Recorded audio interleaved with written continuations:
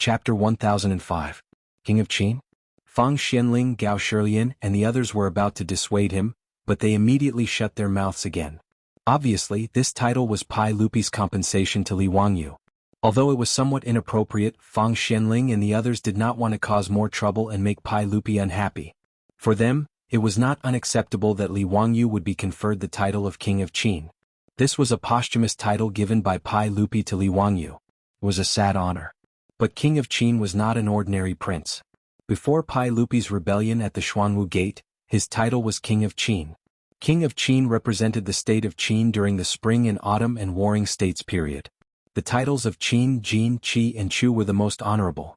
And King of Qin represented Pai Lupi. Therefore, in the Tang dynasty except for Pai Lupi, no one else was conferred the title of King of Qin. Now that Pai Lupi had given the title of King of Qin to Li Wangyu, it could be said to be a sad honor to the extreme.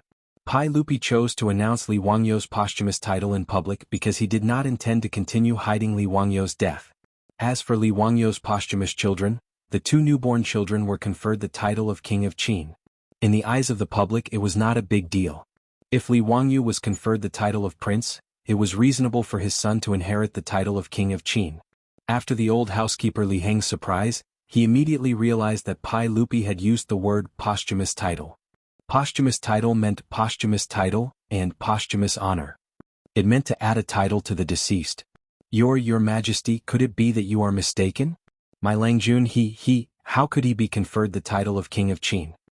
Li Heng's face suddenly turned as white as a sheet of paper. His kneeling body began to tremble uncontrollably. Niu Yong and the others also understood Pai Lupi's words. They were all shocked speechless. Changle's face was full of disbelief. Father, what are you talking about? What posthumous title? Li Lang, what happened to him? Empress Jiangsun sighed and reached out to hold her daughter. Changle, I'll explain it to you later. Mother, tell me clearly what's going on. What's wrong with my husband? Changle was unwilling to listen to Empress Jiangsun. She pulled her and kept asking in a panic. Empress Jiangsun had no choice but to tell her daughter in a low voice about how Li Wangyu had encountered a sandstorm in the desert a few months ago. After hearing Empress Jiangsun's narration, Changle's body shook and she almost fainted. No, this is impossible. Mother, you must be lying to me. How did Li Lang die? It can't be. Mother, you're lying to me, right? Empress Jiangsun knew that her daughter had long been deeply in love with Li Wangyu. It was hard for her to accept this cruel reality. She didn't argue with Changle and just pulled her into her arms. The next second, Changle let out a heart-wrenching cry. In the delivery room, Su Changqing, who had just given birth to the twins, had a haggard look on his face. However, there was a smile on his face as he turned to look at the twins being taken care of by Perrin and Afro. However, Pai Lupi's words about conferring the title of Li Wangyu and Changle's cries traveled unreservedly into the delivery room. Su Changqing's pretty face, which was already pale from the delivery, instantly turned as white as a sheet. Perrin and Avro froze on the spot. They couldn't understand why such bad news would come on such a joyous day. After Su Changqing gave birth, Pai Lupi had immediately conferred the title of Li Wangyu in public. Perhaps in the eyes of later generations, this was very unkind, as he had no qualms about Su Changqing's feelings as Li Wangyu's wife. But in the eyes of the Tangs, this was His Majesty bestowing honor upon Li Wangyu. In particular, Pai Lupi had immediately conferred the titles of princesses and princesses to Li Wangyu's two posthumous children. This made Fang Xianling and the others feel that Pai Lupi was deeply attached to Li Wangyu. However, Su Changqing's body had yet to recover from the pain of childbirth when she heard such bad news. Even though she was mentally prepared, she couldn't withstand the shock and directly fainted, causing Perrin and Avro to cry out in alarm. Fortunately, Sun Simiao and the others had been in the residence all this time and were well prepared. They immediately treated Su Changqing, allowing Su Changqing to slowly wake up again. After waking up again, Su Changqing showed the strong side of a strong woman. She stretched out her hand to summon Pei Lan and ordered, "Let Li Heng go and express his gratitude to His Majesty. Then close the door and see the guests out. From today onwards, the Fufeng Commandery Duke's mansion will not accept any guests." Perrin didn't correct her mistake. Whether it was the Duke of Qin's residence or the Duke of Fufeng's residence, it was no longer important. If Li Wangyu really wasn't around, what difference would it make to them? The Duke of Qin's residence also closed its doors from this day onwards. Apart from Ma Zhou and the others, Su Changqing refused to see anyone else. Su Changqing also handed over Lai Hat's businesses in Chang and city to her female army to manage. She shut herself in and focused on raising her children.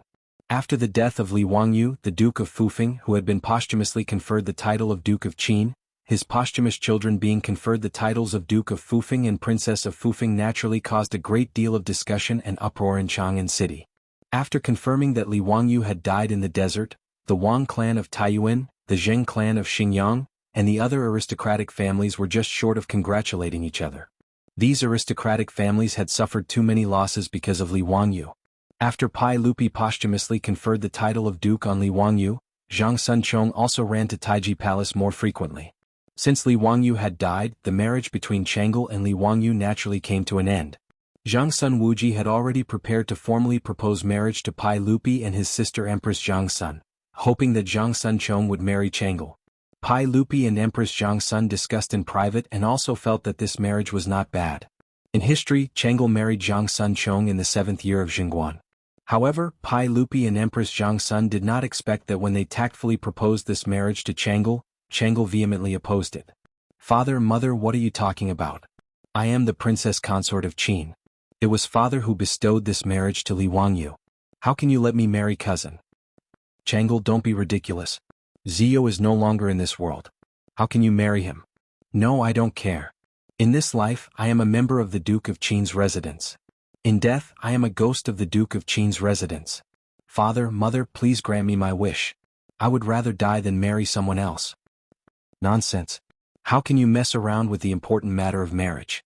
Pai Lupi angrily slammed the table and reprimanded Chang'e while blowing his beard and glaring at her. Chang'e, who was always gentle and sweet, did not say a word. She directly knelt in front of Pai Lupi and Empress Zhang Sun, but her expression was resolute. "If father and mother insist on forcing me, then I would rather leave home and become a nun." Chang'e stubbornly straightened her neck. "You." Pai Lupi was so angry that he was speechless for a long time. He stood up and flung his robe. Good, good. If you are so stubborn, then don't blame me for not taking into account our father-daughter relationship. Servants, take Chang'e back to the palace and guard her strictly. Don't let her take a step out of the palace." Empress Zhang Sun saw that Pai Lupi was really angry and hurriedly mediated. "Erlang, Chang'e is still young. Don't blame her." Alas, in fact, you can't blame Chang'e. Who would have thought that Zio would have such an unlucky life? Hearing Empress Zhang Sun mention Li Wangyu, Pai Lupi could not help but feel his heart soften. He sighed deeply and sat back down. "Chang'e, don't blame me for being cruel. I'm doing this for your own good. If it were not for Zio, alas, how could I dissuade you? You also know how much effort I and your mother put in to make that boy agree to marry you." Chang'e bowed down gracefully. "Father, mother, please forgive me for being unfilial." Li Lang had also been ordered by his father to go on an expedition to the western regions. That was why he had fallen in the desert. Under such circumstances, if I marry someone else, where will Li Lang's reputation be? Where will the royal family's reputation be? Father and mother, please forgive your daughter's willfulness. I will not marry anyone except Li Lang in this life. I would rather keep chastity for Li Lang and never regret it. Father and mother, please grant my wish." Chang'e's words moved Pai Lupi and Empress Zhang Sun a little. "Hurry up. You say it's too fast. You want me to write a few chapters after giving birth. If I write slowly, you say I am too weak. I am too difficult. Why do you all ask where Li Wangyu went? Don't worry, it's definitely not a melodramatic plot like transmigrating back to the modern world or cultivating divine skills. However, some people have already guessed most of it. In addition, it is said that twins are unlucky in ancient times. That's just a rumor. Twin births of God and bear, auspicious and radiant, is a praise for twins. Emperor Xuanzong of the Tang dynasty, Li Longji's first wife, Wang clan, is a pair of dragon and phoenix twins. His brother, Wang Shui, also married Princess Qingyang. In Dream of the Red Chamber, there is also a drinking game. Daughters are happy and their first child is a pair of twins. This shows that twins are definitely auspicious. Old Long will not make it up. In addition, names. What are the names of the twins? Useless naming. Chapter 1006. Pai Lupi wasn't a heartless person. He also felt guilty about Li Wangyu's death. That was why he conferred Li Wangyu the title of Prince of Qin and conferred the titles of Prince and Princess of Qin as compensation. Pai Lupi's heart softened when he heard his most beloved daughter cry like this. Among his many children, he loved Chang'e the most. Even as early as the 5th year of Xinguan, after Li Wangyu agreed to marry Chang'e, he began to prepare a dowry for Chang'e. The scale was several times that of Pai Lupi's sister, Princess Yongjia. For this reason, Wei Jing even wrote a memorial to ridicule Pai Lupi with the story of Emperor Ming of Han. However, Pai Lupi didn't care how Wei Jing, the sheep nose, stomped his feet. He still did his own thing and prepared a large amount of dowry for Chang'e. It was also because he cared too much for Chang'e that he wanted to find another husband for Chang'e and find a new husband. Whether it was Pai Lupi or Empress Zhang's son, making such a choice was a normal decision for parents. However, Chang'e's resolute words made Pai Lupi reconsider Chang'e's opinion. As a mother, Empress Zhang's son naturally disagreed with Chang'e's words. Chang'e, do you want to be a widow for Zio for the rest of your life? Have no children and be alone for the rest of your life? No, I won't agree with you doing this. Mother, how can I have no children? Qin Wangfei just gave birth to a pair of dragon phoenix twins, aren't they my children? Nonsense. How can that be the same? After Pai Lupi calmed down, it was Empress Jiangxuan's turn to be anxious. She glared at Chang'e. I won't agree with you doing this. Maid Guanyin, I think Chang'e's words are reasonable. Sai, now that Zio just passed away, it's really inappropriate for us to rush Chang'e to remarry. Pai Lupi pondered and persuaded Empress Zhang's son. If Chang'e is willing to remarry, then let her. Erlang. How can this be? Empress Jiangxuan's face suddenly became quite ugly. She never would have thought that her husband would actually allow their daughter to jump into the fire pit. Maid Guanyin, don't be impatient. Let me finish. Pai Lupi indicated for Empress Zhang's son to calm down. Chang'e, if you want to marry into the Duke of Qin's mansion, that's not impossible. However, you have to wait for 3 years. 3 years later, I will let Yanling come forward and represent the Duke of Qin's manor in our separation. At that time your father and mother will choose a good man for you. Are you willing? Pai Lupi's idea was also very simple. Just as Chang'e had said, Li Wangyu's body had not yet turned cold, and he had broken off the engagement. What he had done was indeed a disgrace to the royal family. In this case it was better to let Chang'e marry into the Lai Hot. After 3 years, Chang'e would be remarried to another man. In this way he would be able to preserve the reputation of Li Wangyu and the imperial family, and would not delay his daughter's life. In any case, the emperor's daughter did not have to worry about marriage. Moreover, in the Tang dynasty, it was nothing new for a woman to remarry after a divorce. 3 years later, Chang'e would only be 15 years old. It would be a good age for marriage. In Pai Lupi's opinion, his daughter was currently grieving over Li Wangyu's sudden death. Her feelings were at their deepest. To let her marry Zhang Sunchong at this time was indeed forcing her against her will. It was better to wait for 3 years. As time passed, his daughter's passionate feelings would naturally fade. At that time he could let Chang'e remarry. Wouldn't that be the best of both worlds? Empress Zhang's son immediately understood her husband's intentions. She couldn't help but nod to herself. She felt that this method was really good. All right.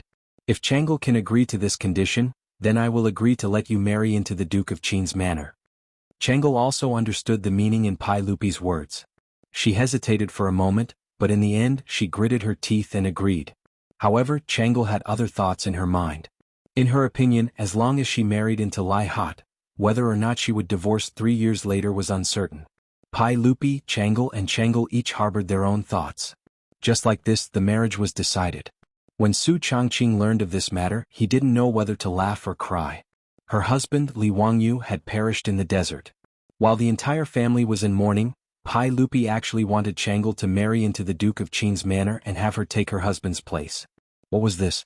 A ghost marriage? To Su Changqing this matter was incomparably absurd. Naturally he was unwilling to agree. Moreover, even if Chang'e were to marry into the Duke of Qin's manor, she would still have to divorce 3 years later. This was child's play. Even though Li Wangyu was no longer present, Su Changqing was unwilling to be toyed with by the imperial family. Naturally he rejected this absurd matter. However, after Su Changqing's rejection, Princess Chang'e personally made a trip to Dingzhou village and complained tearfully to Su Changqing, using her true feelings to move him. As a result, Su Changqing simply clenched his teeth and nodded in agreement to this marriage. What Su Changqing did not expect was that as soon as Chang'e left, Perrin and Aphrodite both knelt before him, imploring Su Changqing to take them in place of Li Wangyu. Li Wangyu had been posthumously conferred the title of Empress of Qin by Pai Lupi. As an imperial prince, apart from his official wife, he could also take in 2 children and 10 concubines. Regardless of whether they were children or concubines, they would only be concubines with ranks. Children were of the 5th rank, while concubines were of the 6th rank.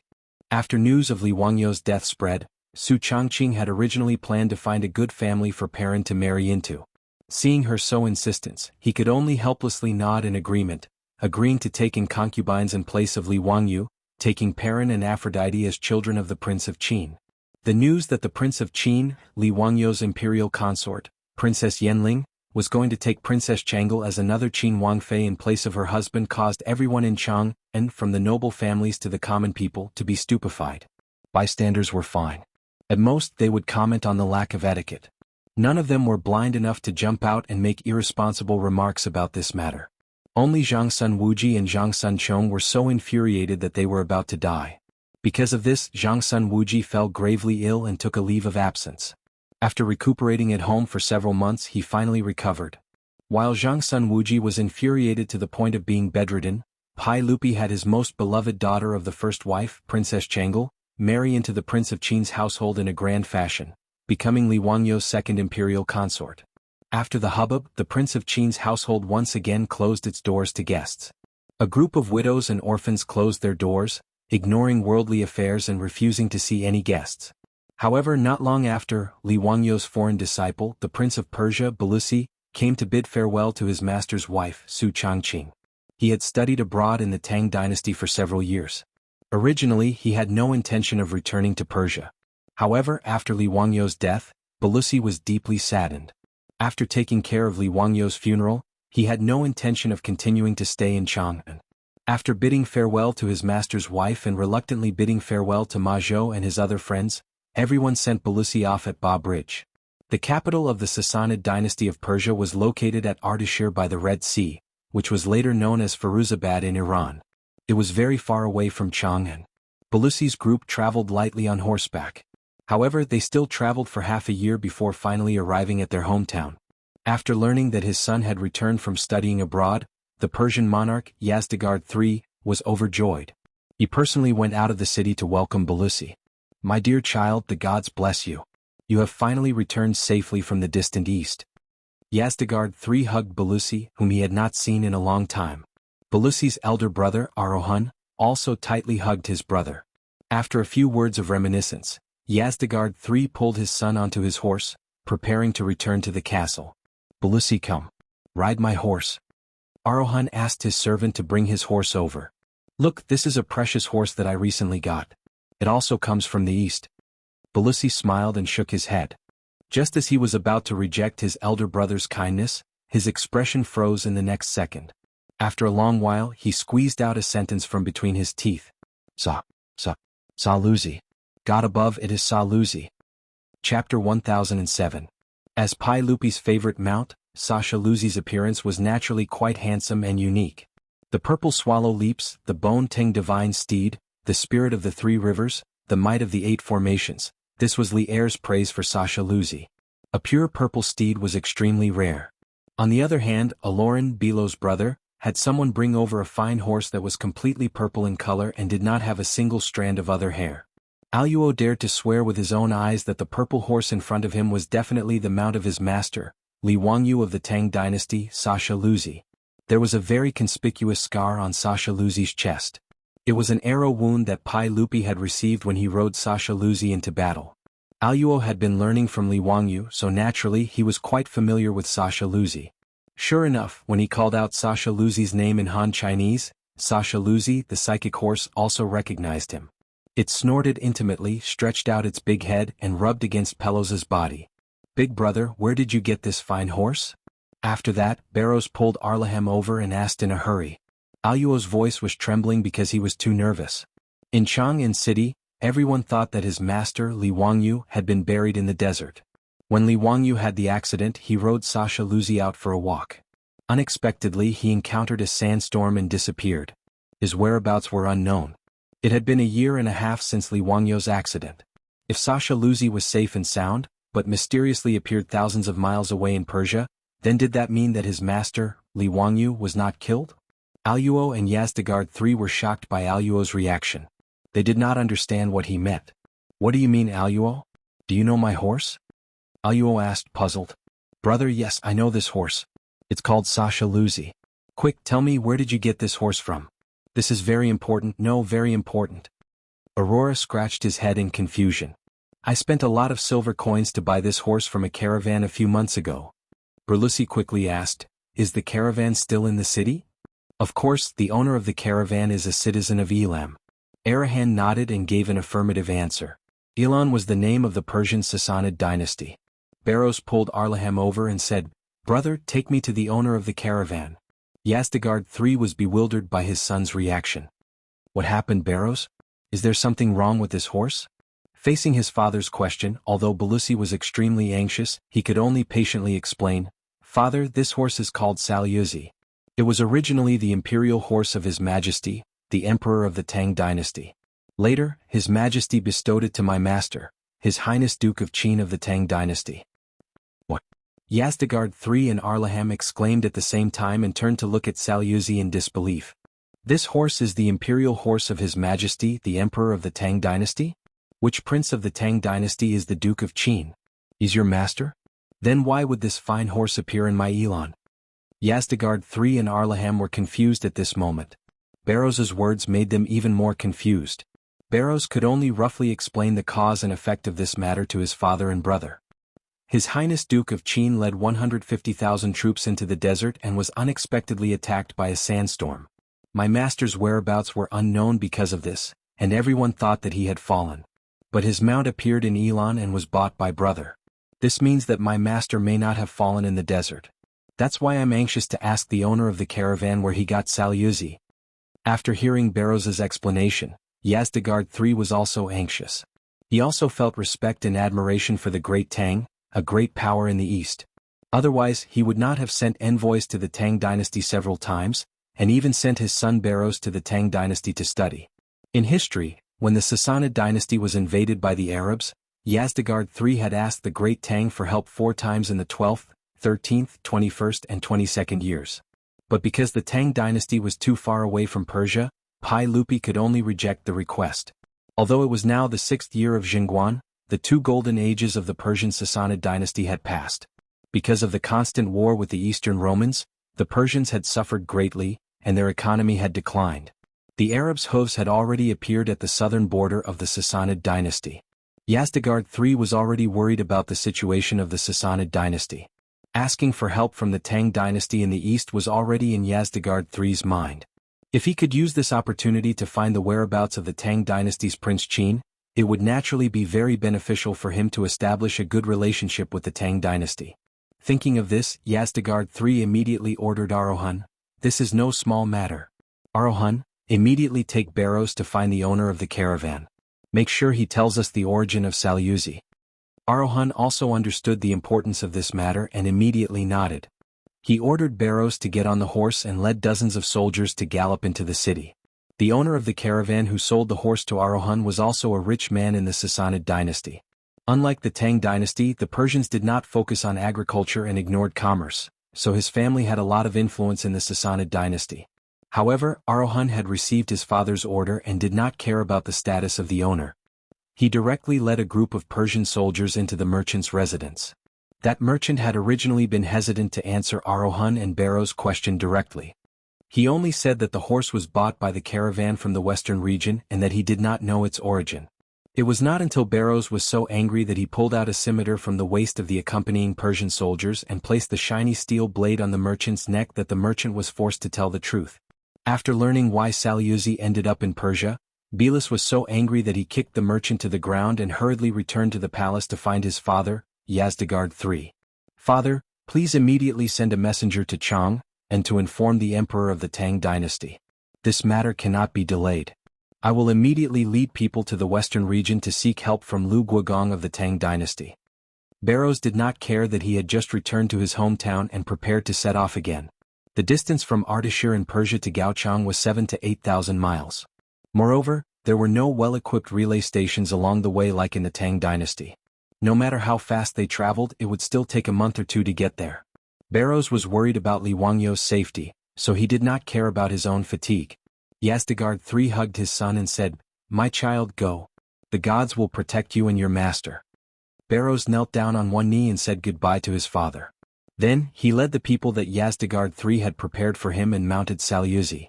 They set off again toward the east. Amnesia? That's impossible. This old dragon is not writing a drama about Qiong Yao's bitter love. Amnesia my ass. What system, cultivation, time travel, all of that is impossible. Chapter 1008. In human history during the Cold Weapons era, the record holder for the fastest speed was the Mongol cavalry during Genghis Khan's era. The Mongol cavalry could maintain an average speed of 90 to 95 kilometers a day. When Hua Tsubing and Wei Qing chased the Xiongnu, they could reach 80 to 100 kilometers a day.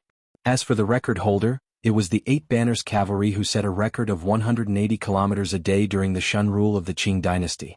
As for Belusi's group, they were all like the Mongol cavalry, each of them being given 3 horses. Under Belusi's constant urging, they traveled day and night toward the east.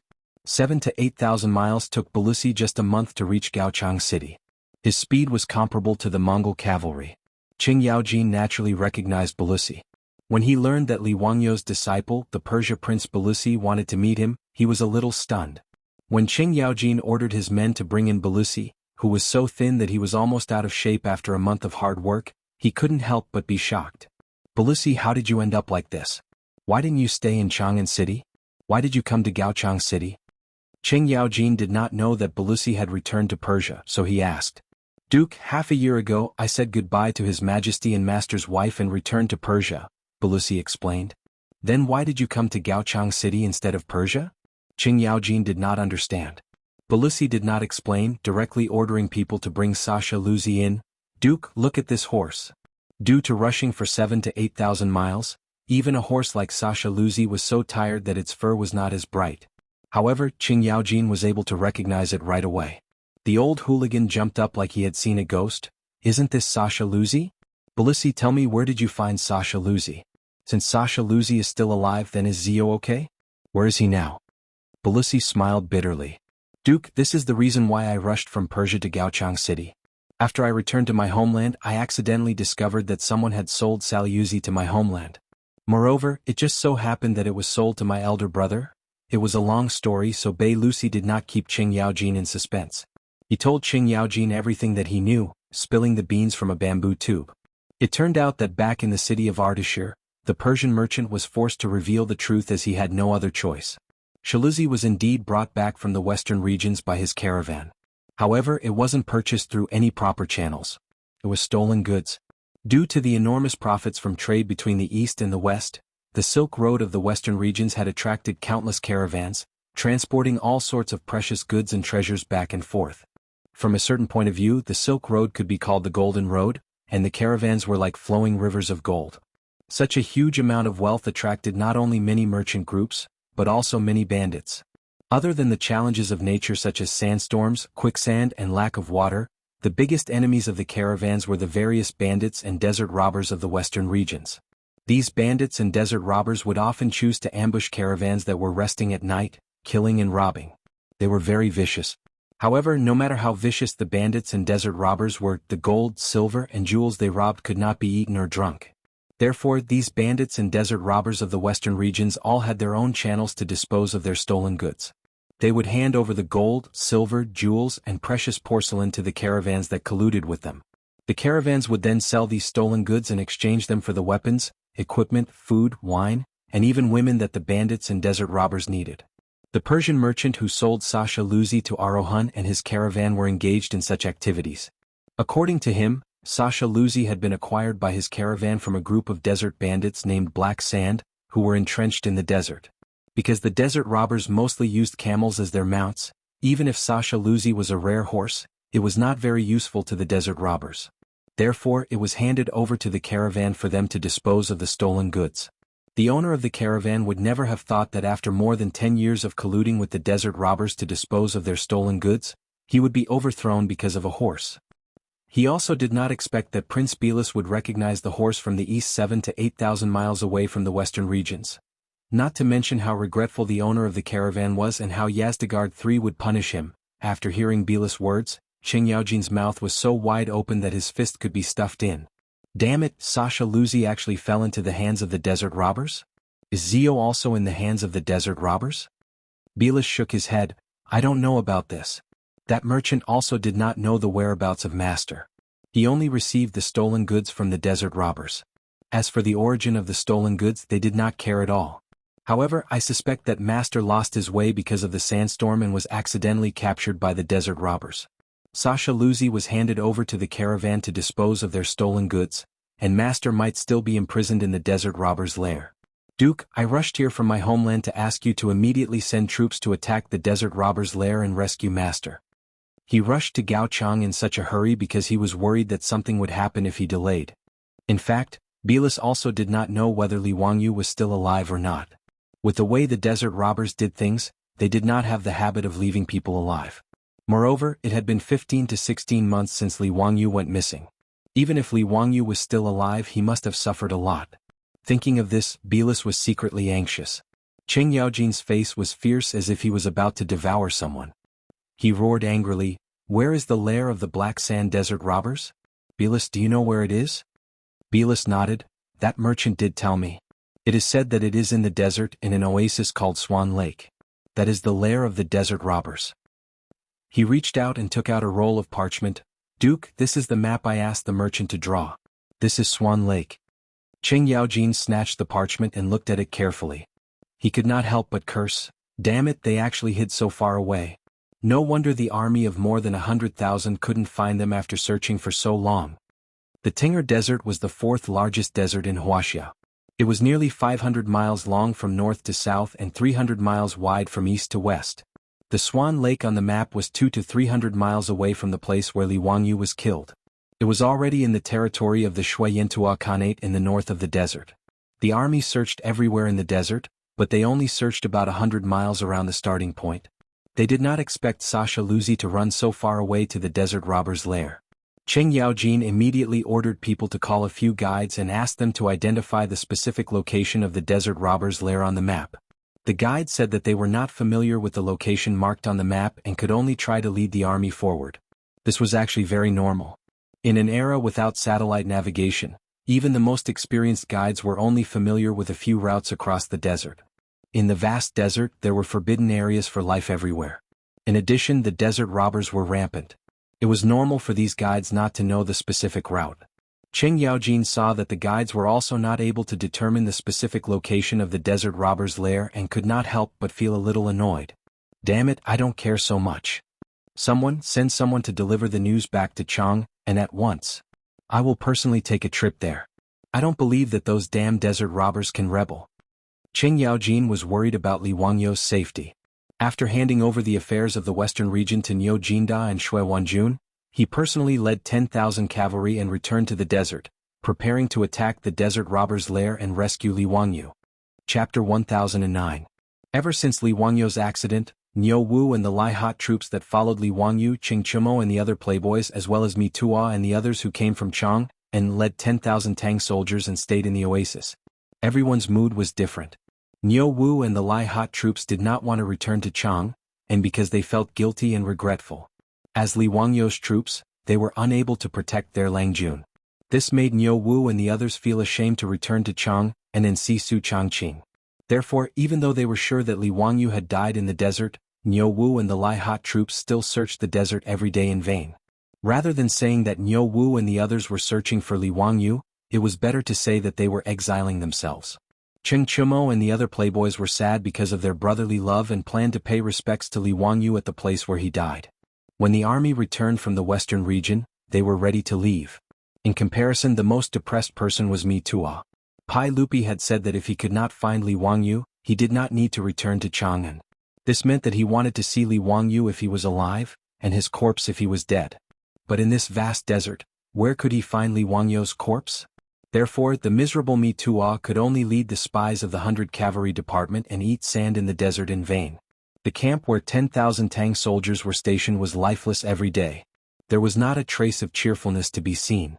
Even if the Western Punitive Expedition Army was unstoppable in the western region, it would not affect this place. But when Cheng Yaojin led Bei Lucy and 10,000 Tang cavalry back to the oasis, the whole camp was in an uproar. Niu Wu, the one-eyed man, hugged Sha Luzi's neck and cried. He never thought that his Langjun would still have a chance to live. After Niu Wu vented his emotions with everyone, he immediately knelt down with red eyes in front of Cheng Yaojin. Duke, please give the order immediately. I'm willing to be the vanguard of the army and flatten the lair of those damn bandits. The Lai-Hot troops all gnashed their teeth and knelt down on one knee, asking Qing Yaojin for permission to fight. Please give the order, Duke, so that we can avenge our previous disgrace. Qing Yaojin understood the intentions of Niu Wu and the others, and naturally nodded in agreement. The army stayed in the oasis for a day to replenish their water. Then, under the lead of dozens of guides, they headed toward the north of the desert. Actually, Qing Yaojin's decision was very risky. After all, the guide wasn't familiar with the desert and might get lost. It was also hard to guarantee that they would find a water source along the way. If it were not for the desert, the army would have been able to cover the distance of 200 to 300 miles in 1 or 2 days. But in the desert, even though it was an unfamiliar desert, a journey of 200 to 300 miles would take more than 10 days or even longer. The safest way was to send out a large number of scouts and guides to find the exact location of the desert bandits before the army set off. But whether it was Qing Yaojin, Bei Lucy, Niu Wu, Qing Chumo, or even Mitua, they didn't want to wait any longer. Therefore, the army of 20,000 directly carried enough supplies and plunged into the vast desert. While the army of 20,000 was still searching for the lair of the desert bandits, the news of Bei Lucy finding Sasha Luzi in Persia had already been sent back to Chang and presented to Pai Lupi. This incredible news instantly caused an uproar in Chang, and Pai Lupi was so shocked that he slapped the table and stood up. Li Wangyou's disciples were all crying tears of joy. In King Qing's mansion, Su Changqing hugged his son and daughter and cried again. Since Sasha Luzi is still alive, then maybe Li Wangyou is still alive. This was the unanimous thought of everyone who cared about Li Wangyou. Qing Yaojin led the 20,000 cavalrymen of the Tang dynasty and suffered a lot in the desert. After getting lost several times and almost dying of thirst in the desert, the scouts in front finally came back with good news. Swan Lake had been found. Speaking of which, finding Swan Lake was also due to luck. According to Bei Lucy, the reason why Swan Lake was called Swan Lake was because the lake covered a large area. Every spring and autumn, swans would fly to the lake and stay there, hence the name. And the scouts happened to find flocks of swans flying in the air. Following the tracks of those swans, they accidentally found the lake and the desert bandits' camp hidden in the sand dunes. According to the scouts' observation, this desert bandit group called Black Sand was indeed very large. There were no less than 2,000 desert bandits gathered in the camp. Of course, 2,000 desert bandits was a disaster for the caravan, but in front of the 20,000 cavalrymen of the Tang dynasty, it was not worth mentioning. After Qing Yaojin received the report from the scouts, he immediately led the army to attack. When the black mass of Tang cavalry appeared from the sand dunes in all directions, the desert bandits at Swan Lake were horrified to find that they were surrounded and could not escape even if they had wings. 20,000 fully armed and brightly armored elite cavalrymen of the Tang dynasty could deal with more than 2,000 desert bandits without any suspense. When the Tang cavalry rushed down from the sand dunes, the desert bandits even lost the will to resist and directly chose to raise their hands and surrender. The leader of the desert bandits could never imagine why the Tang cavalry would appear here, let alone why the Tang army would encircle and annihilate them. Niu Wu and the foppish lords immediately rushed into the bandits' lair and led their men to search inside and out, but they did not find any trace of Li Wangyou. This made everyone's heart turn cold. Could it be that Li Wangyou had really been murdered by these damn desert bandits? The Tang army dragged the leader of the desert bandits in front of Qing Yaojin like a dead dog. This great bandit who had rebuked the desert for more than 10 years no longer had the prestige of the past and kept kowtowing to Qing Yaojin to beg for mercy. "Spare my life, Langjun, spare my life. King B*** cut the crap. Let me ask you, do you know this horse? Where is its owner? Has he been harmed by you? If you dare to lie, I will immediately order my men to chop you into minced meat." Qing Yaojin grabbed the leader's collar and roared with a murderous look. The leader of the desert bandits looked up with fear and trepidation. When he saw Sha Luzi's appearance, he gasped. He finally understood the reason for today's disaster. "Langjun, spare my life. We did not harm the owner of this horse, we did not harm him. Du Fu, he is my wife's brother-in-law. How could I harm him?" Qing Yaojin's eyes opened like copper bells. "Nonsense, what Du Fu? Who is that?" It is the owner of this horse. Langjun, please understand, I dare not lie. If you do not believe me, you can summon my wife and ask her." In order to survive, the leader of the desert bandits kept kowtowing and begging for mercy. His intestines were now green with regret. He felt that Du Fu was actually a person that he could not help. Obviously, the Tang army that had surrounded his camp was here for this person. Cheng Yaojin was a little suspicious and immediately ordered the soldiers to summon the wife of the bandit leader for questioning. Not long after, a young woman was brought in front of Cheng Yaojin. The woman bowed to Cheng Yaojin. Du Qing greets Lang Jun. Let me ask you, are you the wife of this bandit? The woman immediately shook her head and cried. I dare to let Lang Jun know that I am not his wife. I was originally from Lizhou and my name is Du Qing. I was kidnapped by this group of bandits. In order to survive, I was forced to give myself to the bandits. I have been hoping day and night to be rescued from the sea of bitterness. When Cheng Yaojin and the others heard this, they understood that this so-called wife of the leader was the wife of the bandit leader who was kidnapped. Niu Wu suddenly walked in front of the woman. I feel that you look very familiar, as if I have seen you before? After the woman raised her eyes to look at Niu Wu, she immediately bowed again. Lang Jun, did you forget that in Lizhou you and Li Gong saved me and my father? Niu Wu suddenly realized that the woman in front of him was the father and daughter that he and Li Wangyu had saved from Wu Shiqiang's 2 disappointing sons at Lizhou restaurant. Little Miss Du, who is the Du Fu that the bandit was talking about? It is Li Gong. Li Gong was really not harmed by these bandits? Niu Wu asked the question that everyone was most concerned about. Du Qing immediately shook her head. No, I lied and said that he was my brother. Li Gong changed his name to Du Fu and these bandits did not know his identity. When she said this, everyone's spirits were lifted. Li Wangyu was really still alive. Niu Wu quickly asked, My Lang Jun, where is he now? Du Qing shook her head again. I also do not know. Chapter 10:10. Back to a year and a half ago, on a whim, Li Wangyu rode Sasha Luzi to the sand dune to watch the sunset in the desert, but he did not expect to be attacked by a sandstorm. This sandstorm was extremely fierce. Before Li Wangyu rode back to the camp, it had already swept over with the power to destroy the world. It was difficult for people who had not been to the desert and experienced a sandstorm to understand how powerful the sandstorm in the desert was. The man and the horse were immediately shrouded in the sandstorm. As far as the eye could see, there was only yellow sand in the sky. It was almost impossible to see the 5 fingers of one's hand and breathing became difficult. Li Wangyu was shocked, but he could only rely on his impression to urge Sasha Luzi to run in the direction of the camp. The violent wind carried a large amount of sand and stones, flying all over the sky. Li Wangyu only felt that his skin exposed outside his clothes was burned by the sand and stones. He wanted to call for help, but he could not open his mouth at all. Before Li Wangyu ran to a safe place, a fist-sized stone swept up by the wind hit his ribs hard. The severe pain made Li Wangyu's vision suddenly turn black and he fainted, lying softly on Sasha Luzi's body. Although Sasha Luzi was a precious horse, it had never encountered such a situation. Under the shock and without Li Wangyu's control, it instinctively ran out in the direction of the sandstorm. This run took a full 2 to 4 hours. With Sasha Luzi's speed, when Li Wangyu woke up again, it was at least 70 to 80 miles away from the Tang camp. Li Wangyu naturally did not know this. After he woke up, he was about to straighten up, but he could not help but let out a muffled groan and quickly covered his ribs with his hands. The severe pain made him immediately realize that his ribs must have been broken when he was attacked by the sandstorm. But this was a small matter. As long as he returned to the camp, there would naturally be a military doctor with the army to deal with it. At this time, the sandstorm had passed, but the sky was already dark. Looking up, there was only a sky full of stars and a bright moon. What was worse was that Li Wangyu only went out to walk the horse. On Sasha Luzi's back, he didn't bring any food or water.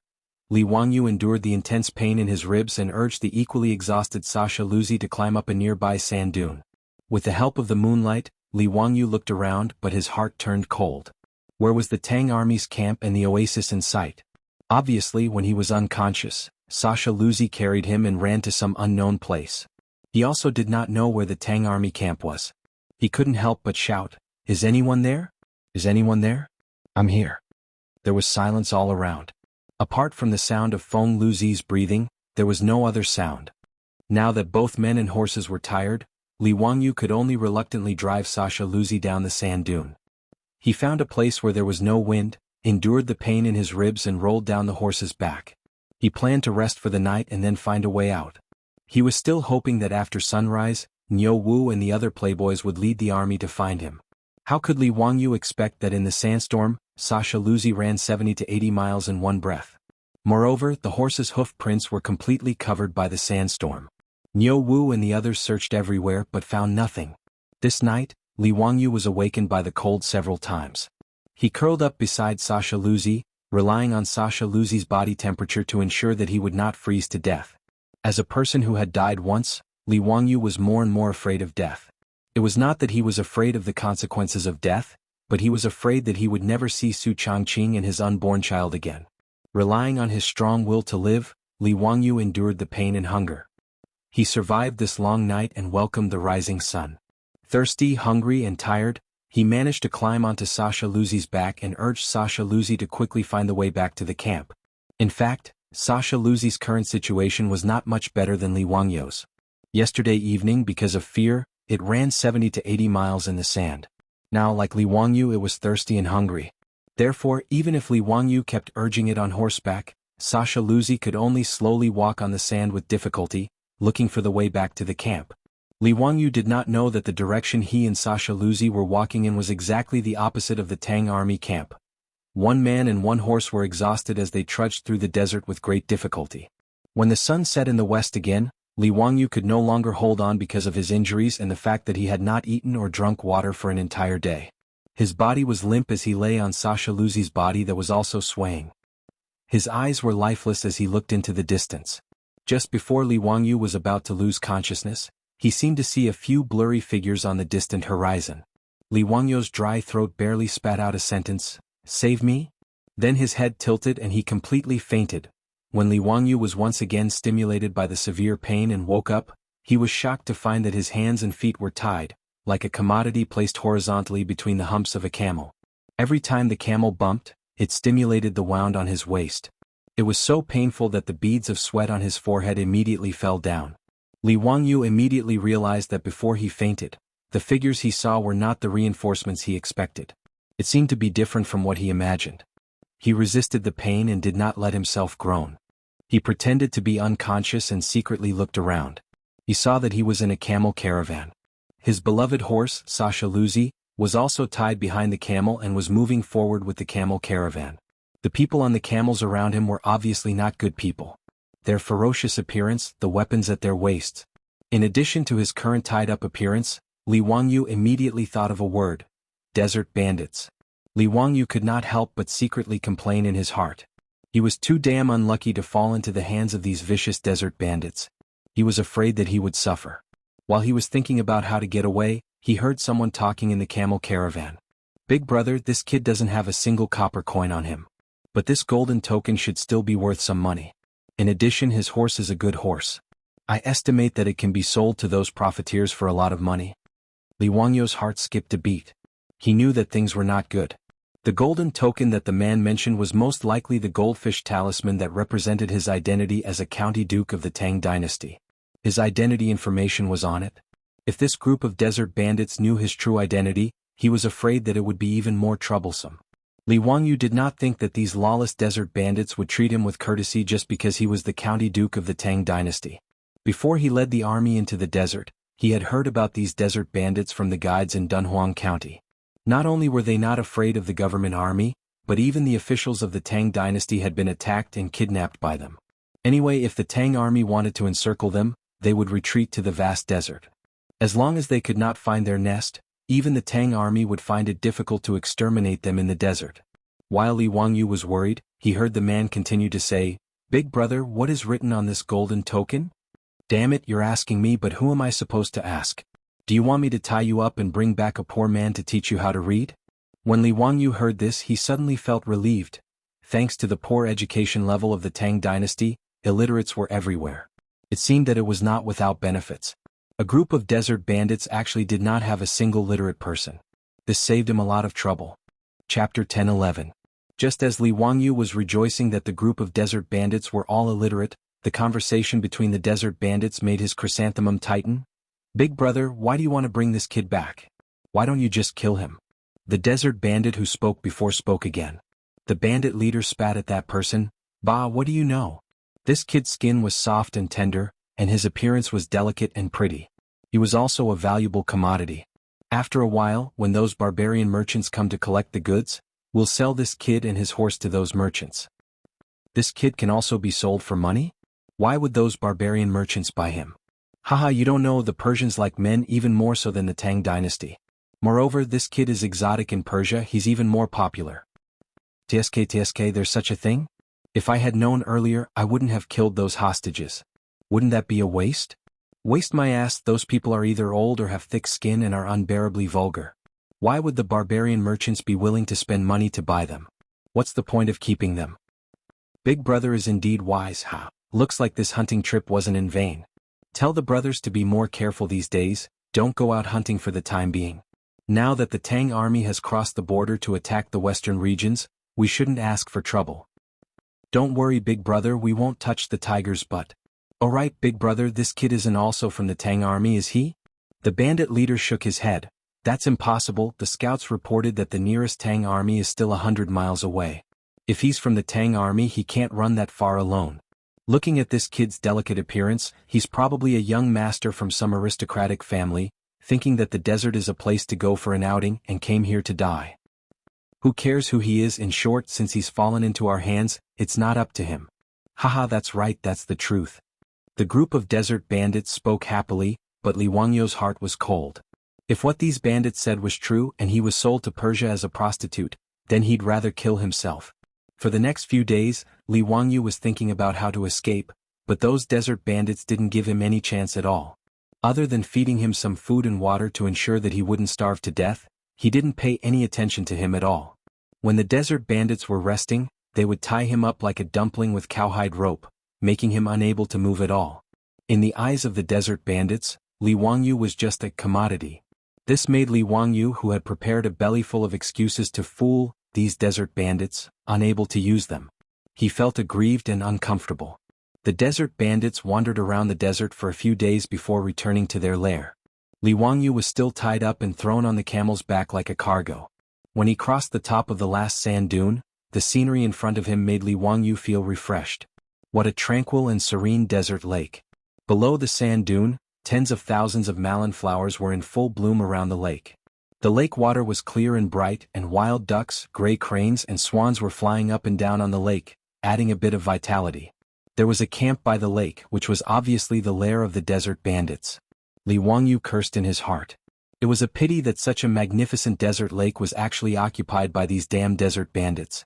It was really a waste of God's gift.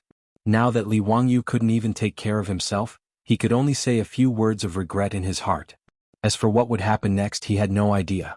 But as the saying goes, there is no story without coincidences. Li Wangyu didn't expect that in the desert bandits' camp, he would actually meet the father and daughter that he and Su Changqing had saved from the hands of Wu Shiqiang's two disappointing sons when they left home to travel to Lizhou. And it was precisely this father and daughter pair that had temporarily saved Li Wangyu, preventing him from being sold to the Persian merchants like Shah Luzi. This father and daughter pair, after leaving Lizhou, took the 10 taels of gold that Wu Shiqiang had given them as compensation and prepared to seek refuge with their relatives. But their relatives died unexpectedly, and the father and daughter pair had no choice but to run to Dunhuang County, planning to make a living here. Ever since Dunhuang County was established as a trade hub, it became more and more prosperous. There was an endless stream of people from the Central Plains who came to make a living here. In the end, this father and daughter pair didn't even have time to settle down in Dunhuang County before they met with desert bandits halfway. That woman was called Du Qing, and she was harassed by Wu Shiqiang's two sons back then. Naturally, she had some beauty. Du Qing was valued by the leader of the desert bandits and was directly snatched back to be his wife. As a weak woman, Du Qing could only helplessly enter the bandits' lair to protect herself. When Li Wangyu was captured by the desert bandits and brought back to their lair, Du Qing recognized at a glance the benefactor that had saved her and her father a few years ago in Lizhou. Thus, Du Qing lied and said that Li Wangyu was her younger brother. Li Wangyu also took advantage of the situation and named himself Du Fu, acknowledging this sister. The leader of the desert bandits doted on the woman he had snatched, so he didn't continue to make things difficult for Li Wangyu and allowed him to stay in the desert bandits' camp beside Swan Lake. Of course, even if Li Wangyu escaped the fate of being sold to Persia, his life in the desert bandits' camp was also difficult. Those desert bandits completely treated him as a servant, ordering him around and ordering him to do things. They would beat and scold him at every turn. As for eating and drinking, they were leftovers, barely surviving. Fortunately, Li Wangyu's brain was considered smart. After recovering from the injury between his ribs, he immediately asked Du Qing for help to think of a way to get him some wine. There were many wild grapes beside Swan Lake. Li Wangyu picked some and tried to make wine with them. After confirming that the wine was good, Li Wangyu asked Du Qing to give the wine to the leader of the desert bandits to taste. He said that he knew how to make wine and was willing to make these good wines for the desert bandits. The desert bandits naturally loved wine. After tasting such good wine, they were naturally overjoyed. Thus, Li Wangyu's life in the desert bandits' lair finally improved after being captured for a few months. The leader of the desert bandits specially ordered people to prepare a house for him to live in and make wine. At the same time, he didn't have to eat and eat. At least he could see some meat. And those desert bandits didn't punch and kick him at every turn. Li Wangyu's personal safety was finally guaranteed. But how could Li Wangyu be willing to give up like this? He was still worried about his unborn child and his wife, Su Changqing. At every moment, his mind was not thinking about how to escape from the hands of the desert bandits. In this matter, Du Qing couldn't help at all. She didn't have any freedom to speak of. She was just a captive that was being toyed with by the leader of the desert bandits. And to escape from the hands of more than 2,000 desert bandits in the vast desert was easier said than done. This desert, to Li Wangyu, was an island prison with nowhere to escape. Even if he risked his life to escape from the desert bandits' lair, he couldn't guarantee that he would be able to cross the desert and find his way home. Under such helplessness, Li Wangyu was trapped in the desert bandits' lair for more than a year. Until one day when he went out to collect wild grapes as usual, he chanced upon something. Finally, he found a glimmer of hope to escape from the desert bandits' lair. Chapter 10-12. Li Wangyu did not expect that there would be rubber grass in the desert bandits' lair, Swan Lake. In fact, he did not know about rubber grass. After all, not many people in later generations had seen this kind of thing. Even the name rubber grass, Li Wangyu occasionally saw it when surfing the internet. It was not until that day when he collected wild grapes and brought them back to the desert bandits' camp to prepare wine that he noticed that the corner of his clothes was rubbed with some milky white gelatinous substance. He wanted to wipe it with his hand, but found that the gelatinous substance had solidified. And this kind of elastic solid substance made Li Wangyu's mind immediately flash a lightning, natural rubber. In the desert bandits' camp, of course, natural rubber would not appear inexplicably. The only possibility was that when he went out to collect wild grapes by the lake, his clothes were rubbed with the gelatinous substance of the rubber grass. After it solidified, this small piece of natural rubber was left. Thinking of this, Li Wangyu immediately rushed out of the desert bandits' camp like a whirlwind and ran to the area where he had collected wild grapes. After a careful search, Li Wangyu finally found a plant that looked like a dandelion.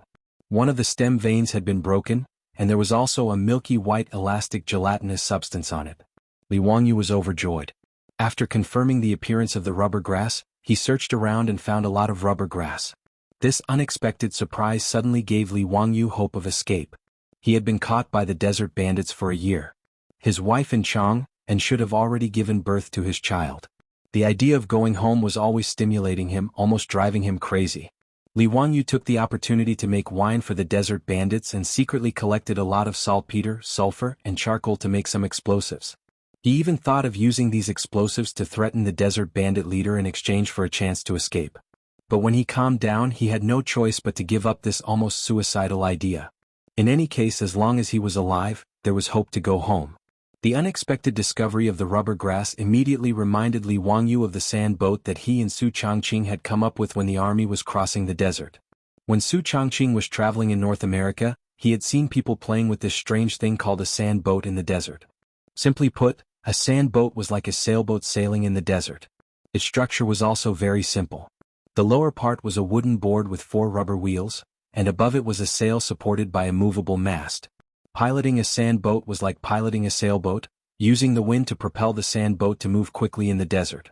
With the help of the wind, the sand boat could even reach a speed of 80 kilometers per hour in the desert.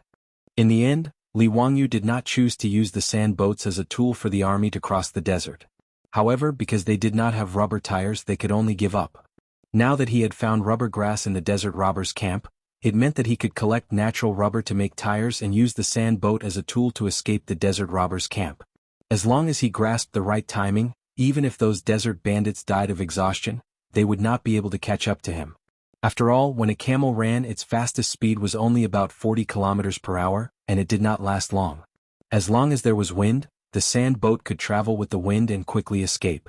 Now, there were only 2 problems that needed to be solved. The first was how to collect rubber to make tires. The second was that he did not know how to operate a sail, so he needed to slowly figure it out. However, these two problems were not difficult. First, he did not need the inflatable tires of the future. He only needed to make 4 elastic solid tires. Although natural rubber that had not been treated was not resistant to aging, this did not affect Li Wangyu. He made the tires only for escaping and did not need to use them for a long time. The only way he could think of was to make a few tire molds, and then collect rubber grass glue every day and inject it into the molds to let it solidify into natural rubber. When the glue filled the molds, the result would be a round natural rubber tire. Although the tire made this way would definitely be very weak in terms of strength and durability, Li Wangyu did not care so much. As for learning how to operate a sail, he had also thought of a way. Swan Lake covered a large area and there was a large amount of fish resources in the lake. However, these desert bandits were lazy people. Otherwise they would not rely on robbery for a living. Therefore they naturally would not do something like fishing. Therefore Li Wangyu asked Du Qing to help plead with the desert bandit leader. He was willing to go into the lake to fish for the desert bandits to improve their meals. Naturally the desert bandits would not refuse such a thing. In any case, Swan Lake was surrounded by a vast desert, so there was no need to worry about Li Wangyu escaping with the boat. The desert bandit leader happily agreed to Li Wangyu's request. He also asked the artisans they had captured in the camp to build a small boat according to Li Wangyu's request. Unlike the traditional boat of the Tang dynasty, Li Wangyu asked the artisans to install a sail on the boat. His goal was very simple. He wanted to use the opportunity of helping the desert bandits fish to practice how to operate a sail. Li Wangyu had never touched a sail before. When he first started practicing, the sailboat was not obedient at all and kept spinning in the water. This made the desert bandits treat it as a joke. They pointed at it and made fun of it. He did not care about the desert bandits' mockery. Every day he repeatedly went to the lake to practice steering the boat. He also collected rubber grass by the lake and injected it into the tire mold. After practicing for almost half a year, Li Wangyu's ability to operate a sail had reached the point of perfection. The 4 rubber tires had also been completed. The conditions for escaping were finally ripe. He originally wanted to take Du Qing and his daughter with him to escape. However, after Du Qing learned of his escape plan, he shook his head and refused. "Duke, if you take me and my father, you will have 2 more burdens. We may not be able to escape from the hands of the desert bandits. I am willing to stay behind and cover for Duke and wait here for Duke to lead the army to save me." Li Wangyu knew that Du Qing's words were not wrong. If the sand boat carried 3 people, its speed would inevitably be slowed down a lot. Moreover, they would have to prepare food and water for 3 people, which would be heavier. Du Qing's father was also missing a leg. If he wanted to escape with them, it would be very inconvenient. Li Wangyu was not a hypocritical person. He immediately promised Du Qing, "Qingyang, don't worry. I, Li Wangyu, swear to the heavens that after I successfully escape back to the Tang dynasty, I will immediately lead the army to eliminate the desert bandits and rescue Qingyang. If I violate this oath, may I be struck by lightning and die a horrible death." Du Qing quickly bowed and said, "Duke, you are too serious. I naturally believe in Duke." Therefore Li Wangyu finally chose to escape alone. But neither he nor Du Qing could have expected that less than 10 days after Li Wangyu successfully escaped from the desert bandits' camp, Qing Yaojin, that old scoundrel, would lead the great Tang Iron Cavalry, like divine soldiers descending from the heavens, swiftly exterminating the desert bandits and rescuing Du Qing and his daughter. In other words, if Li Wangyu had continued to stay in the desert bandits' camp, he would have been rescued and could return to Chang, and to see his wife and child. However, fate made fools of people. Li Wangyu did not expect that because he had escaped 10 days earlier, he had escaped from the wolf's mouth and entered the tiger's den. Chapter 10:13. When Li Wangyu was ready, he used the excuse of going out to fish as an excuse and drove the small sailboat, which was very unusual in the eyes of the desert bandits, down the lake as usual. However, this time, the desert robber who was in charge of keeping watch at the bandit camp was shocked to find that Li Wangyu had actually steered the sailboat straight past Swan Lake and landed on the opposite shore. This kind of thing was naturally absolutely forbidden. The desert bandits immediately blew their copper whistles and loudly warned their companions in the desert bandits' camp. Not long after, hundreds of camels rushed out of the desert bandits' camp, went around Swan Lake and rushed straight to the opposite shore. Li Wangyu also knew that his whereabouts would be exposed immediately, but he did not panic. He had carefully calculated that from the time the desert bandits rushed out of the camp to the time they drove the camels to the other side of the lake, it would take at least half an hour. And this time was enough for him to assemble the sand boat and escape with the help of the wind. After familiarizing himself with the sail, it became easy to drive the sand boat. When Li Wangyu had asked the craftsman to build the small sailboat, he had secretly installed 2 axles at the bottom of the boat. When he dragged the small sailboat up the sand, he directly installed the rubber tires and the sand boat was assembled. With the sail raised, the sand boat began to slowly accelerate under the push of the wind, and then it went faster and faster. But the desert bandits had never expected that before they went around the lake and caught Li Wangyu, they would be shocked to find that Li Wangyu was driving the small sailboat in the desert, and it was getting faster and faster. Not long after, they saw the white sail go around a sand dune and disappear in front of everyone's eyes. They had seen a ghost. A boat could travel in the desert? Many of the desert bandits rubbed their eyes hard, wondering if they were hallucinating. The scene in front of them had completely overturned the 3 views of the desert bandits. Some of the superstitious desert bandits had even turned over and got off their camels, and began to kowtow in the direction of Li Wangyu's sand boat. Other than the gods in heaven, they could not imagine who else could drive a boat in the desert, and at such a fast speed as if the sand had turned into flowing water. This legendary scene fell into the eyes of the desert bandits, causing them to lose the courage to continue chasing. The desert bandits looked at each other and returned to the camp with waning interest, reporting to the desert bandit leader. The desert bandit leader naturally did not believe this kind of nonsense, but all of his subordinates had answered so firmly that he could not help but believe it. The suspicious desert bandit leader could only give up when faced with the fact that Li Wangyu had already escaped. Instead, he viciously tortured the pitiful Du Qing for a few days to vent his anger. But he did not expect that just a few days later, the iron cavalry of the Tang dynasty would descend from the sky. Only then did the desert bandit leader understand that he had captured someone he couldn't afford to offend back then, which led to today's disaster. It was too late for regrets. When he learned that the young man who used the pseudonym Du Fu and was almost sold to Persia as a prostitute was actually His Highness Duke of Qin of the Tang dynasty, the desert bandit leader's vision suddenly darkened, and he almost fainted from fear. When Qing Yaojin, the foppish lords, Niu Wu and the others learned from Du Qing that Li Wangyu had actually driven a small boat and escaped from the desert bandits' lair several days ago, all of them were so shocked that their mouths were wide open. "Little Miss Du, are you sure you're not talking nonsense? That kid Zio really took a boat and escaped in the desert?" Cheng Chimo's face was full of shock. Qing Yaojin's face was also full of disbelief. "How is this possible? I've lived all my life but I've never heard of a boat that can sail out of water. Could it be that Dao Zio really has immortal magic?" Du Qing nodded with certainty. "I also don't know how His Highness Duke of Qin did it, but this is the truth. I dare not lie." Qing Yaojin and the others looked at each other. Although they didn't believe it in their hearts, they could only accept this fact. "Bastard, tell me clearly, where did His Highness Duke of Qin go?" Qing Yaojin couldn't get anything out of Du Qing, so he vented his anger on the desert bandit leader. The horsewhip in his hand struck the desert bandit leader's face with a crisp crack. Immediately after, a line of blood blossomed on the bandit leader's face. The bandit leader howled in pain, but he didn't even dare to wipe the blood off his face. He kowtowed and begged for mercy. "Spare me, Langjun, spare me. I really don't know where His Highness Duke of Qin went." However, when His Highness Duke of Qin sailed the boat with immortal magic, the wind blew from the south. I reckon that His Highness Duke of Qin went to the Mabe Desert." He didn't dare to lie now. In order to survive, he naturally didn't hide anything. When Li Wangyu escaped from the desert bandit camp, he probably would have returned safely to the Tang dynasty if he had headed south. Unfortunately, although in the eyes of Pai Lupi and the other disciples, Li Wangyu was nothing more than an ordinary person from the future.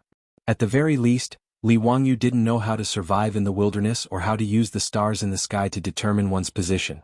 Therefore, even though Li Wangyu had been captured and imprisoned in the desert bandit camp for more than a year, he still didn't know where exactly the bandit camp was. Therefore, when he escaped that day, he didn't deliberately choose the direction of the wind. And when he chose to escape, the wind blew from the south. Li Wangyu's sand boat sailed with the wind, and the direction he left in was indeed the north.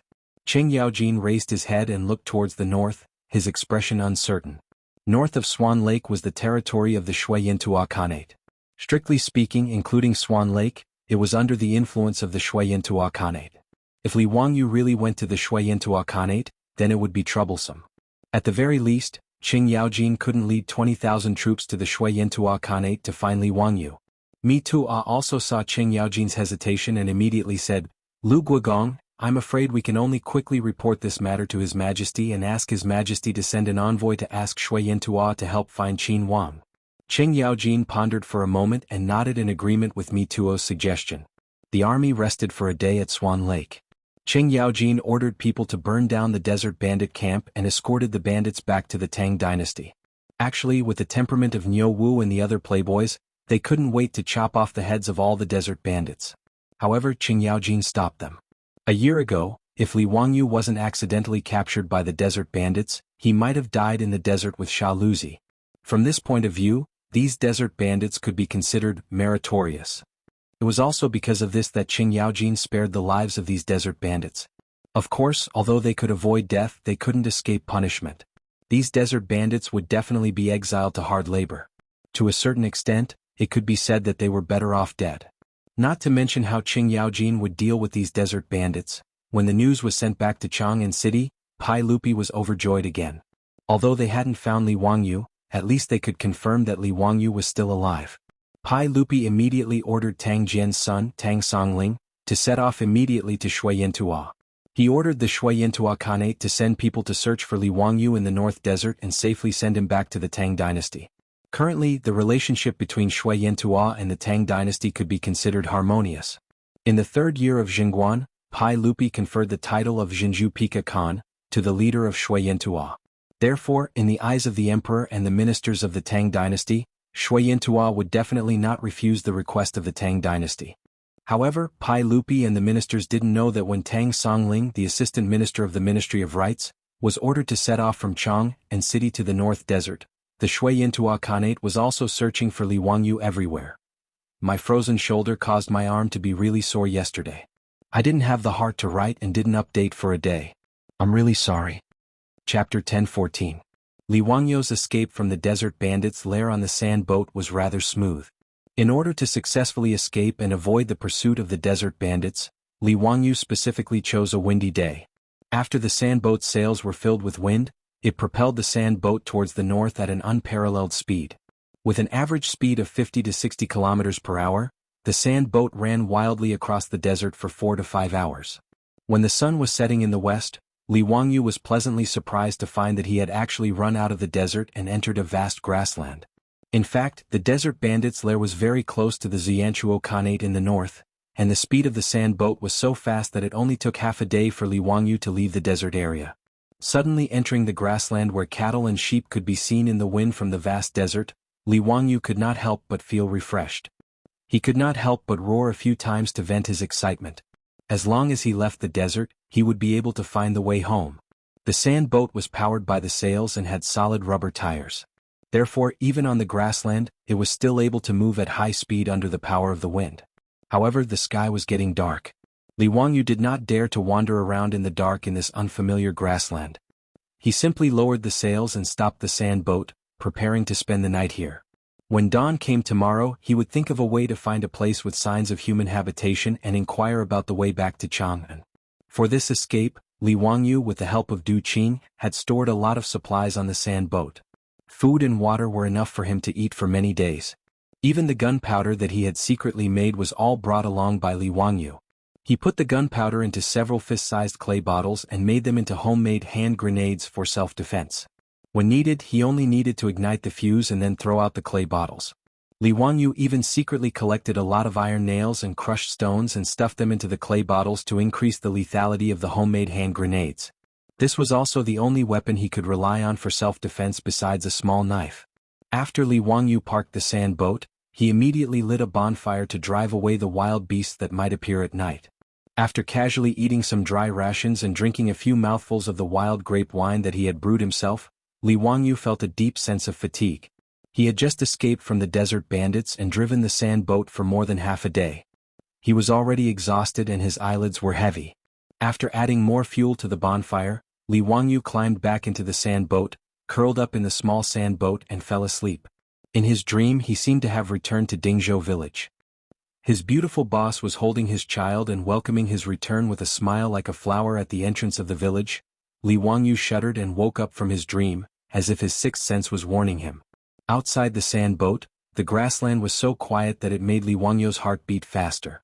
The sound of insects and birds seemed to have been silenced by someone in an instant and could not be heard at all. Li Wangyu suddenly sat up and looked around. Then, his body stiffened as if he had been electrocuted. On the dark grassland outside the sand boat, there were balls of green ghost fire that appeared out of nowhere. These ghost fire that seemed to have appeared from hell made Li Wangyu's hair stand on end. Immediately, Li Wangyu's back was covered in a layer of white sweat. What surrounded the sand boat was not ghost fire, but a pair of ferocious eyes of wild wolves. Looking around, there were at least 50 wolves that formed a pack. It was unknown when they had silently surrounded the sand boat. If not for the fact that Li Wangyu's bonfire had not yet been extinguished, which made the pack of wolves slightly afraid, the pack of wolves would have already swarmed up and devoured Li Wangyu. Li Wangyu's subconscious reaction was to immediately pull up the sails of the sand boat and escape with the help of the wind. But when Li Wangyu carefully raised the sails without alerting the pack of wolves, his heart became even colder. The raised sails hung weakly on the mast, not moving in the slightest by the wind. Li Wangyu then noticed that the wind on the grassland had stopped at some point. His heart almost jumped out of his throat. After silently cursing in his heart, he grabbed a few pottery bottles and took out a match, ready to fight with his life. Li Wangyu did not have the slightest confidence that a few homemade grenades would be able to scare away the pack of wolves. Even if he was given an assault rifle from the future, he would not dare to say that he could escape from the wolves. Facing a pack of hungry wolves on the grassland, the strength of an individual was too insignificant. Not to mention him, even if that old hooligan Qing Yaojin came, he would still have to kneel. Li Wangyu only felt desolate in his heart. It was not easy to escape from the desert bandit's lair, but he had sent himself into the wolf's mouth. The bonfire was still burning weakly. Li Wangyu shrank into the sand boat, not daring to breathe too loudly for fear of alerting the pack of wolves. And the pack of wolves seemed to be afraid of the flickering flames. They only surrounded the sand boat but did not launch an attack. Both sides were in a stalemate. Time passed by minute by minute. The bonfire burning beside the sand boat was clearly getting weaker due to the lack of fuel. It was about to go out. Li Wangyu secretly gritted his teeth. He silently gripped the bomb and knife in his hand, ready to fight to the death. But just as he took out a match, with the determination to drag a few wolves down with him, and was about to ignite the bomb, Li Wangyu was shocked to find that the flame of the match in his hand began to flicker. He was stunned for a few seconds before he reacted. The wind was blowing. Li Wangyu looked up at the mast above his head. He was pleasantly surprised to find that the originally soft and drooping sail was now slightly bulging. The sand boat below him was now making a slight creaking sound and began to sway slightly. Heaven never bars one's way. Li Wangyu was silently cursing heaven in his heart before, but now he wished he could give heaven a thumbs up. The weather on the grassland changed very quickly. The wind slowly became stronger and stronger, and the frequency of the sand boat swaying also became faster. Li Wangyu no longer hesitated. He quickly grabbed 2 clay pots, put them on the match, lit the fuse and immediately threw them to the left and right. He now needed to buy some time for himself to escape. After all, the sand boat was not a car. Using the wind to propel it also needed a certain amount of time to accelerate. When the 2 homemade grenades exploded in the middle of the wolf pack without warning, the sudden loud explosion, the sudden burst of fire in the dark night, and the miserable howls of the injured wolves, all of these startled the wolves that were eyeing them covetously. The wolf pack that was originally quietly surrounding the sand boat like hunters, ready to attack at any time, suddenly became chaotic because of the impact of the 2 bombs. Li Wangyu did not hesitate. He immediately jumped off the sand boat and pushed the sand boat with all his strength. This sand boat, used to escape because of the limited conditions, could be said to be quite rough. Under the dual effect of Li Wangyu's hard push and the sail, the sand boat swayed a few times. Finally, it slowly moved forward and gradually accelerated. Li Wangyu pushed the sand boat for 2 steps and then jumped back into the sand boat again. At this moment, the grassland was still dark. He did not care where the wind would take him. As long as he could escape from the wolf pack, he would be thankful. When the sand boat finally started to run again under the push of the wind, the wolf pack that was previously in chaos because of the bomb attack also reacted at this moment. Accompanied by several wolf howls, the wolf pack immediately followed the sand boat and chased after it. Chapter 10:15. Li Wangyu had never expected that the wolves on the grassland could run so fast. When he drove the sand boat and rushed out of the wolf encirclement while the wolves were in chaos due to the explosion, the wolves chased after him. Their speed was so fast that Li Wangyu felt his scalp tingle. How could he know that wolves could run at a speed of 50 to 60 kilometers per hour? What was even more frightening was that wolves had excellent endurance and could maintain a high-speed running state for more than 20 kilometers. Although the wind was blowing on the grassland, the wind was not strong.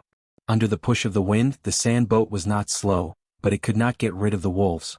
At this time, the sky was already turning white. With the help of the faint light, Li Wangyu looked at the wolves behind the sand boat that were getting closer and closer. He could not help but secretly complain. The only thing that could stop the wolves now was the homemade grenades in his arms. However, these grenades were only made from materials that he had secretly collected from the desert bandits' camp. The number of grenades was quite limited. In order to break out of the encirclement, he threw out 2 grenades. Now he only had 4 or 5 grenades left. Seeing the wolves getting closer and closer, he could even clearly see the saliva hanging from the sharp fangs in the wild wolves' mouths. Li Wangyu did not care so much. He lit a grenade with a match and threw it at the wolves behind him again. After a loud bang, 5 or 6 wild wolves that were closest to him were directly thrown away by the explosion. But the rest of the wolves were only in chaos for a while. Their eyes were fierce and they chased even more closely. Li Wangyu was also excited at this moment. He fiercely lit another grenade and threw it out. He roared, "Bastards, you want to eat my meat? Come on, come on. Let's see who will die first." After throwing out several grenades in succession, until there was only 1 grenade left, the wolves finally stopped chasing so closely. After killing more than a dozen wild wolves in a row, even the ferocious wolves had a trace of fear. But even so, the wolves still did not intend to give up. They only slightly distanced themselves from the sand boat and stayed far behind. Li Wangyu finally heaved a sigh of relief when he saw that the wolves were no longer approaching. At this moment he felt his legs go soft. He leaned against the mast of the sand boat and sat down. As long as the wolves didn't chase too closely, Li Wangyu was confident that he could escape the wolves' pursuit. After all, the sand boat wouldn't get tired. As long as there was wind, it could keep running. No matter how ferocious the wolves were, they were still made of flesh and blood. Even if he could run for a long time, the wolves would not be able to bear it and would have to give up on chasing him. However, Li Wangyu had overlooked one point, and that was the weight of the sand boat. The sand boat under his feet was just a modified version of a small sailboat. The craftsmen in the desert bandit camp were asked to install the axle at the bottom of the ship. It was only a wooden axle made by the craftsmen themselves. It was already a miracle that such a simple sand boat could carry Li Wangyu across the vast desert. At this moment, the sand boat continued to move at high speed on the grassland under the push of the wind. The wooden axle could no longer hold on. When the sky began to brighten, Li Wangyu rejoiced that he had managed to escape. But then the sand boat beneath him emitted a light cracking sound. The wooden axle broke. The sand boat that was moving at high speed immediately capsized. Caught off guard, Li Wangyu was directly thrown out. The violent impact almost made Li Wangyu faint. Fortunately, the grassland soil was soft. Coupled with the thick pasture as a buffer, he didn't suffer too serious injuries. Li Wangyu was dizzy from the fall. It took him a long time to react to what had happened. He turned his head to look at the broken axle and the overturned sand boat. After cursing in his heart, he grabbed the last grenade. The sand boat overturned. There was no possibility of escape. The only thing he could do was to wait for the wolves to pounce on him and ignite the grenade. It was better than being bitten to death by a group of wolves. The wolves naturally wouldn't let go of such a good opportunity. They immediately rushed toward Li Wangyu. Looking at the wolves getting closer and closer, Li Wangyu was silent. He took out a fire roll from his arms and stared at the wolves getting closer and closer. Seeing the wolves rushing toward him like lightning, Li Wangyu could even vaguely smell the stench of the wolves. "Wife, see you in the next life. Take care of our children." Li Wangyu glared at them. The veins on his neck bulged. After a roar, he was about to ignite the grenade in his hand and die together with the wolves. At this moment, the sound of something breaking through the air could be heard. In the next second, the few wild wolves that were running at the front fell to the ground headfirst. And on their bodies there were a few quivering arrows stuck in their bodies. Li Wangyu was pleasantly surprised. He turned his head to look and saw 7 or 8 horses galloping over. There were several riders on the horses. They were drawing their bows and shooting arrows at the wolves. "I'm saved." When this thought popped up in Li Wangyu's mind, his originally tense mind relaxed. After that, his entire body was filled with pain and extreme fatigue. Li Wangyu's vision couldn't help but turn black before he fainted. When he opened his eyes again and came to his senses, he realized that he was in a tent. The injuries he had suffered from the overturned sand boat had also been carefully bandaged with medicine. To be able to escape from the jaws of a wolf, Li Wangyu was extremely grateful to the person who had saved him. But even now he still didn't know who had saved him. Before he fainted, he vaguely saw that the person who had saved him wasn't dressed like a Tang. He was probably a nomad from the grassland. Li Wangyu drove the sand boat out of the desert. After entering the vast grassland, he wondered if he had run to the grassland of Inner Mongolia. Now it seemed that he was right. He recalled that in the early years of the Tang dynasty, Mabe still belonged to the Shui-Yintua Khanate. So, the person who had saved him should be someone from Shui-Yintua. Thinking of this, Li Wangyu couldn't help but feel happy. After all, in the early years of the Tang dynasty, Shui-Yintua had a good relationship with the Tang dynasty. The leader of Shui-Yintua was a barbarian. He often offered horses, cows, sheep, camels, and minks as tribute to the Tang dynasty. If he had run to the territory of Shui-Yintua, it would be easy for the barbarian to ask for help from Shui-Yintua and return to the Tang dynasty. While he was thinking about these things, the tent lit up. Someone opened the tent and walked in. Li Wangyu immediately struggled to get up and thank the person. "Thank you for saving me. I'm a Tang. My surname is Wangyu. How should I address you?" He didn't dare to report his identity directly, so he was still cautious. Although the other party had saved him and bandaged his wounds, Li Wangyu still had some reservations because he was in an unfamiliar environment. The person who had come was a capable middle-aged man. Just by looking at his hairstyle, Li Wangyu could confirm that his previous guess was correct. Shave hairstyle, which was characterized by shaving all or part of the hair on the top of the head, leaving only a small amount of hair on the temples or the forehead. This was the traditional hairstyle of the Tiela people. And Shui-Yintua was a Khanate formed by the Tiela people. Seeing that Li Wangyu had woken up, the middle-aged Tiela man was also happy. He quickly went forward to support Li Wangyu and motioned him not to get up in case his wounds reopened. However, the first thing he said made Li Wangyu gloomy. Chapter 10:16. And, yen at yen %end. Li Wangyu couldn't understand a single word from the Tiela man, which made him depressed. There was still a long way to go to promote Mandarin. The two sides couldn't communicate with each other because of the language barrier. Li Wangyu suddenly thought of something. Why didn't Su Changqing encounter any language barrier when he transmigrated to the Tang dynasty? After all, his soul had transmigrated to the Tang dynasty and inherited the memories of the original owner of the body. However, Su Changqing's physical body had transmigrated to the Tang dynasty. Why could he understand the language of the Tang people? The official language of the Tang dynasty was based on the Sui dynasty's Qieyun, which was called Hanin or Qinin. The difference between the Mandarin of the Middle Ages and the Mandarin of the future was almost like a foreign language. However, Su Changqing didn't have any language barrier when he transmigrated. This was very interesting. Did transmigration come with a translation system? While Li Wangyu's imagination was running wild, the Tiela man saw that the two of them were like chickens and ducks, unable to communicate at all. He stood up, lifted the tent flap and walked out. Not long after, the middle-aged Tiela man brought back a young Tiela man. "Honorable guest, the Huertas welcome you." The young Tiela man could speak fluent Hanin, which made Li Wangyu overjoyed. "You can speak Hanin? That's great. I'm a Tang person surnamed Li and my name is Wangyu. Thank you for saving me." Li Wangyu struggled to get up again and saluted the two Tiela men. The young Tiela man quickly helped him up, his eyes shining with admiration and respect. "Honorable guest, please don't be so polite. It's our honor to be able to help you. You're a true warrior.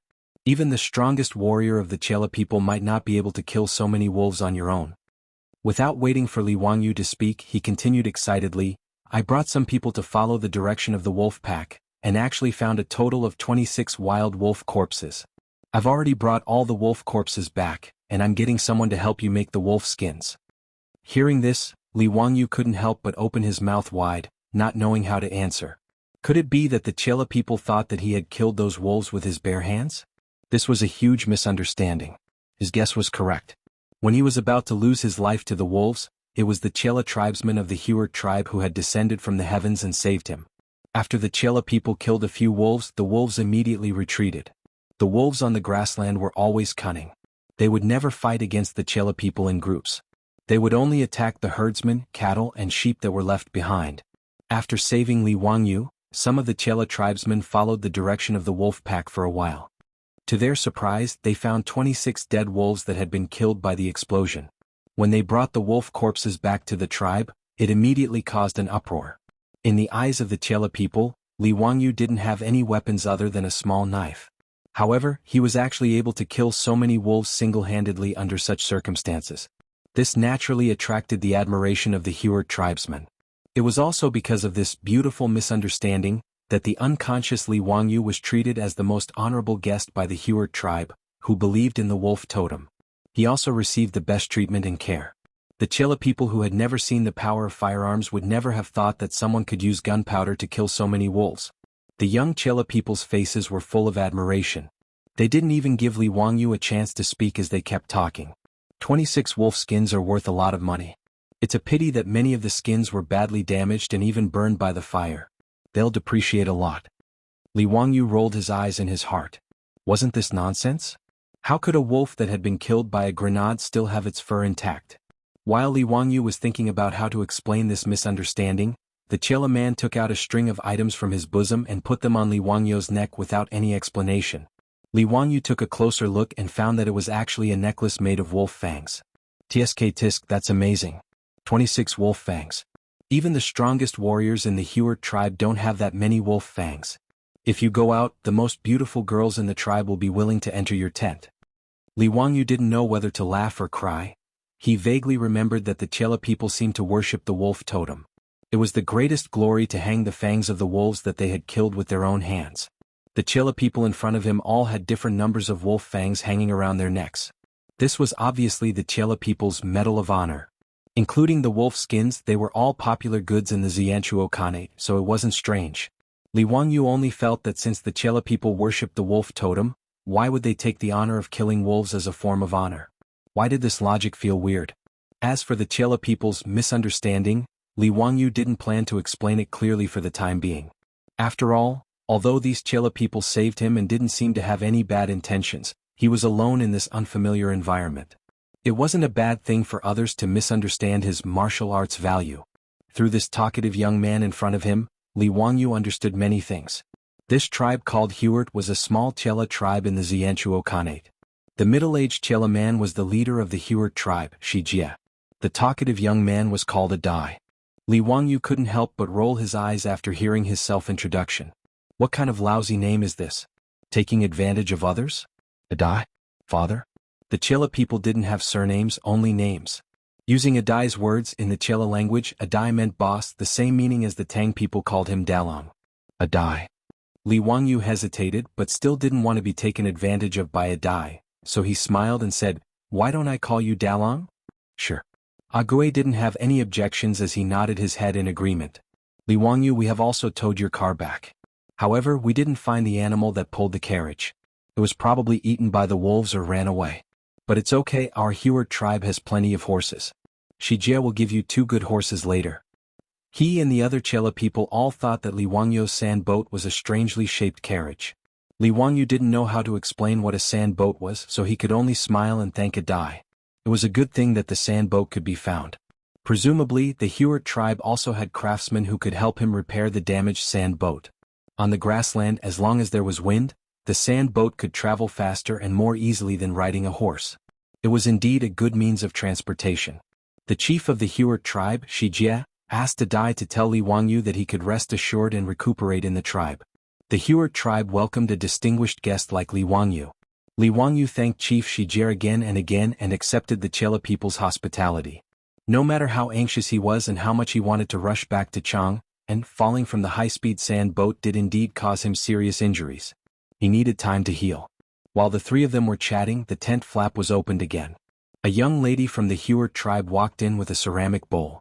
After exchanging a few words with her, Ague placed the bowl in front of Li Wangyu. "This is my younger sister Yeruo. She personally cooked the meat soup for you. Quick, try it." Li Wangyu smiled and thanked him. He didn't stand on ceremony and picked up the bowl. He was indeed starving. After smelling the aroma of the food, he drooled even more. He couldn't wait to put a spoonful of meat soup into his mouth. In the next second, Li Wangyu couldn't help but frown. Chapter 10:17. Li Wangyu did not expect that the bowl of meat soup in his hand, which smelled so tempting, did not have any taste of salt. The meat soup without salt was not only not delicious, but also had a strong smell of blood in it. Even though Li Wangyu had suffered a lot in the desert robbers' camp in the past year, eating plain tea and even leftovers, he still found it hard to swallow such a bowl of meat soup. But facing Chief Shi, Ague and Yarrow's expectant eyes, Li Wangyu could only pinch his nose, resist the feeling of nausea and gulp down the bowl of meat soup. After Yarrow left happily with the empty bowl in her hand, Li Wangyu asked Addie weakly, "Tang, why didn't you put any salt in the meat soup? Is it a habit of the Chela people?" Ague nodded naturally. "Salt? Why should we put salt? When we Chela people eat, we never put salt. Only you Tangs need to eat salt. You will get sick if you don't eat salt, but we Chela people are not like that." Then, Ague patted his head in hindsight. "Aya, I forgot that you are a Tang, you need to eat salt. But we don't have any salt in our tribe. What should we do?" Li Wangyu held his forehead and was speechless. He remembered that he seemed to have read a saying in the later generations. It was said that the grassland people did not eat salt. Of course, people could not eat salt. The grassland people were not supermen who could not absorb the substances that were indispensable to human physiology from salt. The grassland people did not eat salt because they used beef and mutton as their staple food. When they processed the food, they would cook it with blood and animal milk, which contained more salt than plants. Therefore, they could absorb the salt that the human body needed. Of course, the grassland people did not eat salt. One of the important reasons was that there was almost no salt in the grassland. Although in the later generations, including Inner Mongolia, there were all kinds of mineral salt and lake salt, at least in the Tang dynasty, there was almost no salt in the grassland. All the salt had to be transported from the central plains, so the price was naturally high. It was not something that ordinary herdsmen could afford. In this way, it was not strange that the grassland people developed the habit of not eating salt. However, not to mention whether this was enough to satisfy the physiological needs of the human body, just the taste of the cooked food was hard for Li Wangyu to accept. Salt was the most important of all flavors. Without salt as a seasoning, the food tasted like wax and was hard to swallow. However, since the Hurut tribe didn't have any salt, Li Wangyu could only endure. After all, he was the one who needed help and was saved by the Hurut tribe. How could he ask for more? If there was no salt, then there was no salt. He just had to bear with it. Li Wangyu estimated that the injuries on his body should be more or less healed after recuperating for about half a month. At that time, he would bid farewell to the Hurut tribe and embark on his journey home. As for the Hurut tribe, Li Wangyu planned to send someone to the Jianghu Khanate again after he returned to Chang, and then send them a generous gift to express his gratitude. Seeing that Li Wangyu was silent, Adi continued, "Li Wangyu, don't be anxious. In a few days it will be the day of the big market. At that time I will go in exchange for some salt." The talkative Adi continued to talk to himself. "However, the salt in the grassland is too expensive. A sheep can only be exchanged for a small bag of salt. Bah, those damn profiteers should be eaten by wolves."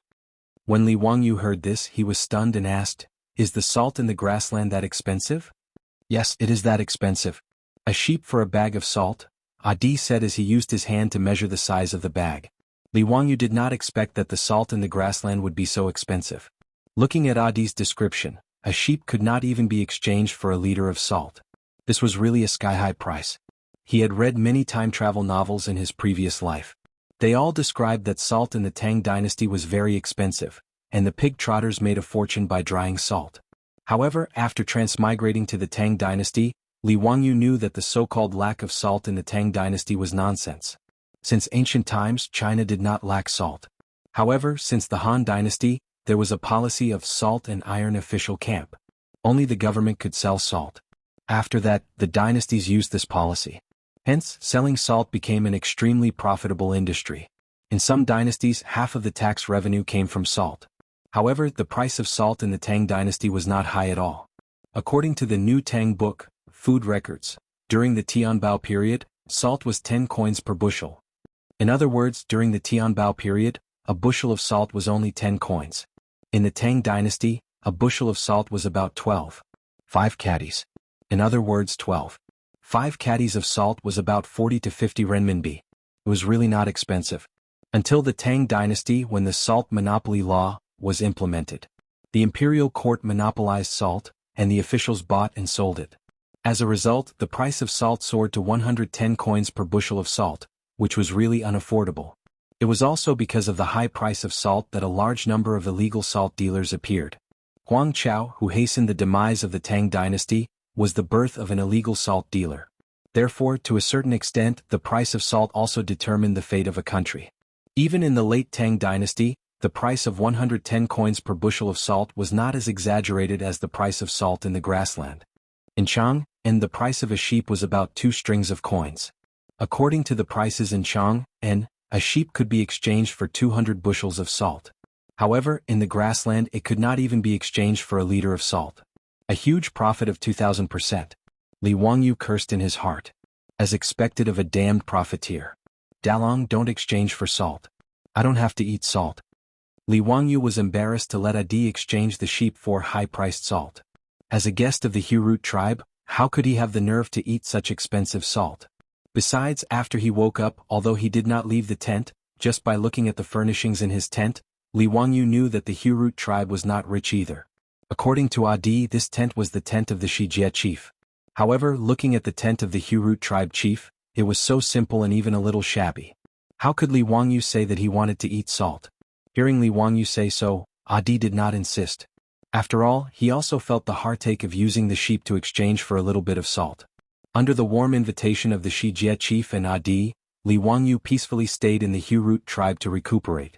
When he fell from the sand boat, it was mainly some flesh wounds. It was fortunate that he did not hurt his bones. Therefore, after lying in the tent for a few days, he was able to get up and walk. On this day, Li Wangyu finally walked out of the tent with the help of Adi. He was ready to go out to bask in the sun and get some fresh air. After lying in the tent for a few days, he was really suffocated. Out of the tent, what appeared in front of Li Wangyu was a small tribe full of vitality. Under the blue sky, in the Hurut tribe, which was formed by dozens of tents, children were happily chasing each other. The men of the tribe were riding on horses and waving the leather whips in their hands, driving the herds of cattle and sheep. The women of the tribe were gathered in groups of 3 to 5, doing all kinds of housework, and letting out bursts of bell-like laughter. Everything in front of him was so lively that Li Wangyu, who had escaped from the hands of the desert bandits and wolves with great difficulty, could not help but feel a lump in his throat and almost shed tears. When Li Wangyu was feeling emotional about life and felt that it was really good to be alive, he saw many young women of the Hurut tribe running in front of him. Without any explanation, they stuffed arrows with colorful ribbons into his arms. Even Adi's sister Yeruo did the same. Before Li Wangyu could react, these young women of the Hurut tribe covered their mouths and ran away, laughing secretly, leaving behind a confused Li Wangyu who did not know what was going on. Chapter 10:18. Ati laughed heartily at the side, making Li Wangyu very gloomy. He could only ask, Dalong, what do you mean by this? Haha, as I said before, if you appear in the tribe with these 26 wolf fangs, you will definitely attract the attention of the girls in the tribe. These feather arrows mean that they like you and are willing to spend the night in your tent. Ague's words almost caused Li Wangyu's jaw to drop. Spend the night? Wasn't the customs of the Hurut tribe a little too open? Whichever girl you like, you can hang the feather arrows she gives you at the entrance of your tent. Laughing, Adi pointed at the bundle of arrows in Li Wangyu's hand. He winked at Li Wangyu and smiled. Whoever you hang the feather arrows of, that girl will enter your tent at night. With so many feather arrows, you are the most popular man in the tribe. Tiske, when I hunted 3 wild wolves, I only received 5 or 6 feather arrows. Adi threw a tacit smile at Li Wangyu and continued, this feather arrow belongs to my sister Yeruo. She is the most beautiful flower in our Hurut tribe. Li Wangyu, hang my sister's feather arrow tonight. She will definitely satisfy you. For a moment, Li Wangyu even felt that Adi's tone and expression were very similar to those brothels in Chang and city's Pingkong Square, the way the brothels solicited customers. Pushing his own sister into another man's tent, was this something a human would do? The corner of his mouth couldn't help but twitch as he murmured, don't you Chela people need to get married? Adi looked at him strangely, get married? Why do we need to get married? We Chela people don't have this custom. The strongest man would gain the favor of more women and be able to give birth to stronger children. This way the tribe will become stronger and stronger. A weak man doesn't deserve to be favored by women. Li Wangyu was completely speechless. The custom of the Chela people was really hard to accept. However, this might be the survival method of the grassland people. Although Li Wangyu felt that it was inconceivable, he did not want to comment on it. The grassland was a harsh environment, so the Chela people's way of survival and reproduction naturally had its reasons. Although Li Wangyu didn't agree, he wouldn't criticize and make irresponsible remarks. He couldn't help but lower his head to look at the pile of arrows in his hand. Li Wangyu wasn't some kind of Lu Xiaohui who could sit still in his bed. If he said that he wasn't moved by this kind of good thing where a girl took the initiative to hook up with him, then he would be lying to himself. However, all he cared about now was his wife in Chang and city and their newborn child. He was not in the mood to sow and fertilize on the grassland. What's more, Li Wangyu wasn't a promiscuous person. Although apart from Su Changqing, he still had Avro, the blonde girl from Europe, to accompany him. However, it didn't mean that he would only think with his lower body like a stallion. To Li Wangyu, being able to grow old with Su Changqing and Avro in this life was already the greatest satisfaction in life. Of course, Li Wangyu didn't know that during this period of time when he was captured by the desert bandits, Su Changqing had actually taken in a wife on behalf of his husband, and had married another wife for him and a new concubine. He would probably have a headache over this when he returned to Chang'an City. As for whether this fellow would be secretly delighted, that was unknown. Li Wangyu didn't hang those arrows at the entrance of his tent, which made the ladies of the Hurut tribe very disappointed. When Adi's sister Yeruo delivered food to Li Wangyu, her eyes were full of resentment, as though she felt that Li Wangyu didn't understand her feelings. In this regard, Li Wangyu could only pretend to be an ostrich and pretend that he didn't see anything. The ladies of the Hurut tribe were as passionate as fire, but Li Wangyu could only secretly apologize in his heart. He recuperated in the Hurut tribe in peace, and after a few days his injuries were mostly healed. At least he could move around without hindrance. One day Adi ran over excitedly to find Li Wangyu. Li Wangyu, I found someone to fix that carriage of yours. Let's go, quickly bring me to try it out. Don't try to trick me. Can that carriage really run without being pulled by animals? Li Wangyu's sand boat had overturned because the wooden axle of the carriage had broken. Adi and the others had dragged the damaged boat back. Although the Chela people were nomads of the grasslands, they also had carriages. Moreover, because the wheels of their carriages were very tall, the Chela people were also called tall carriages by the Han people. Repairing a broken axle was a piece of cake for the Chela people. Adi knew from Li Wangyu that the sand boat could run at high speed without being pulled by animals. Naturally, he didn't believe it. Therefore, when the sand boat was repaired, he couldn't wait to find Li Wangyu. He wanted to see if Li Wangyu was bragging. Li Wangyu had long been bored to the point that his bones were itching. Although his injuries hadn't fully healed, it didn't affect him from operating the sail. Therefore, when he heard Adi's words, he immediately became interested. When the sail on the sand boat was raised and filled with wind, the sand boat started to glide on the grasslands. Including Adi, all the onlookers of the Hurut tribe who came to watch the show were so shocked that their eyeballs dropped to the ground. There were even some elderly herdsmen who were trembling and kneeling on the ground, kowtowing towards the sand boat. In the eyes of the Chela people, this sand boat was simply a divine tool. Li Wangyu must be a god in the heavens to be able to drive the sand boat like this. Even Adi and the Shijie chief felt their knees go soft and had the urge to kowtow. Adi even immediately filled in the blanks in his mind. No wonder Li Wangyu could kill so many wild wolves with his bare hands.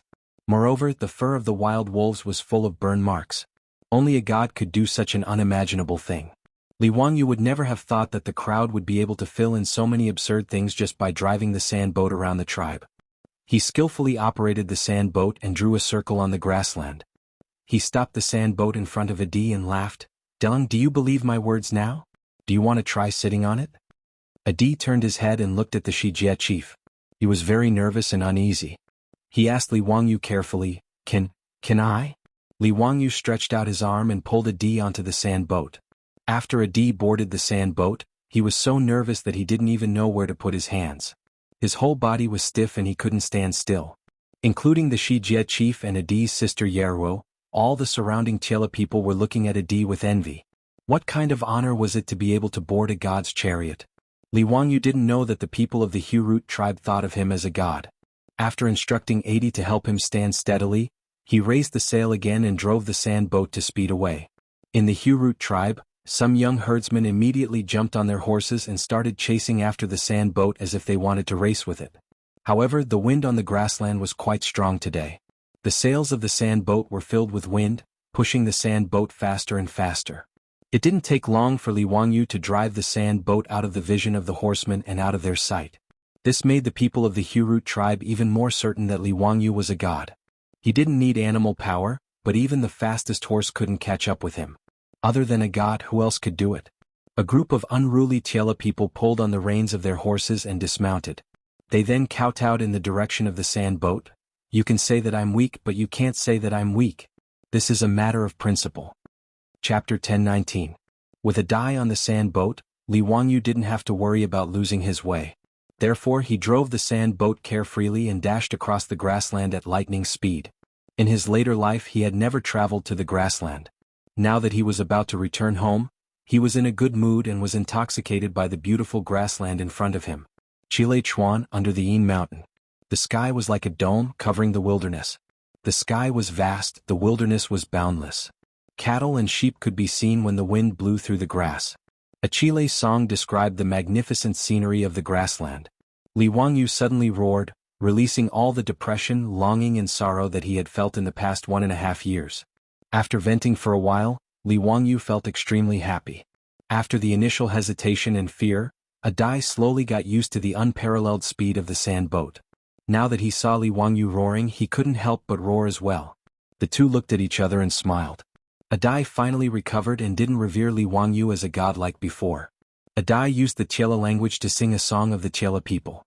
Although Li Wangyu couldn't understand the simple and resounding melody, he could feel the content of Adai's song.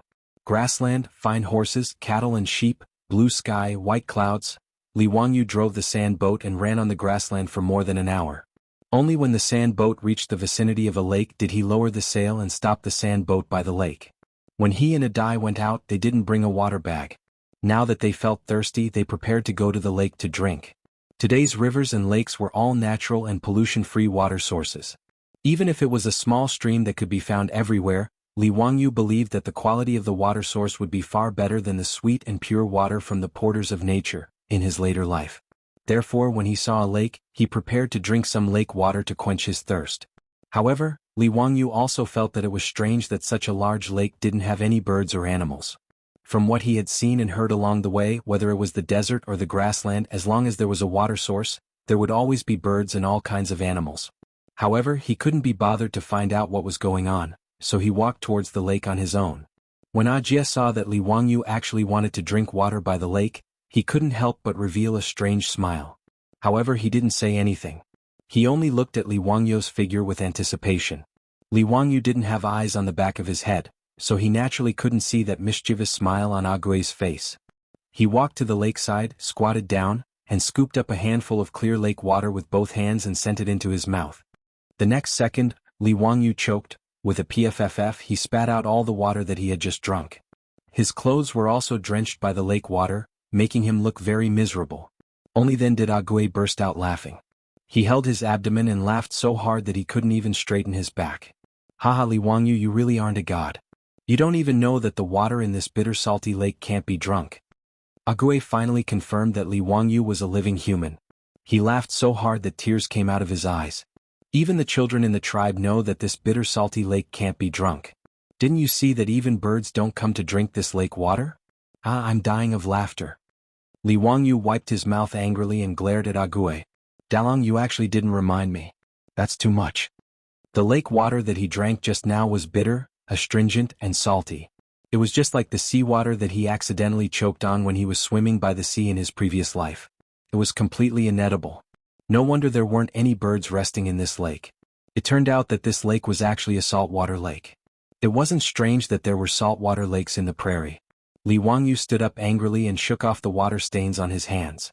Just as he was about to complain about Ague, this rascal, his body suddenly stiffened. He then turned his head and looked at the lake in front of him again. Saltwater lake? Salt? He suddenly clapped his hands. Haha, Ague, your tribe is going to be rich. Salt, this is salt.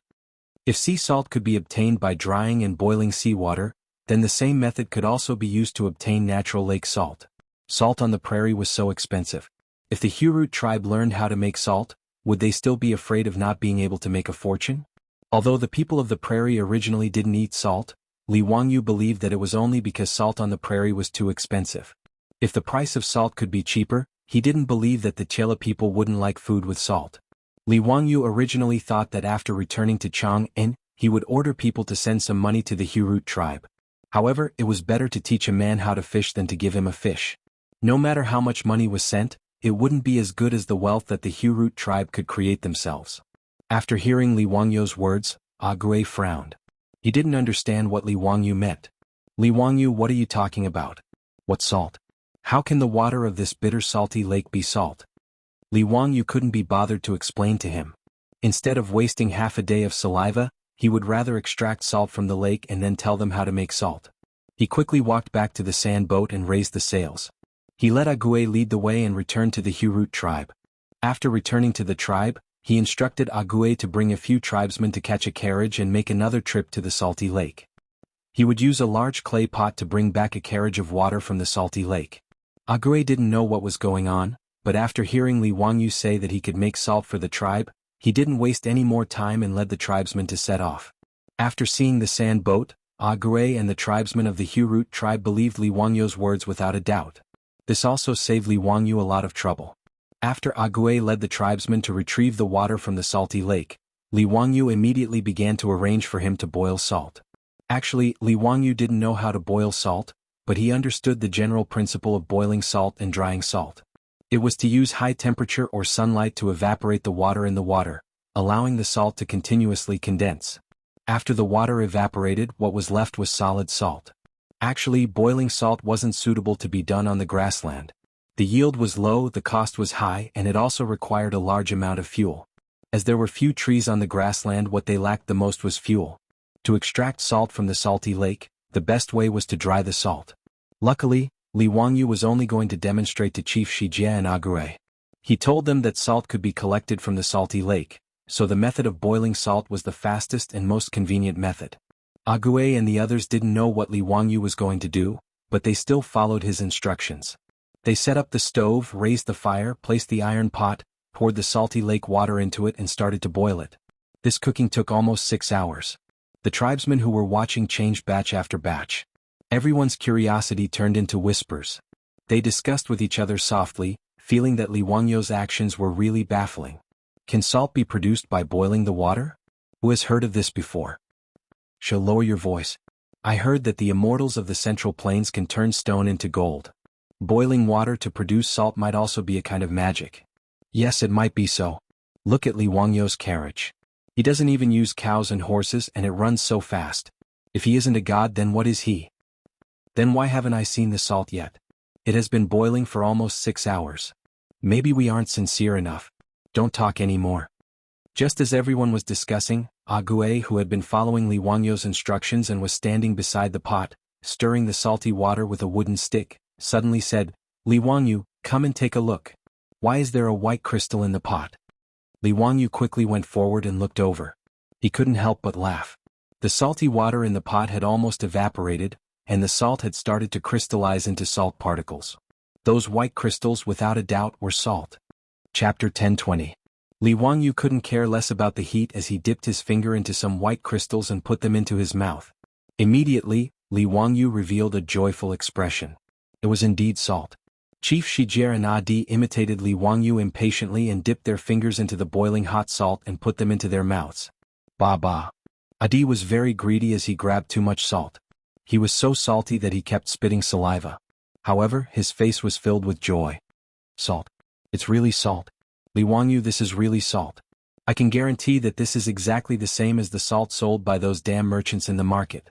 Chief Shijie was also so excited that he danced with joy as he shouted in a language that Li Wangyu couldn't understand. Following Chief Shijie's words, the Hurut tribe was in an uproar. The crowd of onlookers all crowded towards the stove where the salt was being boiled. Li Wangyu was so scared that he quickly dodged to the side, afraid that he would be pushed into the iron pot by the crowd and be forced to perform a tragic act of stewing himself in the iron pot. Actually, the salt that was boiled from the salty lake water wasn't suitable to be eaten directly. Because the lake water contained various impurities, it still needed to be filtered and precipitated with clean water. After that, the salt would be boiled again to obtain edible table salt. However, Li Wangyu didn't intend to stop the crowd. After all, they were just excited and wanted to taste the taste of the salt. It wasn't a big deal. Although the Chela people didn't eat salt, they knew how precious it was. If their tribe could produce salt, how much benefit would it bring? Even these simple grassland herdsmen couldn't help but widen their eyes and breathe heavily after tasting the taste of the salt. Their eyes turned red. The entire Hurut tribe was in an uproar. The Chela people sang again in a language that Li Wangyu couldn't understand. They danced around the stove where the salt was being boiled and were extremely jubilant. Li Wangyu, who was injured, was forcefully pulled down by Yerua to sing and dance with the crowd. Unfortunately, Although Yerua was Adi's sister, she couldn't speak Chinese. Li Wangyu couldn't communicate with her and could only respond with a silly smile. Leader Shijie immediately ordered his men to drag a few fat sheep over and prepare to slaughter them for celebration. When Li Wangyu saw this, he hurriedly went to find Adian and asked him to tell Chief Shijie if he could take care of the sheep today. The mutton of the grassland was indeed delicious, but Li Wangyu felt that the way the Chela people handled the mutton was a waste of natural resources. Now that he had salt, he no longer wanted to eat those bland and tasteless foods that reeked of blood. With regards to Li Wangyu's request, Chief Shijie naturally nodded in agreement. After the few fat lambs were killed, Li Wangyu led Ague to get busy. There were not many seasonings in the Hurut tribe, but Li Wangyu did not care so much. Under the circumstances of simplicity, he arranged a whole lamb feast. Roasted whole lamb, stewed lamb, mutton soup, stir-fried mutton offal. Li Wangyu, it was a pity that he didn't have cumin. Otherwise everything would be perfect. But even so, the men, women, and children of the Hut tribe almost stuffed themselves to death after eating the whole lamb feast. Since ancient times in Wuxia, salt was the most important of all tastes. Without salt, any delicacy would be greatly discounted. Li Wangyu remembered that in the future, he had seen a documentary about food. It said that saltiness was a kind of spiritual experience distributed on the tip of one's tongue.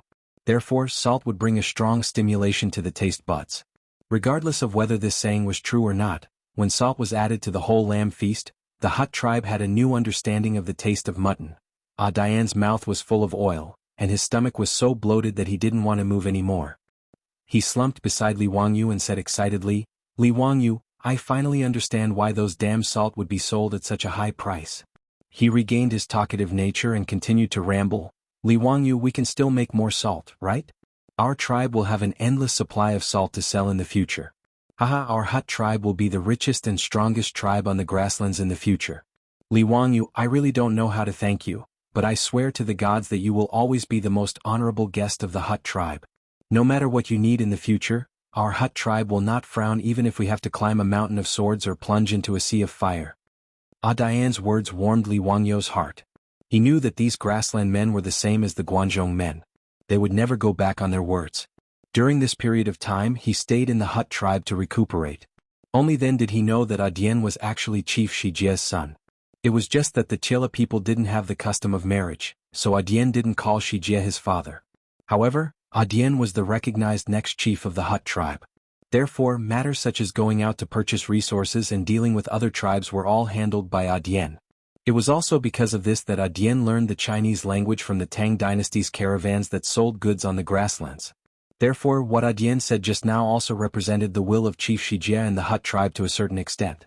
Li Wangyu patted Diane's shoulder gratefully, although he didn't feel that he needed the Hut tribe to repay him. The great success of cooking salt made the Hut tribe even more convinced of Li Wangyu's words. Li Wangyu also prepared to teach Adian how to dry salt before he left. Adian led the strong young men in the tribe and all followed Li Wangyu to the side of the saltwater lake. In order to dry salt, they still had a lot of work to do. As there was no lime on the grasslands, Li Wangyu also couldn't make volcanic ash to replace cement. Therefore, in order to dry salt on the grasslands, they had to move stones and build evaporation and crystallization ponds to dry salt. This wasn't a small project.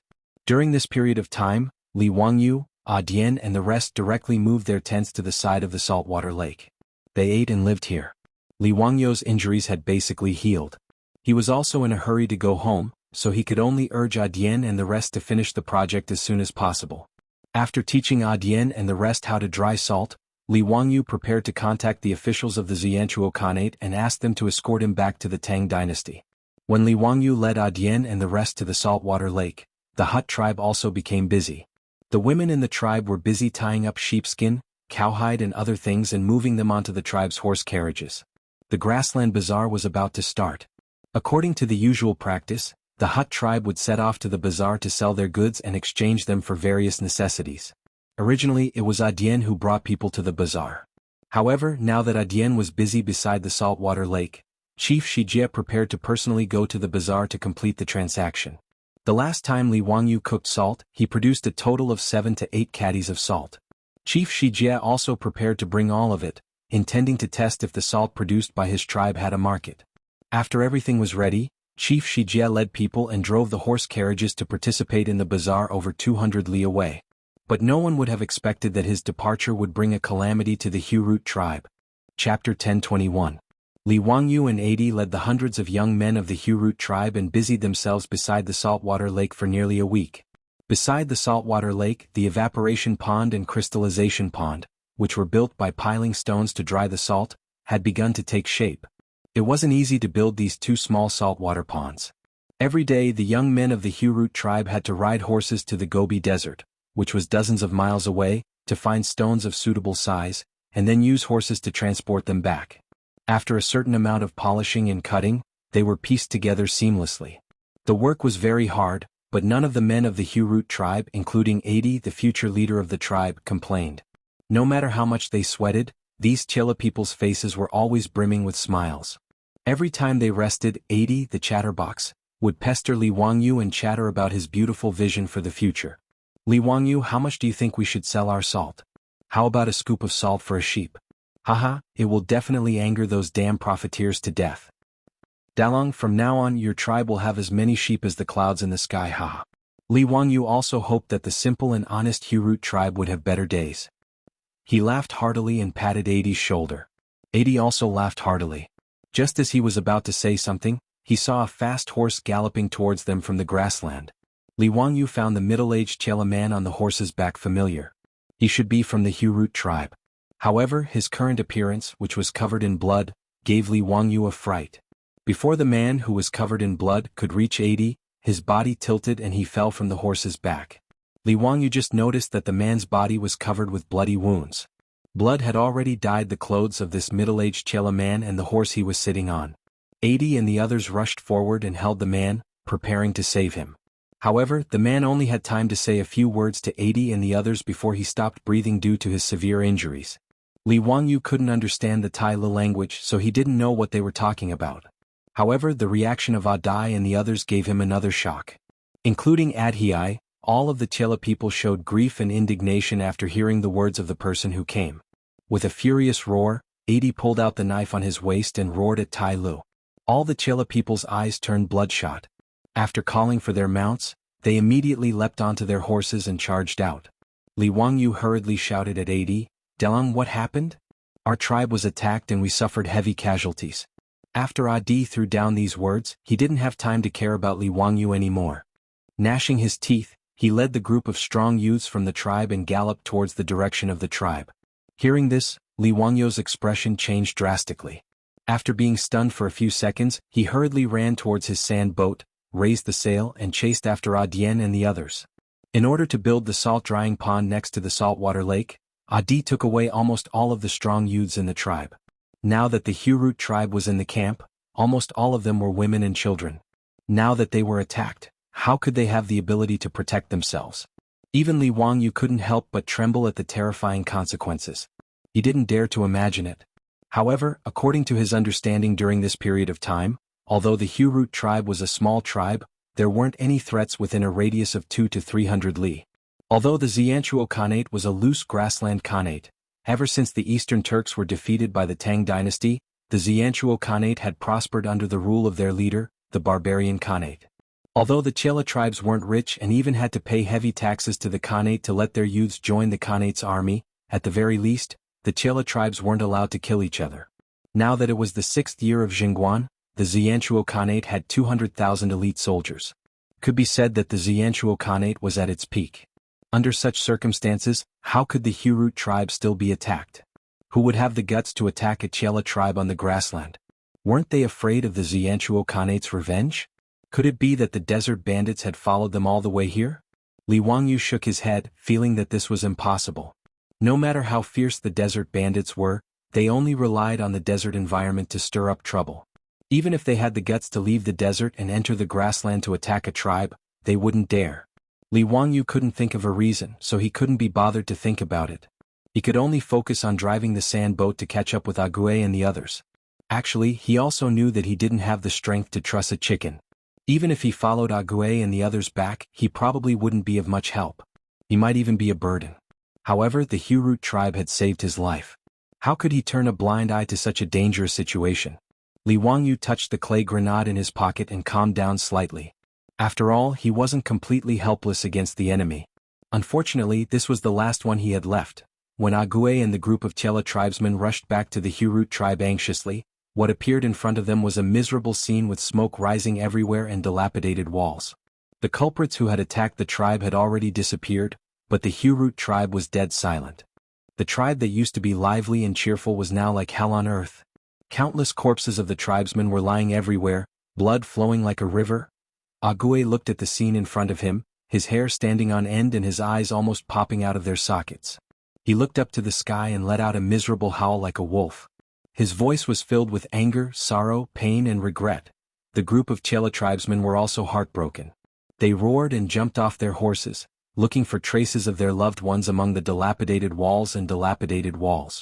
Li Wangyu stared blankly at the scene in front of him, his body trembling uncontrollably. The Hurut tribe had a total of 369 people. Excluding the 127 people who followed Ague to build the salt-drying pond at the saltwater lake, the remaining 242 people, including the tribe leader, the children and the women were all killed. Li Wangyu was like a walking corpse, walking helplessly in hell on earth. He stared blankly at Ague who was carrying his sister Yeruo's corpse and walking over. This beautiful Chela girl's eyes were tightly shut, her face was as pale as a sheet of paper, and there were several bloody wounds on her body. Li Wangyu was finally like Ague and the others. He clenched his fists and let out a roar like an injured beast. His eyes were tightly shut and tears flowed out uncontrollably. Because of the language barrier, he had never spoken to Yeruo before. However, ever since he was saved by the Chela tribesmen, Yeruo had been taking care of him. Scenes of him interacting with Yeruo flashed in front of Li Wangyu's eyes. This beautiful Chela girl, who served him meat soup, cleaned and bandaged his wounds, and gave him ribbons and arrows with a sweet smile, had suddenly died in her most beautiful youth. Li Wangyu's eyes were bloodshot. At this moment he only wanted to pull out his sword and kill. However, the murderers who attacked the tribe had indeed retreated. The group of Chela men were howling in grief, venting the pain in their hearts. The anger of revenge almost burned them to ashes. Ague's eyes were almost bleeding. He pulled out the sword from his waist and slashed around, venting the anger and sorrow in his heart. Li Wangyu suddenly stood up, looked around and yelled at Ague, "Tang, bring your men with you. We're going to chase after the murderers and take revenge." "Chase my ass. The murderers have been gone for at least 2 hours. How are we going to chase after them in this vast grassland?" Looking at the cold and stiff corpses of his family members in the tribe, Ague could roughly guess the time when the tribe was attacked. The tribe was 50 to 60 miles away from the saltwater lake. The tribesman who had luckily escaped and risked his life to deliver the message would need at least an hour on horseback. Added with the time they took to get back, how were they going to find the murderers? Li Wangyu silently picked up a sword from the ground and held it tightly in his hand. He slowly shook his head and stared at Ague. "No, they can't have gone far. Author's note: something happened yesterday so I stopped updating. I'll try to make up for it in the next 2 days." Chapter 1022. Li Wangyu's words made 80 stand up abruptly. "Why do you say so?" Many of the Chela tribesmen who heard the Chinese voice stopped roaring and looked at Li Wangyu with red eyes, waiting for his explanation. Li Wangyu sneered and pointed to the surroundings of the tribe. "Tang, how many cows and sheep are there in the tribe? Are they still there? Where do you think these cows and sheep have gone?" Adai was stunned for a moment. After looking around he immediately understood. He immediately pulled out his knife and said with a ferocious face, "Those bastards, they even took away the cows and sheep in the tribe. They couldn't have left quickly." The Chela tribesmen also realized that thousands of cows and sheep in the tribe had disappeared. The only possibility was that they had been taken away by the attackers. Cows and sheep were different from horses. Their speed was limited. Even if the attackers had left for more than 2 hours, they couldn't have gone too far. The flame of revenge almost made the Chela tribesmen lose their minds. Now that Li Wangyu reminded them, they all roared and called their horses. They got on their horses and prepared to set off to chase after the killers. Originally, 80 and the others thought that it was almost impossible to track down the killers. However, since the killers were greedy and took away all the livestock in the tribe, it wasn't difficult to track them down. Not to mention the tracks left by the large group of cows and sheep. The feces that the cows and sheep excreted on the road were the best road signs. After being reminded by Li Wangyu, Adian did not say anything else and immediately led a group of clansmen to chase after them. Li Wangyu also gritted his teeth and drove the sand boat to follow them. His mind was full of Yeruo's cold and pale corpse. At this moment he was like 80 and the others. Other than revenge, he didn't have any other thoughts. It wasn't until they were far away from the Hu tribe that was still emitting thick smoke that Li Wangyu's mind became a little clearer. It was too strange for the Hu tribe to encounter such a tragic case. Who was the killer? In broad daylight, they actually dared to be so heartless and ruthless as to massacre an entire tribe. What exactly was their confidence? Furthermore, all the cattle and sheep of the Hu tribe had been driven away, which meant that the murderer was not afraid of being discovered at all. He was completely fearless and did not worry about the revenge and pursuit of the surviving members of the Hu tribe at all. Looking at the direction in which Jia and the others were chasing, they were also heading towards the hinterland of the Jianghu Khanate and not towards the border region. Could it be that the murderer who attacked the Hu tribe was a noble of the Jianghu Khanate? When Li Wangyu thought of this, he hurriedly drove the sand boat to chase after Audien and told his thoughts loudly to Audien. Adai ceaselessly waved his whip, urging the horse beneath him to speed up, and his eyes were like a hawk as he stared into the distance. In response to Li Wangyu's words, he didn't even turn his head as he replied coldly, "No matter who the murderer is, the Hu tribe will not rest until they are dead. Even if the barbarian Khan is in front of me, I will make him pay with his life. Even if all of us die in battle, we will not back down even half a step." After Audien finished speaking, he hesitated for a moment before turning his head to look at Li Wangyu. "Li Wangyu, your injuries have basically healed. This matter has nothing to do with you, so don't follow me anymore. Quickly leave and return to the Tang dynasty. The Hu tribe will never forget you as a friend." Li Wangyu glared at him. "Scram. Your Ruo is your sister and she is also my sister. I, Li Wangyu, will definitely avenge her. If you dare to make me leave again, do you believe that I will fall out with you right now?" It was not that Li Wangyu wanted to be brave, he also knew that Diane's words were out of good intentions. However, if he left just like that, he was afraid that he would never be able to forgive himself in this lifetime, let alone feel at ease. No matter how much he missed Su Changqing and his child, there were things that a man should and should not do. The Hu tribe was almost wiped out. If he did not care and turned around to leave, even he would despise himself. Audien stared deeply at Li Wangyu, nodded heavily and did not say anything else. He continued to urge the horse to gallop forward. After 127 horses galloped on the grassland for more than an hour, Audien finally saw a troop in front of him. A troop of 500 to 600 people, driving thousands of cows and sheep, casually galloping on the grassland. Without a doubt, these were the murderers who attacked the Hu tribe. The eyes of the Chela people instantly turned red as blood, and they waved their whips even more vigorously, looking like they were about to charge forward and fight their enemies to the death. However, when Li Wangyu saw the murderers who massacred the Hu tribe, he could not help but feel his heart skip a beat. Those murderers were indeed from the Jianghu Khanate. More importantly, these 500 to 600 people were all armored soldiers.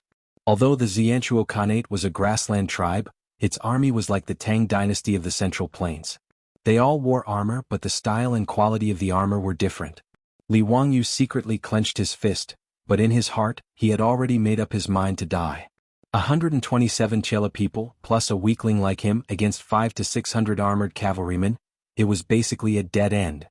No matter how tough Audien and the other Chela people were, at the end of the day they were just herdsmen. No matter how valiant they were, how could they fight against 500 to 600 armored soldiers by themselves?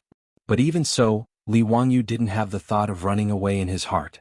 He just silently touched the grenade in his arms, thinking about how many people he could drag down to die with him before his last breath. "Changqing. See you in the next life, take care of our child." Li Wangyu silently said goodbye to his wife again in his heart. He resolutely gripped the hand that was controlling the sail, and followed closely beside Audien. Over 100 horses of the Hu tribe galloped over, causing a huge commotion. When the Jianghu cavalrymen who had massacred the Hu tribe realized that someone was chasing after them, they did not panic at all. Instead, they stopped moving forward, jumped off their horses and formed a battle formation, waiting calmly for Audien and the others to come closer. Li Wangyu, who was on the sand boat, naturally understood this abnormal behavior, but he couldn't help but feel suspicious. The Hu tribe came for revenge. Although these murderers had the advantage in numbers, what was the meaning of dismounting and forming a battle formation? Could it be that these Jianghu cavalrymen were so arrogant that they thought they could defeat Audien and the other herdsmen by dismounting? If that was the case, they might still have a chance to live today. However, Li Wangyu did not expect that when Audien led the cavalrymen to a distance of 1 mile from the cavalrymen, he suddenly pulled the reins and stretched out his right hand, indicating for everyone to stop. Li Wangyu was puzzled, so he asked, Dalong, why did you stop? Even though he had never been in a battle formation, he knew the principle of finishing in one go. Since the other party had already dismounted, how could they let go of such a good opportunity? At this moment, shouldn't they charge forward and use the speed and charging force of the cavalrymen to defeat their opponents in one go? Adian did not reply but jumped off his horse and pulled out his saber. Those Chela people also jumped off their horses, pulled out their weapons and silently stood behind Adian, forming a battle formation. Li Wangyu, since you don't want to leave, then you are my brother. Aha, today you and I are going to die together. It's a fortunate thing. Stand by my side and we'll charge together. Li Wangyu was completely dumbfounded.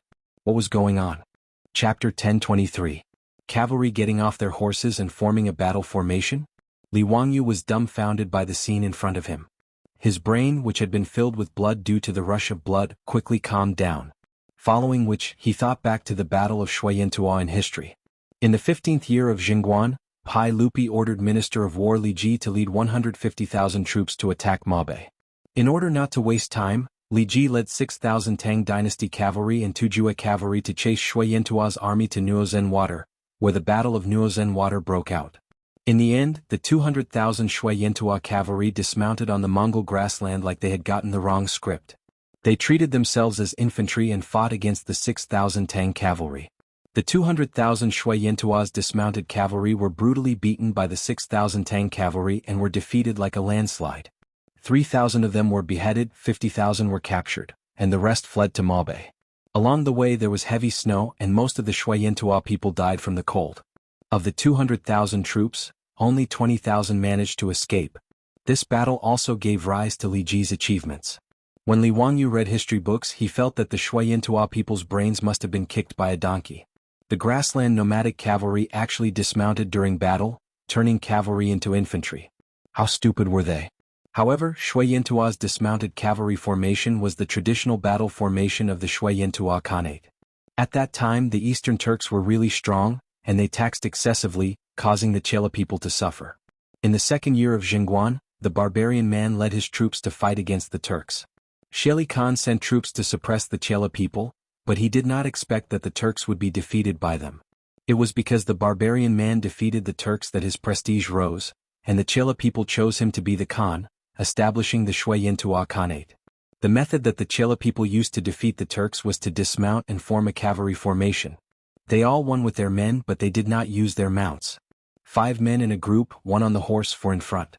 The order was, if you win you ride and chase. If you lose you die. Shuiyantua's strategy was to form a group of 5. One of them would be in charge of the 5 horses, while the other 4 would fight on foot. If they won they would pursue on horseback. If they lost they would retreat on horseback. To Shuiyantua's cavalry, horses were only a means of transportation and not a fighting force. To the people of the grassland this was a wonder. However, such a dismounted cavalry formation was able to defeat the Turkic cavalry who were at the peak of their power. Whether it was the cavalry of the Eastern Turks or the Western Turks, Shuiyantua would always use this move. Moreover, he would win every battle.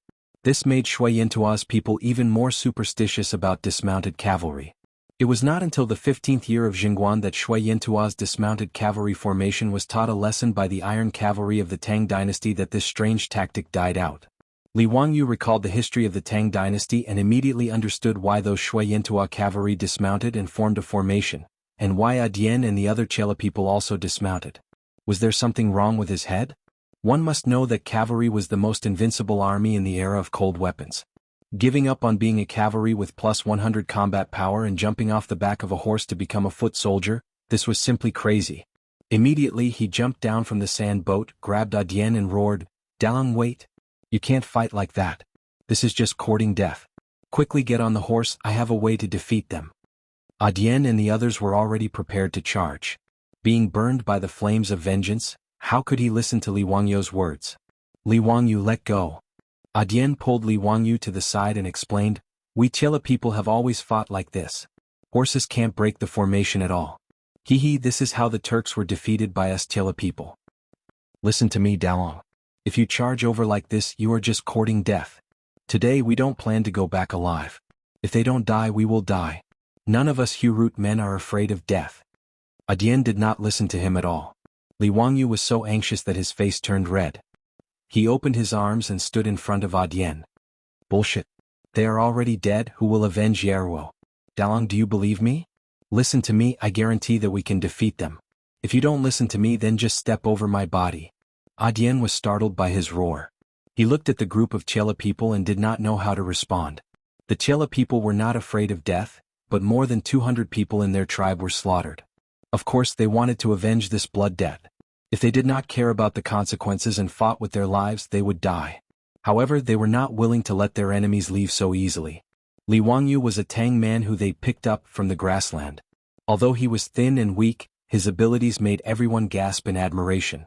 Whether it was the sand boat that could run without animal power or boiling salt and water, Dian and the others were amazed. Many of them even treated Li Wangyu as a god. Dian hesitated for a moment. He gritted his teeth and asked, Li Wangyu, tell me, how can we defeat those bastards? Li Wangyu's eyes flashed as he pointed at the horses behind them and said, Mounted archery. Mounted archery? Dian did not understand what Li Wangyu meant. Yes, mounted archery. Li Wangyu nodded his head confidently. In his eyes, dismounting cavalry like Shui Yintua was putting the cart before the horse. No wonder the Shui Yintua Khanate was defeated by the Tang army not long after it existed. As for the Turks, they were even weaker. They could not even break the dismounted cavalry formation of the Chela people, which was a joke. No wonder the Turks were chased to the west by the Tang army.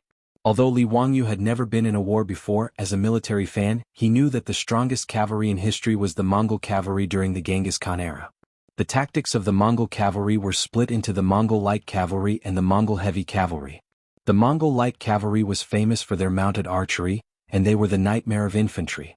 With 100 men in a group, they would walk outside the infantry formation and shoot out arrows to kill the infantry.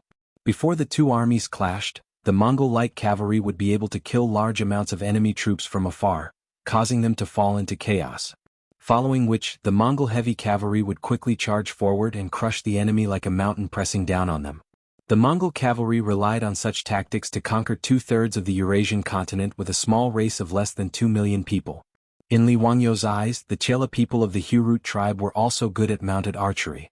It was just that they did not find the right tactic. While both sides were talking, the 500 to 600 Shui Yintua soldiers seemed to be getting impatient. They started to slowly push their formation towards them. Li Wangyu knew that he couldn't hesitate any longer. Otherwise, the only path left for him was complete annihilation. Dalong, don't say any more. Tell them to listen to me. Everyone get on their horses and follow my sand boat to charge. After Li Wangyu finished, he ran back to the sand boat. Dian hesitated for a moment before gritting his teeth and shouting at the Chela people beside him. Everyone listened to Li Wangyu's orders and got on their horses again. Chapter 1024. The Hurut tribesmen mounted their horses again, which was out of the expectations of the Shui Yintua cavalry. However, the Shui Yintua cavalry did not panic. Instead, they looked at them with disdain. Like a cat catching a mouse, they stopped advancing and rearranged their infantry formation, waiting for the Hurut tribesmen to come to their deaths. The distance between the two sides was only 1 mile. When Dian led all the Hurut tribesmen to mount their horses, Li Wangyu immediately drove the sand boat and charged towards the Shui Yintua cavalry formation. Although Dian and the rest did not understand what Li Wangyu wanted to do, they could only grit their teeth and follow. Seeing that the Hurut tribesmen dared to charge at their formation, the Shui Yintua cavalry showed a ferocious smile. They listened to the command of the centurion and drew their bows, waiting for the Hurut tribesmen to step into the land of death. The range of the longbow was 200 meters. As long as the Hurut tribesmen continued to charge at the infantry formation, they would be the first to be baptized by the rain of arrows. Then, the Shui Yintua cavalry would advance in a square formation and use the steel blades in their hands to reap the lives of the enemies. This tactic had been proven to be very effective in the many battles the Shui Yintua Khanate had against the Turks. They also relied on the dismounted cavalry formation to beat the Turks into a sorry state. However, the Shui Yintua cavalry did not expect Li Wangyu to lead a group of Hurut tribesmen to charge straight at them. Just as they were about to enter the range of the arrows, he controlled the sand boat to draw an arc in front of the Shui Yintua cavalry formation and went around them. Dian and the rest followed Li Wangyu's sand boat closely and urged their horses to gallop. The advantage of cavalry was speed. Giving up speed and dismounting to fight was simply the stupidest of the stupidest. Li Wangyu was prepared to copy Li Ji's tactic and deal with the horses of the Shui Yintua cavalry first. Behind the Shui Yintua cavalry formation were their war horses. 5 to 600 war horses were guarded by over 100 Shui Yantua cavalry. Separating the horses from the cavalrymen was simply an extremely stupid idea. Since the Shui Yantua people had given him such a big gift, how could Li Wangyu not accept it? Li Ji was able to defeat Shui Yantua's army of 200,000 with 6,000 cavalrymen. No matter how weak he was, it wouldn't be a problem for him to defeat these 500 to 600 cavalrymen. Shui Yantua's cavalrymen never thought that the herdsmen of the Hu tribe would actually bypass the infantry formation. After circling around the infantry formation, they pounced towards the rear of their army. They immediately panicked. The centurions commanding the infantry formation were shocked when they saw this situation. They hurriedly ordered the infantry formation to turn around, intending to turn back and save their own troops. However, how could a two-legged infantryman outrun a four-legged cavalry? Without waiting for Shui Yantua's dismounted cavalry to return to the rear, Li Wangyu had already led Dian and the others to kill their way into Shui Yantua's rear army. Even though the number of these unmanned war horses and the unlucky ones who were leading them was equal to Adi and his men, how could they possibly stop the attack of Adi and his men, who were filled with rage? Adi and his men pierced through Shui Yantua's rear army as if they were chopping melons and vegetables, directly chopping down those unlucky ones. As for the horses of the rear army, they were also driven away by the men of the Hu tribe. In just a moment, these war horses were either dead or running away. When Shui Yantua's dismounted cavalrymen, under the leadership of the centurions, ran back to the rear army while panting heavily, there were no traces of the war horses. After the successful attack, Li Wangyu didn't give Shui Yantua's men a chance at all. He had already led Adi and his men far away. Without the war horses of the rear army, this group of dismounted cavalrymen of Shui Yantua was just a tortoise in Li Wangyu's eyes. They couldn't run away, they couldn't fight. Now they only needed to use the speed of the horses to slowly exhaust them to death. Li Wangyu's face finally revealed a smile. He originally thought that they would die, but because of the stupidity of Shui Yantua's men, he actually saw the dawn of victory. After losing their war horses, Shui Yantua's cavalrymen finally realized that things were not going well. Just as Li Wangyu thought, these Shui Yantua's cavalrymen suddenly realized that they were in a rather awkward situation. They wanted to escape, but they didn't have horses. They wanted to fight, but those damn herdsmen didn't give them a chance at all. The few centurions leading the troops couldn't help but look at each other in dismay, not knowing what to do. At this moment, Adi and the others also reacted. Each of them revealed a smile on their faces. They couldn't help but reveal a mocking expression when they looked at Shui Yantua's cavalrymen. In their eyes, without horses, they could exhaust these Shui Yantua's cavalrymen. Without horses on the grassland, no matter how powerful the cavalrymen were, they were just lambs waiting to be slaughtered. At this moment, Li Wangyu was also in high spirits. He pointed at the terrified Shui Yantua's cavalrymen who were huddled together and laughed. "Deng, how is it? Do you have the confidence to kill them now?" Adi's face revealed a cruel smile. He stuck out his tongue and licked his lips. "They are dead meat. I definitely won't let them walk out of this grassland. Li Wangyu, leave the rest to us." Li Wangyu didn't try to show off. He nodded and prepared to watch this small-scale battle from the side. Just now, he had already explained to Adi how they should use the mounted archery tactic to exhaust these armored Shui Yantua's cavalrymen. Adi let the tribesmen rest for a moment to recover their horses. He then led the troops and charged towards Shui Yantua's cavalrymen again. The herdsmen of the Hu tribe didn't give Shui Yantua's cavalrymen any chance to attack them. Under Adi's lead, they followed Li Wangyu's instructions and constantly urged their horses to circle around the Shui Yantua's cavalrymen who were like tortoises. The bows in their hands constantly shot out arrows, slowly reaping the lives of the Shui Yantua's cavalrymen. The well-equipped Shui Yantua's cavalrymen were passively beaten. After Adi and the others killed close to 100 of them, they finally collapsed. The centurions and the cavalrymen couldn't restrain the troops anymore. Some of the Shui Yantua's cavalrymen who were scared out of their wits directly knelt down and surrendered. Some of them fled in all directions, hoping to escape with their lives. Those Shui Yantua's cavalrymen who fled in all directions became a meal for Adi and the others who were already in a killing frenzy. They urged their horses to chase after them and slash them down. No matter how fast a human could run in this vast grassland, how could they possibly outrun a horse? Without much effort, those cavalrymen who tried to escape were slashed to the ground by the Hu herdsmen who were filled with anger. They lost all signs of life, while the other cavalrymen directly chose to surrender. A small-scale battle came to an end just like that. Out of the 500 to 600 well-equipped Shui Yantua's cavalrymen, 200 to 300 of them were killed. The rest were all taken captive. Adi led his men and gathered all the captives together, preparing to interrogate them. Adi and the others still didn't understand why the Hurut tribe was brutally slaughtered by the Shuyentua's cavalrymen. Adi held a steel blade in his hand and jumped down from his horse. He directly dragged out a person from the captives and slashed down without saying a word. A rain of blood splattered out and sprayed all over Adi's body, making him look even more ferocious. Li Wangyu sighed silently, but he didn't stop Adi from killing the captives. All the women and children in the Hurut tribe were slaughtered. With such a blood feud, no matter what Adi and the others did, Li Wangyu could understand. After Adi chopped off the head of that Shuyentua's cavalryman, the remaining 200 to 300 cavalrymen were scared out of their wits. They all knelt on the ground and kowtowed, begging for mercy. These Shuyentua's cavalrymen who were originally swaggering and arrogant were now like lambs waiting to be slaughtered, each of them trembling in fear. As if venting his anger, Adi continuously slashed several captives to death. Only then did he begin to interrogate these Shuyentua's cavalrymen about the reason for slaughtering the Hurut tribe. The Shuyentua's cavalrymen who had long been scared out of their wits and were begging for mercy, including the centurions, immediately spilled the beans like a bamboo tube as they honestly revealed the truth. After hearing the results of the interrogation of the captives, Li Wangyu couldn't help but be stunned. He never would have thought that this calamity of the Hurut tribe was actually caused by him. Chapter 1025. After interrogating the captured Shuyentua cavalry, Adi finally understood that the root cause of the Hurut tribe's disaster was actually salt. The 7 to 8 kilograms of salt that Li Wangyu and his tribesmen boiled not only didn't make the Hurut tribe rich, but also almost made the tribe extinct. He originally thought that the high price of salt on the grassland was only because of the merchants' greed. However, Li Wangyu never expected that although the Shuyentua Khanate didn't have a salt and iron monopoly policy like the Tang dynasty, all the salt sold on the grassland was actually controlled by the nobles of the Shuyentua Khanate.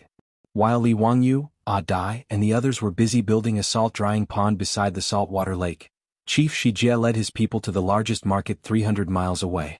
He planned to use the 7 to 8 kilograms of salt to test the market and see how the sales would be. The salt came easily, so Chief Shijie naturally sold it at a cheap price. The market price of a sheep on the grassland was less than a liter of small bag of salt, but Chief Shijie exchanged 1 sheep for 2 bags of salt. With the price reduced by half, it was naturally easy to sell. In less than half a day, all the salt they brought was sold. This made Chief Shijie and his tribesmen of the Hurut tribe smile brightly. They felt that the Hurut tribe's good days were coming. However, they never thought that the Hurut tribe selling salt in the market would attract the anger of the Shuyentua Khanate. Bajwa, the son of the Shuyentua Khanate, was the real master behind the scenes who controlled the salt trade on the grassland. The fact that the Hurut tribe was selling salt in the market naturally couldn't be hidden from others. This matter was immediately reported to Bajwa.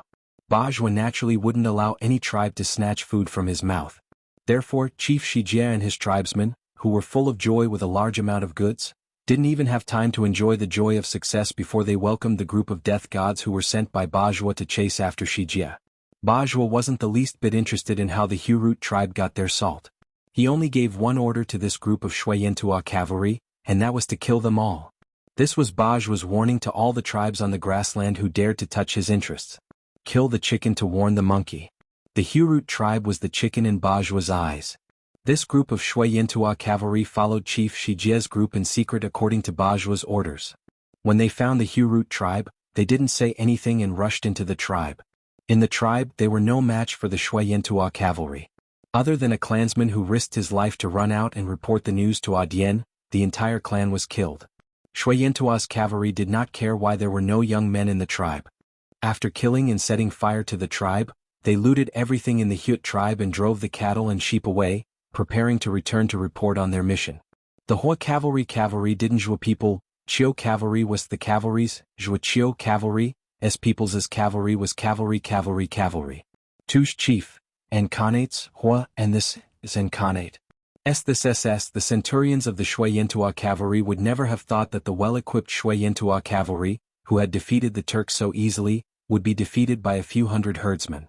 Even centurions like them had become captives. Are you really sent by Prince Dajwa? After listening to the confession of the centurions, Adil's face turned dark. The few centurions looked at each other and thought that Ague was frightened by Bajwa's identity. They couldn't help but raise their voices. That's right. Are you from the Hurut tribe? Since you know that we are Prince Dajua's subordinates, why don't you let us go and tie your hands and follow us to beg for forgiveness? I will plead for you later. I think Prince Dajua will spare your lives for the sake of your bravery. He might even entrust you with important tasks. Are you trying to rebel? We are Prince Dajua's subordinates. Ague nodded. Good, you are all Prince Dajua's subordinates. Before he could finish his sentence, he swung the steel saber in his hand and chopped off the head of a centurion. Then go to hell and repent to my clansmen. As Ague made his move, the hundreds of Hurut tribe members all stabbed their steel sabers into the bodies of the Shueyantua cavalrymen with bloodshot eyes. Miserable howls resounded through the sky, and blood mist filled the grassland. Li Wangyo's face couldn't help but twitch a few times. However, he just turned his head and didn't look at Ague's actions of killing the captives. The 242 people of the Hurut tribe, including the women and children, were all slaughtered by these beasts. No matter how Ague and the others took revenge in Li Wangyo's eyes, it was reasonable. This group of Shueyantua cavalrymen had already been disarmed. They didn't have sabers or swords in their hands, armor to defend themselves and horses to help them. Under such circumstances, even if they found out that the Hurut tribe was killing the captives and wanted to resist or escape, it would be of no use. After a few minutes, the grassland regained its tranquility. However, the strong smell of blood almost made Li Wangyu vomit. He resisted the urge to look at the corpses of the Shueyantua cavalrymen and found Ague, who was covered in blood. Delang, what are you going to do next? Why don't you go back to the Tang dynasty with me? Don't worry, the Tang dynasty also belongs to the Tiela people. I will order people to allocate a grassland for you, which is enough for the Hurut tribe to thrive. In Li Wangyo's view, Ague and the others definitely couldn't stay in the Shueyantua Khanate after such a thing happened.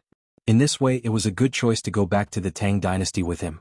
As for the murderer behind the massacre of the Hurut tribe, the legitimate son of the Yishan Khan, Li Wangyu couldn't do anything to him even though he was the prefectural duke of the Tang dynasty. He couldn't ask Pai Lupi to send the cavalry to attack the Shueyantua cavalrymen just because the Hurut tribe was slaughtered, right? It was the 6th year of Zhenguan, and the Tang dynasty and the Shueyantua Khanate were still in the honeymoon period. The relationship between the two countries was harmonious, and the Tang dynasty couldn't force the Yishan Khan to hand over his legitimate son just because of a small tribe in the Shueyantua Khanate. Those who had this idea were crazy. However, Ague didn't accept Li Wangyo's suggestion at all. He directly shook his head and rejected Li Wangyo's kindness. No, I want to stay with my people on the grassland. I want to avenge my dead people. As long as Bajua is alive, we won't leave. You're crazy. Li Wangyu didn't expect Ague to still want to kill Bajua. He couldn't help but yell at Ague. He is the prince of the Shueyantua Khanate, and he has countless guards around him. How can you kill him? Do you want to kill everyone in the Hurut tribe before you stop? Dalong, stop. Yaruo's spirit in heaven doesn't want you and your people to die in vain.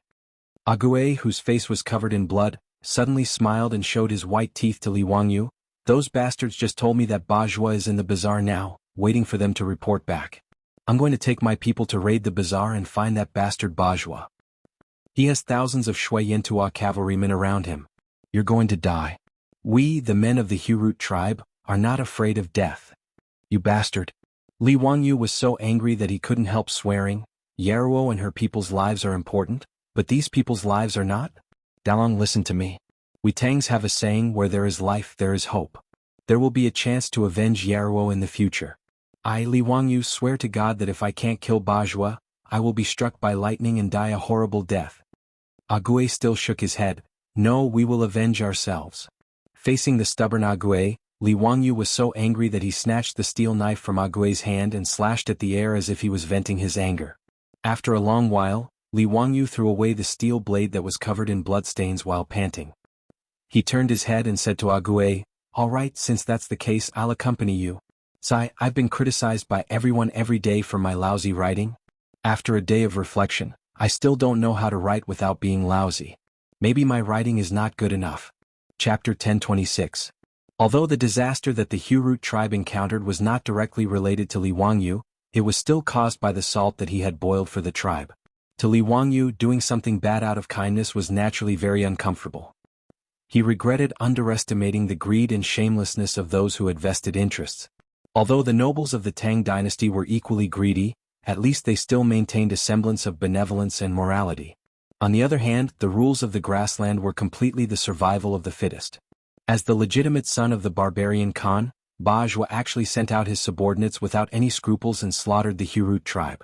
This was something that Li Wangyu could not accept at all. Since Dian and the others were determined to take revenge, Li Wangyu could only risk his life to accompany them and create havoc in the grassland. Seeing that Li Wangyu was actually willing to accompany them to seek revenge on Bajwa, Dian and the others were naturally overjoyed and could not help but cheer. After today's battle, all the people of the Hurut tribe had already worshipped Li Wangyu like a god.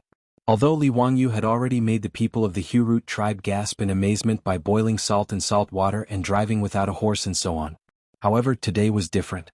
They were determined to die and tragically prepared to be like moths to a flame.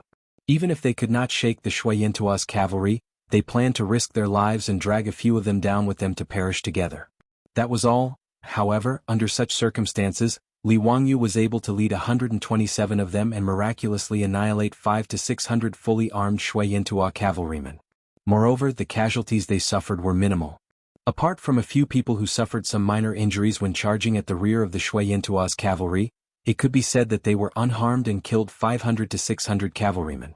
The feeling of escaping death and being able to kill the murderer of their loved ones with their own hands made Dian and the group of Hurut men so excited that they almost forgot themselves.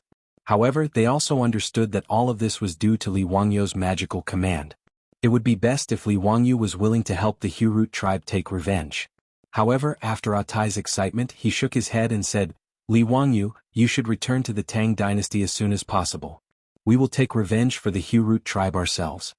In Adi's view, even though Li Wangyu, this Tang, was miraculous, it was impossible for more than 100 people to deal with thousands of Shuayentua's cavalry.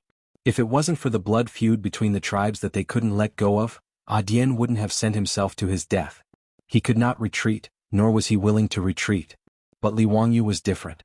He was a Tang and there was no need for him to throw his life away with them. Agui treated Li Wangyu as a brother and naturally had to think for him. Bullshit. Unless you are going back to the Tang dynasty with me, you don't have to say such things. Li Wangyu glared at Abdi and scolded him with a smile. Having said that, Dian had nothing else to say. He could only nod his head gratefully. He knew very well what Li Wangyu's decision to stay behind meant. Li Wangyu, what should we do now? Tell us, we'll listen to you. The Chela people were straightforward. Since Li Wangyu insisted on staying, Dian didn't waste any more words. He directly asked Li Wangyu if there was a way for them to take revenge. As long as they could kill Bajwa, Dian would have no regrets even if he had to die immediately. Li Wangyu couldn't help but lower his head and ponder. He was willing to help Dian take revenge. However, if Dian's original plan was to go to the market and fight Bajwa to the death, that wasn't bravery but recklessness. In Chang, Su Changqing and his children were waiting for him to return. Li Wangyu didn't want to die in vain. Facing thousands of Shuayentua's cavalry, the previous move wouldn't work. Even if Shuayentua's people were stupid and were willing to dismount and fight with them, the rear army formed by thousands of horses and hundreds of cavalry wasn't something that Dian and his people could deal with. Once Shuayentua's cavalry reacted, they would definitely die. Since they couldn't fight head-on, they could only think of a way to kill Bajwa. Li Wangyu touched the last grenade in his pocket and finally made up his mind. He reached out his hand and called Dian over. He whispered a few words in his ear. However, Dian frowned and looked puzzled. Li Wangyu, what do you mean? Why do you want our tribesmen to compete in throwing stones? Don't worry about that. Just listen to me. Dian could only nod his head helplessly. He gathered his tribesmen and asked them to find fist-sized stones. Then they would compete to see who had the greatest strength and could throw it the furthest. The men of the Hurut tribe were also puzzled. However, out of their trust in Li Wangyu, all the men of the Hurut tribe, including Dian, dismounted from their horses and began to look for stones in the grassland. Of course, this wasn't Li Wangyu deliberately teasing Dian and the others. He planned to use the last grenade to kill that bastard Bajwa. However, there would be many guards around Bajwa. It wouldn't be easy to use bows and arrows or other assassination methods. However, if he used the grenade, he could throw it far away. As long as he threw it accurately, he could kill with one shot. The Chela tribesmen had never seen a bomb before. Naturally, they wouldn't be prepared for the grenade. The probability of success was the highest when the enemy was caught off guard. However, there was only one grenade. It wasn't easy to find saltpeter and sulfur in the grassland. Even if he wanted to remake gunpowder, it wouldn't be easy. Therefore, he asked Dian to organize all the tribesmen to throw stones. He wanted to choose the person who could throw the stones the furthest and most accurately. The men of the Hurut tribe started to throw stones on the grassland like naughty children. After a round of competition, Li Wangyu didn't expect that the person who could throw stones the furthest and most accurately in the Hurut tribe would be Adian. After choosing the person to throw the grenade, Li Wangyu asked Adian to lead his tribesmen to take off the armor and clothes of the dead Shui Yantua cavalrymen and let them change into them to disguise themselves as the Shui Yantua cavalrymen. Fortunately, the Shui Yantua's recruitment system was similar to the Tang dynasty's military system. Every tribe needed to send their strong tribesmen to serve in the army regularly. Therefore, Adian and the others were very familiar with the military system and various rules of the Shui Yantua cavalrymen. It wasn't a problem for them to pretend to be the Shui Yantua cavalrymen. Of course, this was to sneak into the market and find a chance to kill that bastard bourgeois. Li Wangyu also pinched his nose and changed into a set of relatively clean Shui Yantua armor. Although the bloodstains on the armor had been wiped clean, he still felt uncomfortable wearing the clothes of the dead. Li Wangyu resisted the little bit of misophobia in his heart and mounted a healthy horse. As for the sand boat, it was too eye-catching. Li Wangyu could only reluctantly give it up. After everything was ready, Li Wangyu waved his hand and led the 100 cavalrymen to set off again, galloping towards the market. Chapter 1027. Overseer Mountain, where the royal court of the Jianghu Khanate was located. Assistant Minister of the Ministry of Rights, Tang Songling, led his subordinates in a mad dash. In a little over a month they had rushed from Chang and to Overseer Mountain. The first thing he did was request an audience with the barbarian Khan. Tang Songling could not be blamed for being anxious. This matter was truly too important and could not be delayed. Unexpectedly, His Highness the Duke of Qin had not perished in the desert. Instead, he had escaped alone from the hands of the desert bandits. It was very likely that he had fled into the Jianghu Khanate. Duke Lu had rushed the news back to Chang and, immediately triggering a huge earthquake. There was no need to mention the turmoil in the imperial court. When Su Changqing learned of this good news, she was both surprised, happy and worried. Despite her strong character, she could not help but hold her children in her arms and weep uncontrollably. In the past 1.5 years, Su Changqing had been missing her husband all the time. If it weren't for her children to worry about and entrust her to, perhaps Su Changqing wouldn't have been able to hold on. Needless to say, Chang'e was also in tears. When Tang Songling set out, Su Changqing led Princess Chang'e to the outskirts of Chang, and to see him off. She presented an expensive itinerary and requested that Tang Songling find Li Wangyu no matter what. When the two Qin Wangfei gracefully bowed towards Tang Songling, he was so frightened that he hurriedly knelt and bowed in return. He repeatedly promised that he would do his utmost to bring His Highness back. In reality, Tang Songling was inwardly complaining. Li Wangyu's escape into the northern desert grasslands was actually only a guess.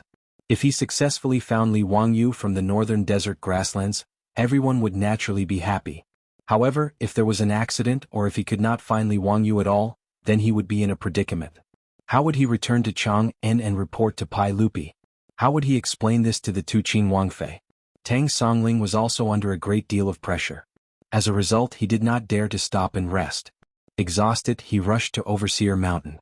In order to find Li Wangyu in the northern desert grasslands, Shui Yantua's assistance was essential. Shui Yantua naturally attached great importance to an envoy from the Tang dynasty. As for Tang Songling, the envoys of the Jianghu Khanate took good care of him, providing him with fine wine, fine food and beautiful women.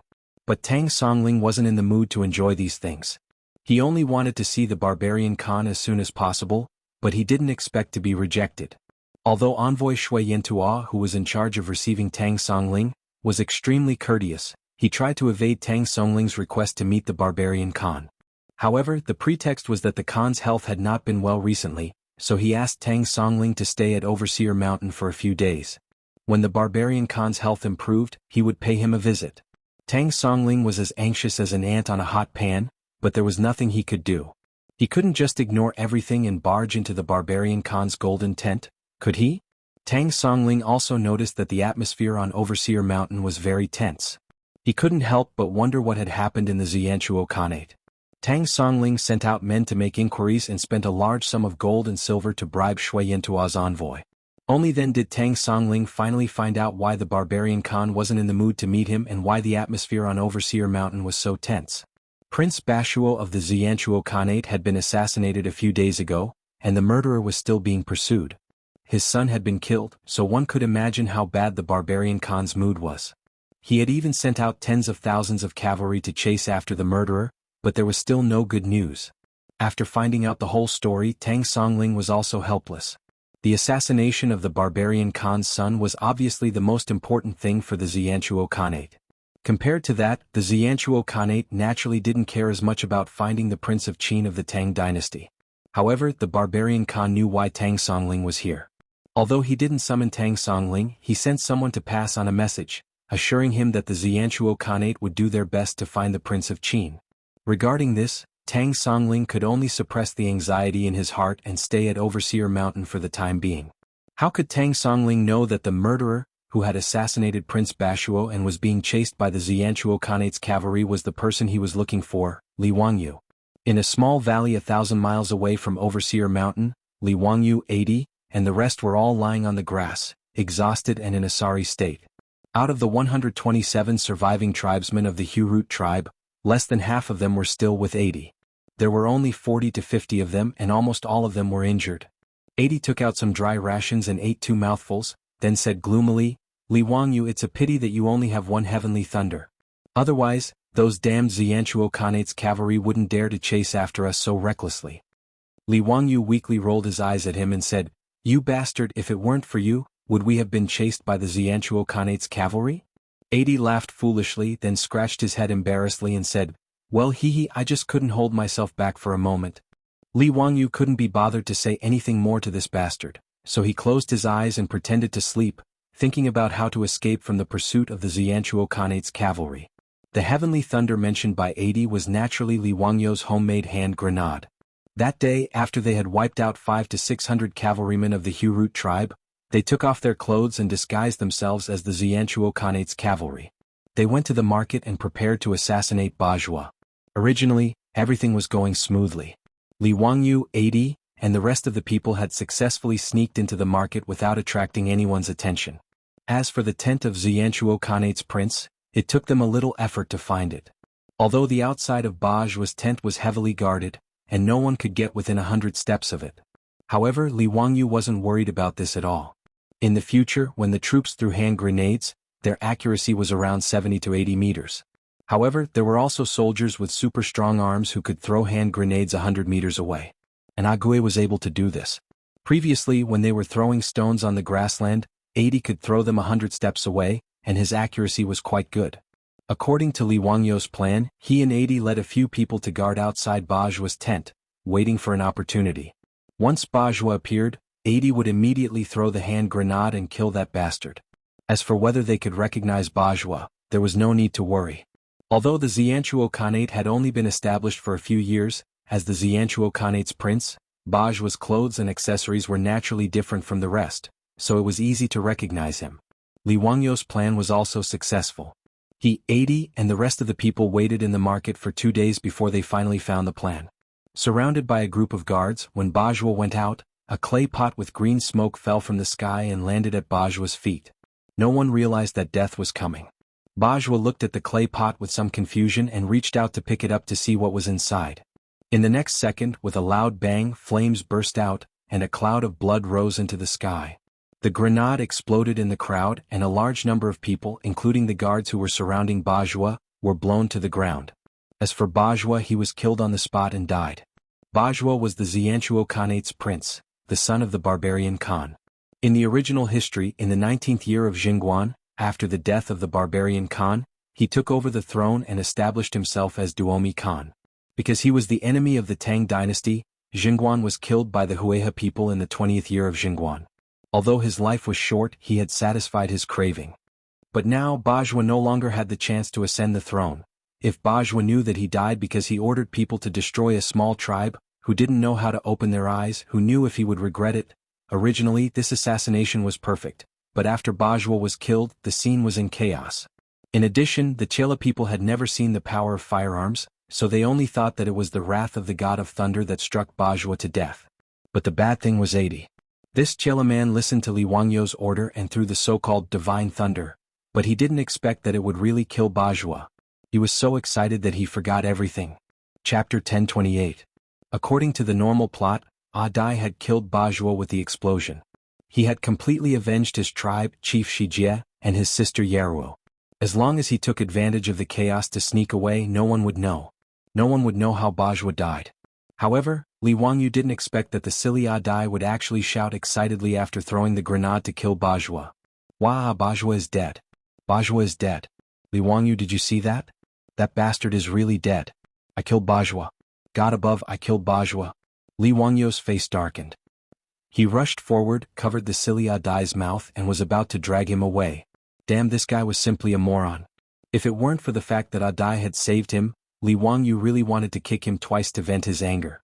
He hadn't gotten out of danger yet, but he was shouting so loudly.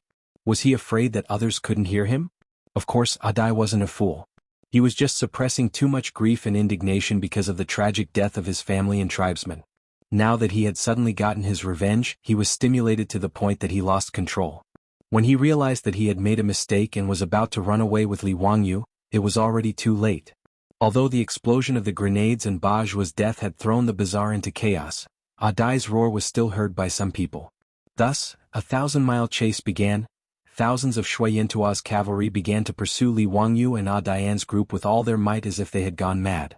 If it wasn't for the fact that the Hurut tribe was also incomparably familiar with the grassland, and that Li Wangyu was able to react according to the situation and come up with a lot of camouflage, they would only be able to escape with over 100 light cavalry. But even so, the cavalry of the Shui Yintua Khanate didn't give up on chasing them. They were like gangrene attached to the bone, threatening Li Wangyu and his group all the time. After more than 10 days of escape, more than half of the remaining 100 tribesmen of the Hurut tribe had died. The remaining troops were all injured and exhausted.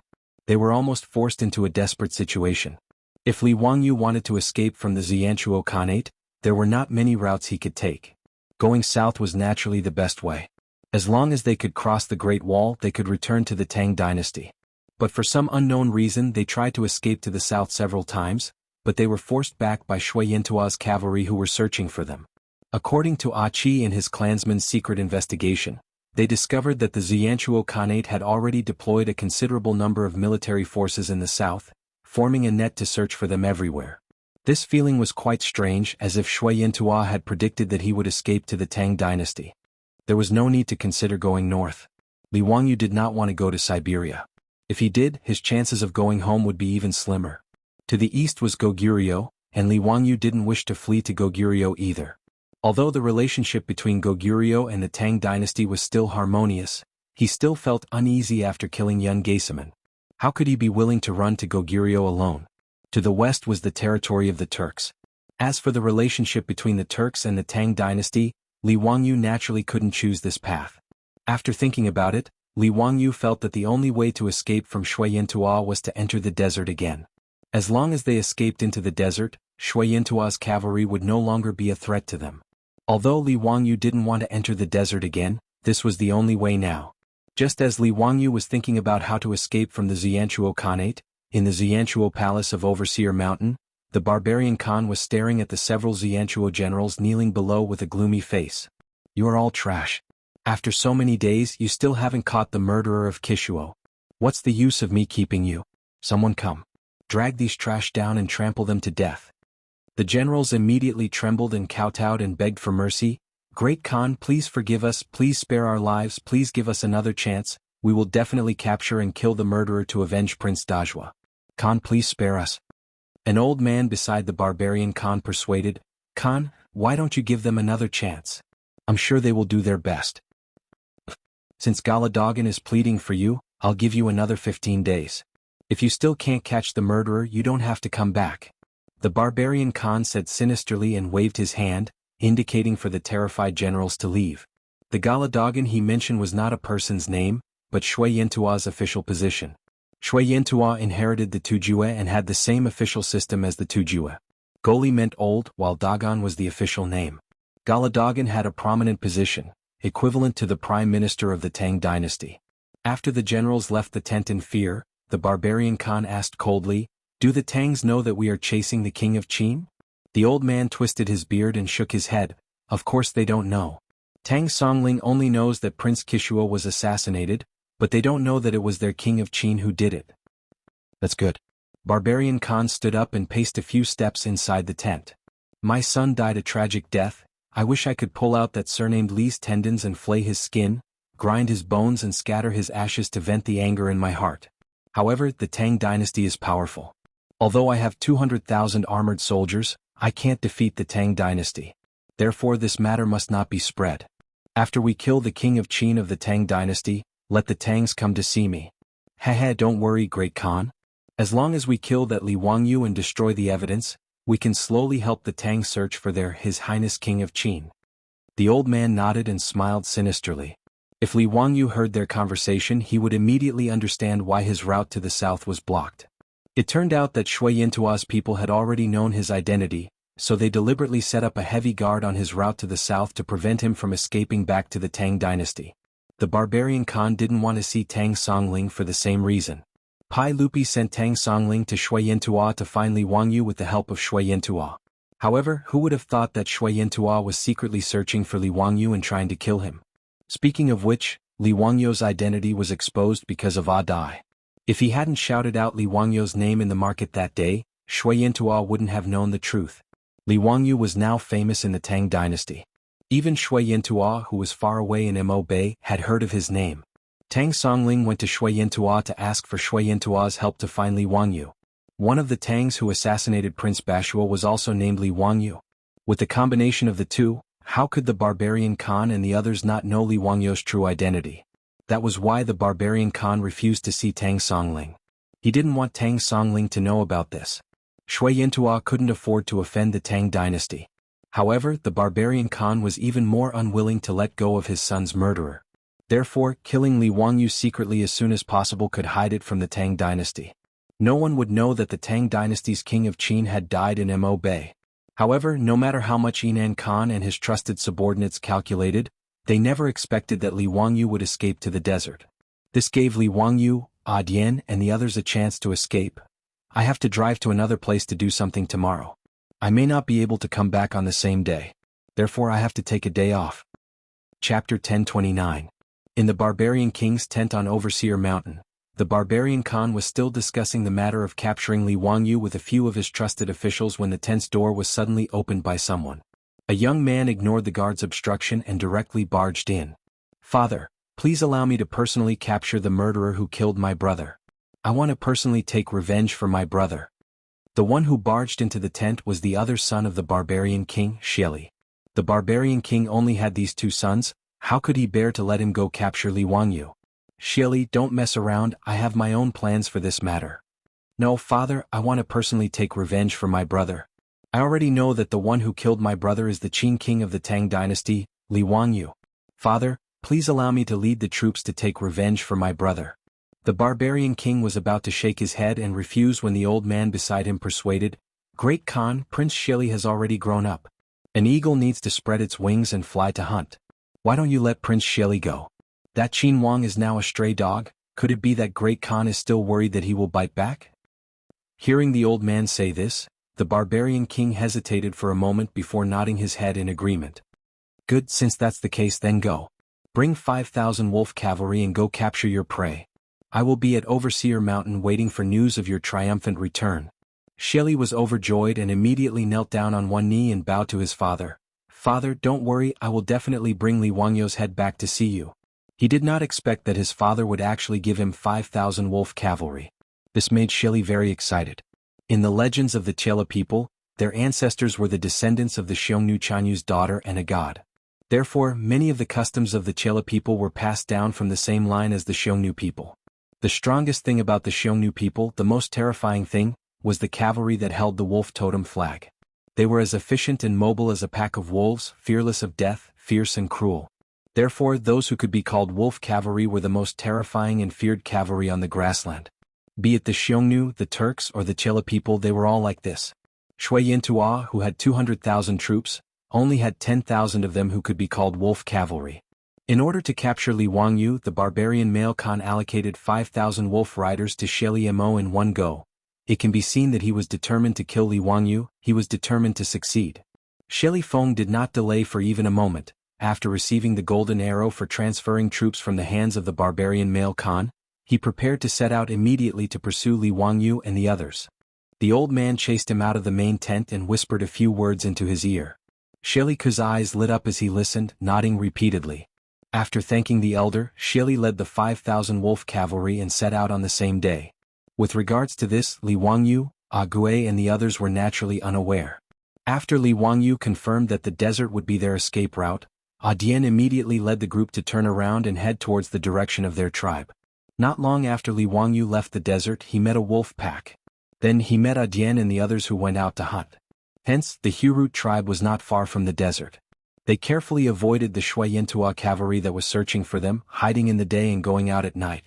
After 10 days on the grasslands, they finally returned to the Hurut tribe that was in ruins. Dian and the others were naturally really familiar with the surroundings of the Hurut tribe. This place was like their safety zone. To be able to return to their familiar hometown, it made the tense nerves of the surviving tribesmen relax by a lot. When the Hurut tribe was attacked, the women and children were all killed by the Shuayentua cavalry. To take revenge, Dian and the others could only collect the corpses of their loved ones and hurriedly set out to chase those cavalry. Now that they returned to their tribe, Dian and the others naturally had to pay their respects to their loved ones. Based on the Chela people's funeral customs, after one's loved ones died, their corpses would be placed in tents for 7 days before being burned and buried. The loved ones would also cut their faces with knives to show their condolences. Cutting one's face was using a small knife to cut one's face. Cutting one's face, cutting one's ears, cutting one's hair and tearing one's clothes. This was the funeral customs of the Turks and Chela people. Due to time constraints, Dian and the others did not pay their respects to their loved ones and tribesmen. Now that they had returned to their tribe, Dian discussed with Li Wangyu that they wanted to stay for a few more days to pay their respects to their tribesmen. Dian, let's quickly leave this place and enter the desert. Staying here makes me feel uneasy. Recently, Li Wangyu's left eyelid had been twitching. His heart was on tenterhooks and he couldn't help but advise. From the Hurut tribe to the desert, it would take half a day on a fast horse. Li Wangyu would rather run into the desert and eat sand than face the pursuit of the Shuayentua cavalry. As long as they could enter the desert, they would be temporarily safe. Dian grinned. Li Wangyu, you Tang people have a saying, it's dark under the light. Those Shuayentua cavalry would definitely not expect us to return to the tribe.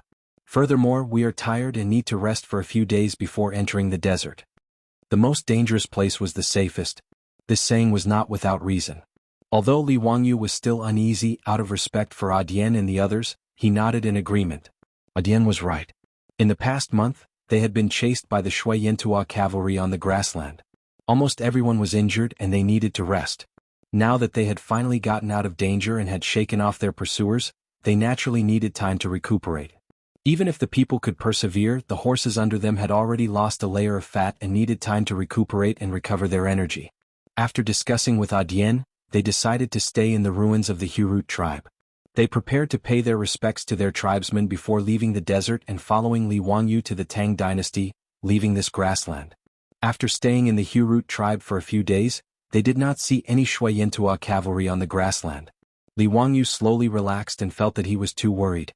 After all, the grassland was vast and sparsely populated. It was normal to not see a single person after riding for a day or two on the grassland. Even if the Shuayentua Khanate sent out tens of thousands of cavalry to chase them, it was not easy to find them in the vast grassland. After all, the Jianghu of the Tang dynasty was not the modern era. They did not have advanced technology like reconnaissance planes and reconnaissance satellites.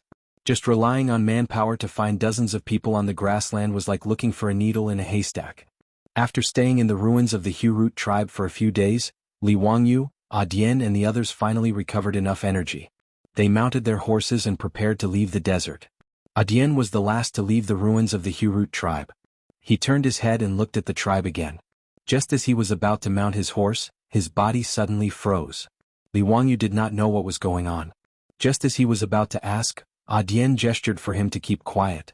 Then, Dian crouched on the ground and listened to something. Immediately, Dian's expression changed drastically. He jumped up on the horse and shouted to everyone, "Let's go quickly. A large group of cavalry is coming. There are no less than 1,000 of them." His words caused Li Wangyu to be greatly alarmed. They were discovered so quickly?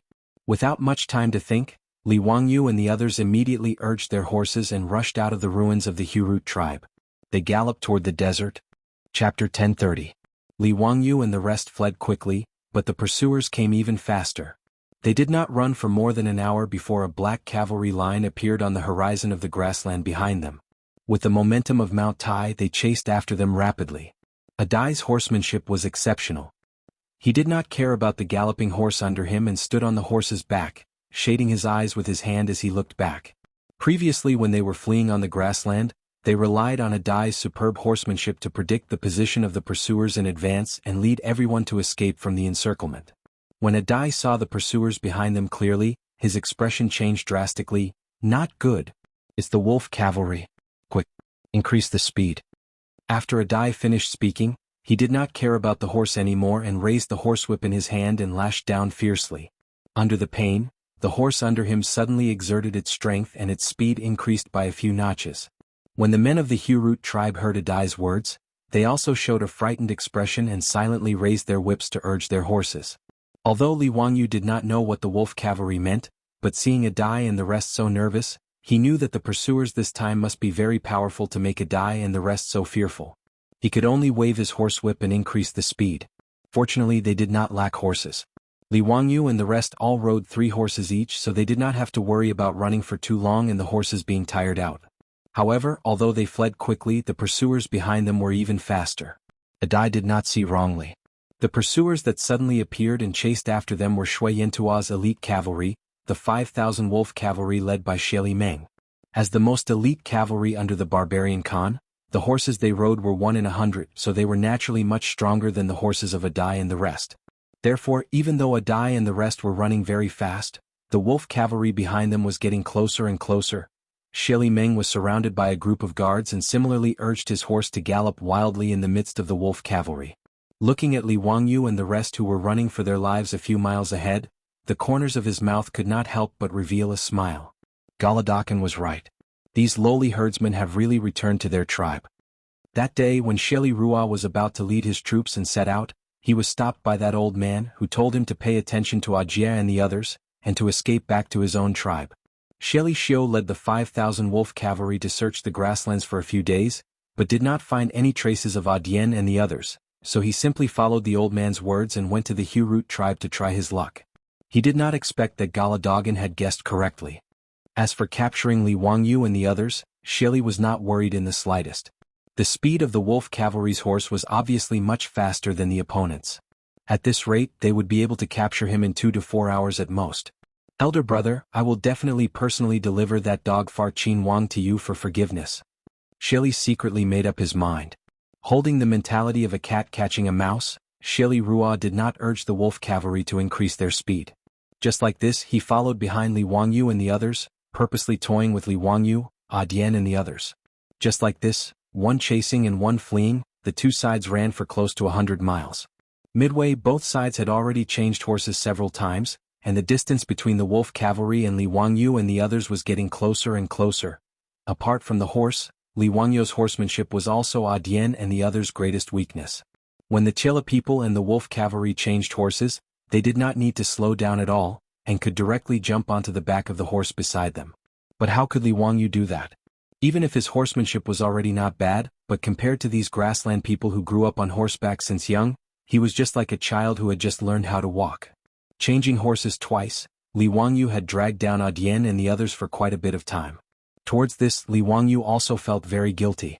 There were several times when he wanted to open his mouth and tell Adien and the others to not worry about him, but when the words reached his mouth, he could not say it at all. It was not that Li Wangyu was afraid of death, but that he knew that no matter how he tried to persuade them, Adien and the others, these Chela men, would not abandon him and run for their lives alone. Li Wangyu could only secretly clench his teeth, lowering his head and silently brandishing his horsewhip, doing his best to make the horse he was sitting on run a bit faster, a bit faster. But no matter how desperately Li Wangyu fought, many things could not be changed by human will. When the grassland under the horse's hooves gradually turned into a desert, when a line of yellow sand already appeared in front of Li Wangyu's eyes, the pursuers behind him were already very close. Li Wangyu did not even need to turn his head, his ears could already clearly hear the rumbling sounds of horse hooves behind him. Every sound was like a war drum, pounding on his chest. Silently letting out a long sigh in his heart, Li Wangyu could not help but turn his head and look at the wolf cavalry behind him. In the center of the wolf cavalry, an iron-red wolf totem war flag was fluttering in the wind, baring its fangs and brandishing its claws to announce to the world the terror and brutality of the wolf cavalry.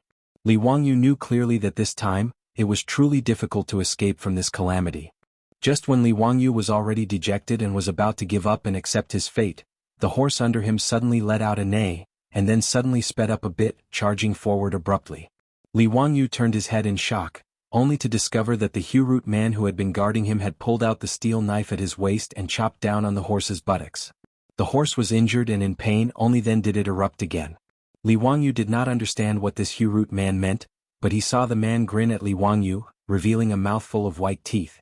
Then he suddenly pulled on the reins in his hand, turned the horse around, waved the steel knife in his hand, and charged towards the wolf cavalry without any hesitation. "No. Come back. You come back." Li Wangyu roared in horror, even subconsciously wanting to pull on the reins. He did not even know the name of that Hurut man, but he knew what he wanted to do. He was planning to sacrifice himself to buy that insignificant bit of time for everyone to escape. Before Li Wangyu could pull on the reins in his hand were snatched away by someone. Ague's face was bleak as he said coldly, "His name is Bursting, don't let his sacrifice be in vain." After he finished speaking, he pulled on the reins of Li Wangyu's horse and charged forward with his head down. Li Wangyu sat on the saddle in a daze. Looking back, he saw Bursting charging towards the wolf cavalry was like a stone thrown into a pond. Other than causing a slight ripple in the wolf cavalry army, he was instantly drowned out by the army. 2 streams of hot tears rolled down from Li Wangyu's eyes. Ah! He could not help but let out a roar like an injured beast. Before Li Wangyu could vent the anger and sorrow in his heart, he saw another Hurut man roar and pull on the reins, turning the horse around and charging towards the wolf cavalry at the back. Beside Ague, there were a total of 40 to 50 Hurut men following him. They looked at each other and resolutely turned their horses around. One after another, like moths to a flame, they charged towards the wolf cavalry army at the back. Li Wangyu's eyes were about to bleed. His teeth bit through his lips and blood oozed out. Chapter 1031. Even if the men of the Hurut tribe were willing to sacrifice themselves, they would still cover Adi and Li Wangyu's escape. However, in front of absolute strength, the sacrifice of 40 to 50 Chela riders was practically worthless. Apart from creating a trace of chaos in the wolf riders and slowing them down for a while, it was completely useless. Even if Adi and Li Wangyu had already urged their horses to run into the desert, the 5,000 wolf riders still had no intention of letting them go and followed them into the desert. The distance between the two sides was getting closer and closer. Accompanied by the sound of something breaking through the air, Adi and Li Wangyu's mounts both let out a miserable neigh before falling down in front of a sand dune. Li Wangyu and Adi both rolled down from the back of their horses. If not for the fine and soft sand, perhaps the two of them would have already been badly battered. Looking up, their mounts had been hit by many arrows and were killed by the wolf riders. This was because Shili Xiu wanted to torture Li Wangyu and Adi and did not order his subordinates to shoot arrows at the two. Otherwise, the ones that were hit by the arrows would not be the horses. Without waiting for Li Wangyu and Adi to help each other up, the 5,000 wolf riders had already surrounded the two of them. Under such circumstances, unless Li Wangyu could fly, there was already no chance of escaping. Li Wangyu already had a clear understanding of this outcome. Smiling bitterly, he only regretted that he did not have a grenade in his hand. Otherwise, he could have dragged a few Shui Yantua cavalry down with him. Adi spat out the sand in his mouth with a pei sound. His eyes were like that of an injured wild wolf as he stared fiercely at the wolf riders around him. The steel blade in his hand was tightly clenched and the veins on the back of his hand were bulging. He was ready to fight to the death. The 5,000 wolf riders surrounded the two of them but did not make a move. This made Li Wangyu somewhat surprised. Not long after, the wolf riders opened up a path. Shili Xiu rode on a fine horse with a complacent smile on his face and appeared in front of Li Wangyu. "Haha, Your Highness Prince of Qin of the Tang Dynasty, Poetry Immortal Li Zio, it's an honor to meet you at last. To be able to see Your Highness Prince of Qin like a stray dog in the desert, it's really delightful." Shili raised his head and laughed, looking down at Li Wangyu with eyes full of mockery. "Prince of Qin?" Li Wangyu was slightly stunned, not understanding what this Shui Yantua man in front of him meant. Shili Xiu. Shili, since you know this one's identity, you still dare to pursue this one in such an unbridled manner. Could it be that my great Tang cavalry cannot flatten the Mabe? Li Wangyu held his hands behind his back, his body ramrod straight as he raised his eyes to look at Shili. Since the other party had seen through his identity, Li Wangyu could not bring shame to the Tang dynasty. Atai gripped the steel blade in his hand even tighter. His face was filled with arrogance, as if he had the intention of pouncing forward and killing Shelly. His actions instead made the guards at Shelly's side a bit uneasy. They all raised the bows in their hands, aiming at Ague. As long as he dared to move, he would definitely be pierced by thousands of arrows. Shelly Feng did not pay any attention to Ague at all. He only stared at Li Wangyu with a mocking tone and said, "Shelly Feng, Prince Bajua is my brother. Your Highness Duke of Qin, remember me well. When you go to hell and ask about me, don't forget to mention my name. As for the Tang dynasty, His Highness Duke of Qin must be joking. It's true that I, Shui Yantua, am not a match for the Tang dynasty for the time being, but who knows that His Highness Duke of Qin died in this desert? Could it be that Emperor Tang can predict the future?" Xylixer? Li Wangyu understood a little. He was the other son of the barbarian Khan. Shelly Feng waved the horsewhip in his hand ferociously and said, "Your Highness Duke of Qin dared to kill my brother. Even if I chase you to the ends of the earth, I, Shui Yantua, will not let you go. But no matter what, Your Highness Duke of Qin is still a prince of the Tang dynasty. Your status is honorable. So, how do you want to die, Your Highness Duke of Qin? I can still satisfy you." Li Wangyu treated his words as farts. He patted the sand off his body calmly and said with a smile, "Oh, you want me to choose how to die? Alright, I choose to die of old age in bed 100 years later." Shelly Feng was stunned for a moment. Then he realized that he had been played by Li Wangyu. He could not help but fly into a rage. On the other hand, Atai laughed until tears came out of his eyes. He patted Li Wangyu with his hand and said with a smile, "Li Wangyu, this is a good way to die, ha. Humph, you refuse a toast only to be forced to drink a forfeit. In that case, let Your Highness Duke of Qin have a taste of the punishment of being trampled by horses on the grassland. Men, capture these two, dig a hole and bury them." Hearing this, Atai's expression changed. He roared and raised his saber, wanting to fight with his life. But immediately an arrow pierced through the air, bringing with it a rain of blood. It pierced through Atai's saber-wielding shoulder. Atai screamed miserably.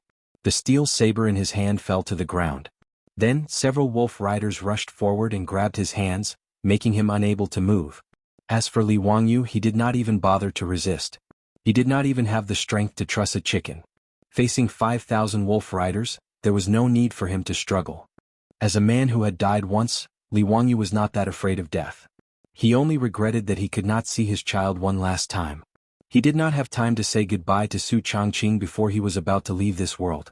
The so-called punishment of being trampled by horses was to dig a hole and bury the person, leaving only the head above the ground. Then the horse would trample on the person, stomping the person into the ground. At this moment they had already escaped into the desert. There was sand all around them. Shelly Xiu did not mind and ordered people to start digging holes in the sand. In his opinion, it would be better to kill Li Wangyu in the desert. In this desert where even birds and beasts could not be seen, no one would find Li Wangyu's body. Shui Yantua's pursuit of Li Wangyu could not be exposed.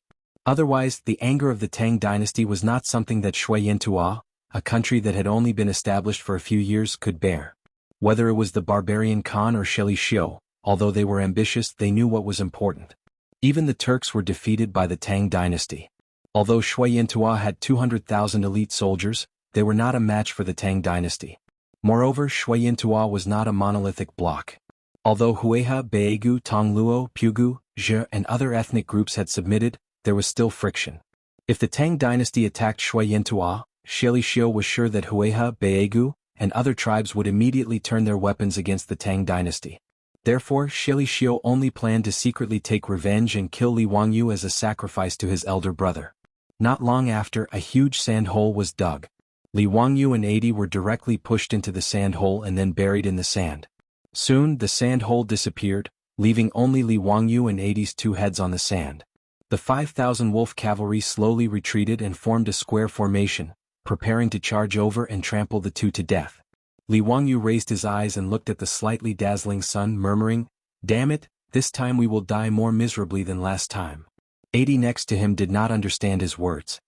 He grinned and was about to say something, but his expression froze, and he closed his mouth to listen. "Li Wangyu, there seems to be a large group of cavalry approaching. I'm afraid the number is no less than 10,000. Li Wangyu smiled and said, What's the difference between being trampled to death by thousands of horses and being trampled to death by tens of thousands of horses? Dalong, let me tell you a secret actually. Before he finished speaking he also paused. There seemed to be a faint sound of a bugle horn in his ears, but this bugle horn sound was exceptionally familiar. Chapter 1032. Bugle horns were made from beast horns and were introduced into the Central Plains by the ethnic minorities during the Eastern Han Dynasty. Because the sound was loud and sharp, it was usually used to give orders or boost morale on the battlefield, and also used as a ceremonial guard when the emperor went out. The bugle horns of the Tang dynasty were mostly made from rhinoceros horns and the sound was loud and deep. Because the Tang army was invincible, the sound of the bugle horn of the Tang army also became the nightmare sound of their enemies, causing people's complexion to change. When the sound of the bugle horn came from the desert, not only did Li Wangyu hear it, the 5,000 wolf cavalry and Xie Ming also heard it. Xie Ming's complexion immediately changed dramatically, revealing a frightened expression. Even the 5,000 wolf riders couldn't help but become restless. Quick! Trample them to death. Xie Ming did not have time to investigate why they would encounter the Tang army in the northern desert. At this moment he only wanted to immediately kill Li Wangyu and then turn around and run away. But previously, in order to play and torture Li Wangyu, wanting him to experience the helplessness and despair before death, Xie Ming led the 5,000 wolf cavalry and retreated far away after burying Li Wangyu and Tai in the sand pit. Originally, Xie Ming planned to let the wolf cavalry retreat and regroup, then speed up and then crush Li Wangyu and Tai in a thunderous manner to vent the anger in his heart. In the end, when the sound of the bugle horn of the Tang army sounded, the wolf cavalry was already 100 steps away from Li Wangyu and Tai. When the wolf cavalry heard Xie Ming's order, they immediately began to urge their horses to gallop toward Li Wangyu, preparing to trample him to death. But a group of wolf cavalry had only galloped 40 or 50 steps when they heard the sound of breaking through the air. Countless feathered arrows pierced through the air and pounced straight toward them. Miserable howls immediately sounded as dozens of Shui Yantua's most elite wolf cavalry were directly nailed to death on the backs of their horses by the feathered arrows. Even though this group of several hundred wolf cavalry charged toward Li Wangyu and Tai with all their might, they were hit by the arrows and fell to the ground one after another. The closest wolf cavalry fell in front of Li Wangyu, the bloody mist that burst out from his body even drenched his face. But Li Wangyu did not have the slightest fear in his heart, instead he shouted excitedly, "Come! Come and kill me." With the arrival of the Iron Cavalry of the Tang dynasty, who in the world could contend against them? So what if they were the wolf cavalry? Xie's face was completely blank. Only when he raised his eyes to look over did he notice that unknowingly, on the sand dune behind Li Wangyu and Adui, silhouettes after silhouettes had silently appeared one after another. They were currently looking down at them from a high vantage point. At the same time, the arrows in their hands were continuously shooting out, taking away the lives of Shui Yantua's wolf cavalry one after another. From Xie Xiu's point of view, the army on the sand dune was currently standing against the light, facing the dazzling sunlight, making it impossible for him to clearly see the appearance of the people on the sand dune. Only a flag fluttering in the wind allowed him to see it clearly. It was a huge Tang character. The cavalry of the Tang dynasty. Xylixer's face couldn't help but twitch a few times. He raised his eyes to look at the wolf riders that had been shot to death by arrows. He really wanted to disregard everything and directly order the wolf cavalry to charge and fight to the death with these Tang soldiers who had suddenly appeared. But in the end, Xilixer still didn't dare to give this order. His fear of the Tang dynasty made even if he was unwilling in his heart, he could only squeeze out a word from between his teeth: retreat. The several thousand wolf riders were indeed Shui Yantua's elites. With one order they immediately turned around on the spot to protect Xilixer and then turned around to retreat towards the grassland. The Tang soldiers who had suddenly appeared on the sand dune did not pursue and attack. Instead, they quickly urged their horses to charge down the sand dune and surrounded Li Wangyu and Adui in the middle to protect them. Then several silhouettes rolled down from the horseback and threw themselves at Li Wangyu's side. With tears in their eyes, they began to desperately dig at the sand with their hands. Li Wangyu, on the other hand, was amused. He didn't care how embarrassed he was right now. Grinning, he said, "Niu Wu, why are you crying? I'm still alive and well. Why are you crying? Haha, brother Chumo, brother Ui, you guys still haven't returned to Chang'an? Mitua, why are you also in this desert?"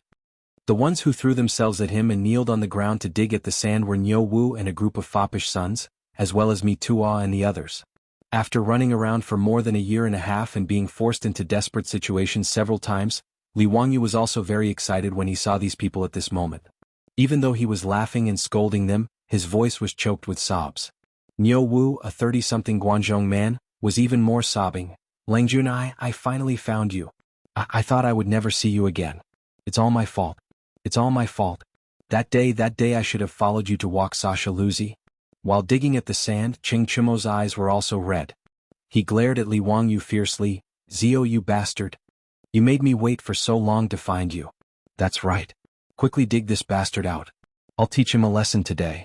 In order to find this bastard, I've been eating sand in this desert for almost a year. Fang Yai also laughed and scolded. At this moment, Mi Tuo was also crying. He was not like Niu Wu and the foppish sons who had deep feelings for Li Wangyu. Instead, he was so excited that he cried when he thought that he could finally return to Chang and report to Pai Lupi. This provincial supervisor of the Ministry of Internal Affairs had suffered enough in the desert of the western regions this year. Now that the clouds had parted and the moon had seen the moon, he was naturally so excited that he could not control himself. Your Highness Duke of Qin, old slave has finally found you. Li Wangyu was dug out of the sand pit by the crowd. He reached out and hugged Niu Wu, who was kneeling and crying. Niu Wu, this has nothing to do with you. Don't blame yourself. It's been hard on you, Sai. In just a year, Niu Wu's skin had become dark and rough, as if he had aged more than 10 years. Even his bun had strands of white hair. Li Wangyu knew that because of his disappearance, this loyal and devoted member of the Li family had suffered a lot. After comforting Niu Wu with great difficulty, Li Wangyu stood up again and hugged Cheng Chumo and the other foppish sons. The crowd laughed and scolded at the same time. It was very lively. At the side, Adian was also rescued by the Tang soldiers. Li Wangyu introduced Adian to the crowd. When the foppish sons found out that Adian had saved Li Wangyu in the grassland, they all praised him greatly. Seeing that Adian's shoulder was injured by an arrow, they quickly called for the paramedics and medical officers to bandage his wound. After a while of hustle and bustle, the foppish sons ordered people to bring wine and food. They sat on the ground in the desert and talked with each other about what had happened in the past year. With regards to Li Wangyu's encounter, the crowd was also very curious. Li Wangyu also did not expect that after more than a year, the foppish sons were still in the desert and had not returned to Chang'an City. Brother Chumo, Brother Yai, why are you guys here? After the crowd calmed down a little, Li Wangyu thought of this and quickly asked. The foppish sons were like divine soldiers descending from the sky to save him, but this made Li Wangyu very surprised. This place was not far from the grassland. Why would the foppish sons lead an army here? Cheng Chumo waved his hand. Let's not talk about this first. Ziyu, tell us what happened after you encountered the sandstorm that day. After you escaped from the desert bandits, where did you go? Li Wangyu was stunned when he heard this and said, Brother Chumo, how did you know that I fell into the hands of the desert bandits? And how did you know that I escaped from the desert bandits? Cheng Chumo, Fang Yai and the rest looked at each other and laughed loudly. Chapter 1033.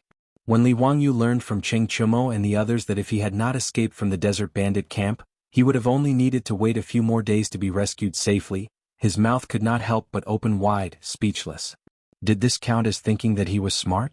He had spent so much effort to make the sand boat, but the result was simply a waste of effort. Li Wangyu even thought that if he had not escaped to the grasslands and had not met Adi and the Hurut tribe, then would the tragedy that happened to the Hurut tribe not have happened? Thinking of this, he could not help but raise his hand and slap himself. Li Wangyu's action startled everyone, not understanding what was wrong with him. On the other hand, Ague immediately understood and shook his head at Li Wangyu. Li Wangyu, wolves eat sheep. Is it because of the sheep's fault? Those nobles of Shuiyantua are hungry wolves that eat meat without spitting out the bones. It has nothing to do with you. Cheng Chumo and the others did not understand and quickly asked Li Wangyu what happened after he escaped from the desert bandit camp. When they heard that it was the Hurut tribe who saved Li Wangyu, but because Li Wangyu helped them to make salt, they were all angry and cursed. That bullshit Prince Dajua, he really deserves to die. Ziyu, you did a good job, you should have killed that bastard. Yes. Not only that Dajua deserves to die, Xieli Xiao and Yinan who chased you before also deserve to die. If I knew they were such bastards, I would not have let those Shuiyantua people go. Li Wangyu suddenly stood up and stared in the direction of the grasslands. Let them go? It's not that easy. Brother Chumo, how many men do you have now? Cheng Chumo did not understand Li Wangyu's meaning. There are 10,000 cavalry. After Qing Yaojin led the troops to destroy the desert bandit camp next to Swan Lake, he led the troops back to the western region.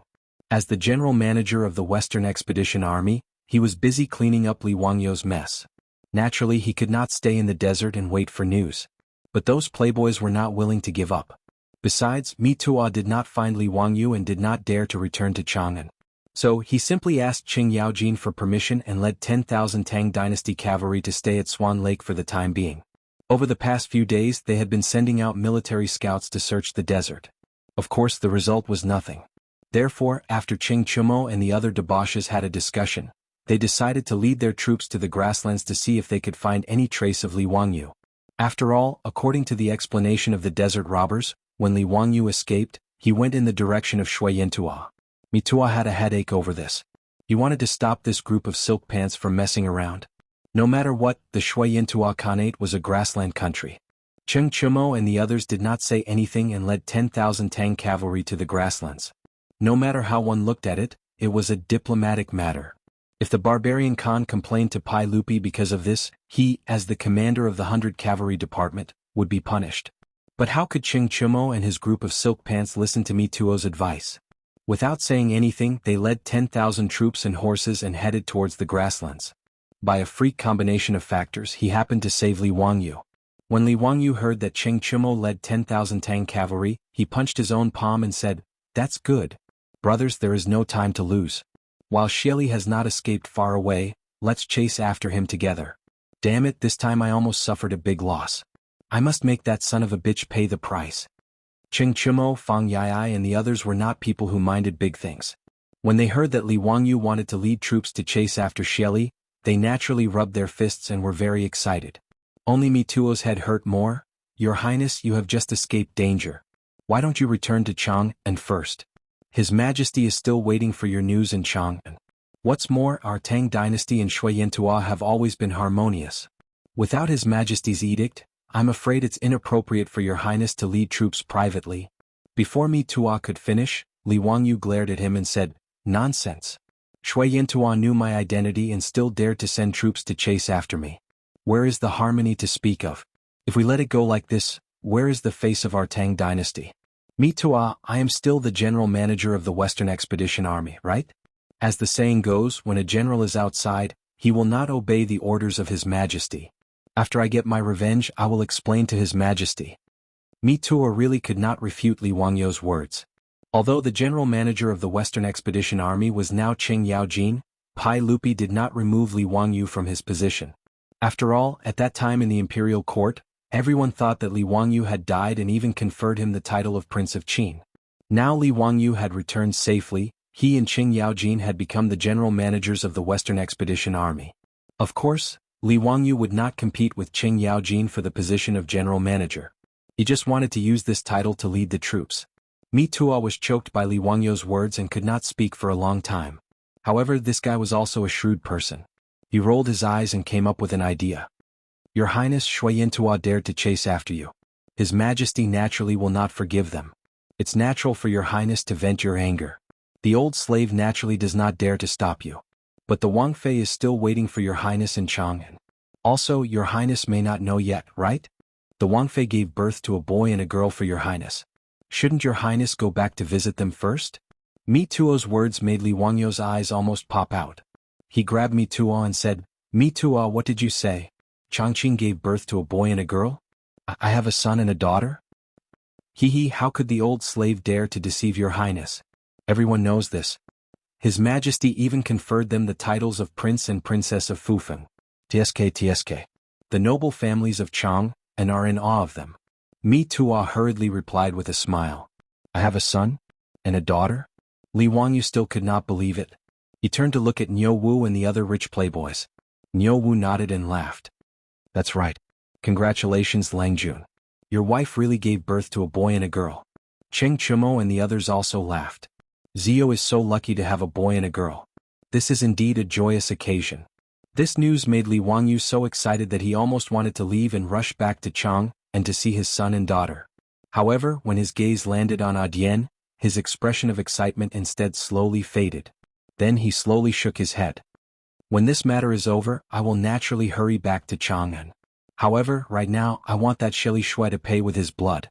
Thinking of the women and children who died tragically in the Hurut tribe, thinking of Yarrow's pale body, thinking of the men of the Hurut tribe who sacrificed themselves along the way, thinking of those men who rushed to the fire like moths.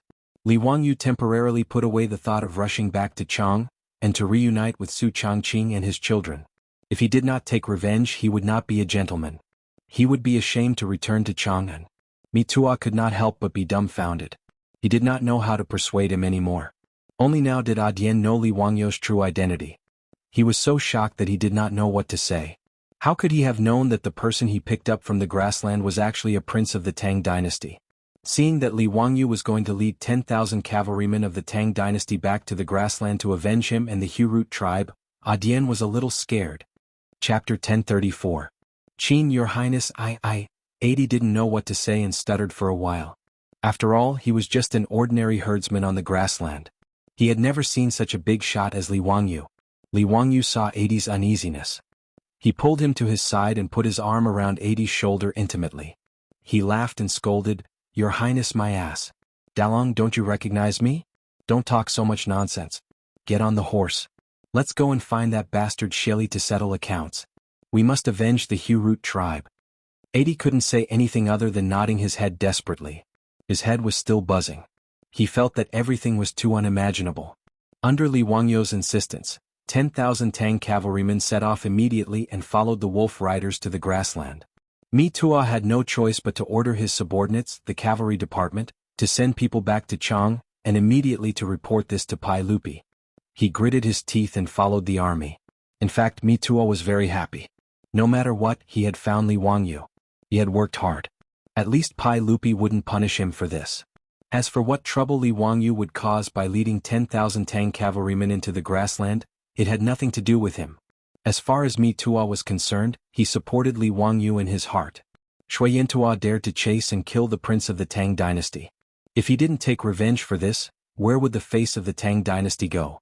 No matter what, he should teach Shui Yintua a lesson. But whether it was Mitua or Cheng Chumo, Li Wangyu just wanted to vent his anger. Whether or not they could catch up to the 5,000 wolf cavalry was another matter for the time being. In any case, if they chased for a few days, Li Wangyu would be able to vent the anger in his heart and forget about it. As for how Pai Lupi wanted to vent Li Wangyu's anger, that was the business of the officials in the court. Li Wangyu led the 10,000 cavalry across the desert, following the direction of the wolf cavalry's escape and giving chase. How could Shili have guessed that Li Wangyu's vengeful heart would be so strong? He failed to kill Li Wangyu and could only lead the wolf riders to retreat. After the 5,000 wolf riders entered the grassland, they slowed down and walked into the depths of the grassland in frustration. Along the way, Shili. Now that the matter of Shui Yintua chasing after Li was exposed, he didn't know how his father would explain it to Emperor Tang. Shili was upset. Just as he was vexed, he heard a scout report that the 10,000 Tang cavalry had actually charged out of the desert and were chasing after them. Shili to Shili. This is the territory of our Jianghu Khanate. How dare they chase us into the prairie? However, he didn't think that since Shui Yintua dared to chase Li Wangyu for thousands of miles even though he knew Li Wangyu's identity, what was so strange about Li Wangyu's counterattack? Although Shili Ku was leading Shui Yintua's most elite wolf cavalry, they did not have the courage to fight against the Tang cavalry. This was not surprising. Having defeated the Eastern Turks, the overlord of the grassland, the Tang dynasty's cavalry was in high spirits. Not to mention Shui Yintua, who had only been established a few years ago, even the Western Turks and Goguryeo were not taken seriously by the Tang dynasty's cavalry. With such a great reputation, how could Shili Shui dare to use only 5,000 wolf cavalry to fight against many with few? Therefore, after learning that Li Wangyu was leading 10,000 Tang cavalry to chase after him, Shili Ku did not even dare to resist and directly ordered a retreat. In Shili's view, the Tang cavalry should not dare to enter the grassland, so why should he take the risk to fight the Tang army? As long as he retreated a few hundred li, Shili Ku could meet up with the tens of thousands of Shui Yintua cavalry. At that time, if the Tang army still chased after him, he did not mind defeating the Tang army in one fell swoop and teach Li Wangyu a deep lesson. The 5,000 wolf cavalry followed Shili Ku in a very sorry state as they ran toward the direction of Military Governor Mountain. Behind them, the 10,000 Tang dynasty cavalry under the leadership of Li Wangyu were in hot pursuit. One chased while the other fled. In a few days, a few hundred li passed in the blink of an eye. Under the leadership of Li Wangyu, the Tang army had already entered deep into the heart of the Xianchuo Khanate. Mitua could not take it anymore. One day after the army set up camp, he went to find Li Wangyu and said, "Your Highness, we have already chased for 5 or 6 days. Now that the army is alone deep in the grassland, we have no reinforcements and no supplies. We cannot continue to chase like this." At this moment, Ching Chumo and the other playboys also felt nervous. Originally they thought that Li Wangyu just wanted to vent his anger. However, the current situation was just as Mitua had said. The 10,000 cavalry were alone deep in the grassland. If they were not careful, they might really be surrounded by the Xianchuo people. If they were to fall to such a state, they would really have nowhere to cry. Fang Yai hesitated for a moment and also said, "Zio, why not let that Sheliku go for now? We will return to Chang'an first and settle the score with them in the future." "That's right, Zio. The army has no reinforcements and no supplies. It is too risky. Yesterday the scouts reported that there are already tens of thousands of troops gathered around Sheliku. If we continue to chase like this, things will not be good. Zio, let's retreat." The other playboys all advised. Currently there were not only 5,000 wolf cavalry beside Sheliku. He ran all the way north. At the same time, he did not forget to gather up the Xianchuo cavalry that were scattered on the grassland to search for Li Wangyu and Adi. In a few days, Sheliku had gathered 50,000 cavalry around him. 10,000 Tang cavalry needed to deal with 50,000 or even more Xianchuo cavalry. No wonder Ching Chumo and the others did not have confidence. Li Wangyu was not nervous. He also knew that Mitua and the others were right. However, in his eyes this was not a problem. There were many herding tribes on the grassland. Even if the Tang army did not rob them, they would be able to buy enough food with money. Thinking about it, those tribes would not dare to not sell their livestock to the Tang army. Hence, food was not a problem. As for going deep alone, in Li Wangyu's eyes, Shui Yintua's army was stronger than theirs. Mitua and the other playboys naturally did not know that 10 years later, in the 20th year of Jingguan, Li Ji used just 6,000 cavalry to force Xianchuo's 200,000 army to flee. If Li Ji could do it with 6,000 cavalry, why couldn't he, Li Wangyu, with his 10,000 elite cavalry? The Xianchuo cavalry's stupid dismounted cavalry formation, in his eyes, could not withstand a single blow. Back then, 100 herdsmen had been able to defeat 500 to 600 Shui Yintua cavalrymen under his command, not to mention that Li Wangyu now had the Tang Empire's cavalry, which had been invincible on the grassland. Even Li Wangyu was pondering in his heart, if he defeated Sheli, should he go all the way to the Overseer Mountain, to the place where Shui Yintua's palace was, and capture the barbarian Khan alive, and bring him back to Chang, and to accompany Sheli Khan of the eastern Tujua. If Mitua or Ching Chumo knew about his thoughts, they would be so scared that they would fall off their horses. 10,000 elite cavalry to fight against Xianchuo who had 200,000 soldiers, if this was not crazy, what was? Li Wangyu, facing the persuasion of the others, laughed. "Hee brothers, we have been chasing for so many days. I think that Sheliku can't hold it in anymore. Even if we want to retreat, we have to fight with Sheliku first. If we retreat from the grassland like this, where will the face of the Tang dynasty be?" Hearing him say this, Ching Chumo and the others looked at each other and could only nod helplessly. At this moment, Sheliku, who had troops in his hands and was running away, finally had enough courage. He had enough of being chased by Li Wangyu and finally ordered the whole army to stop and prepare to meet the Tang army. A great battle that would shock the grassland was about to begin.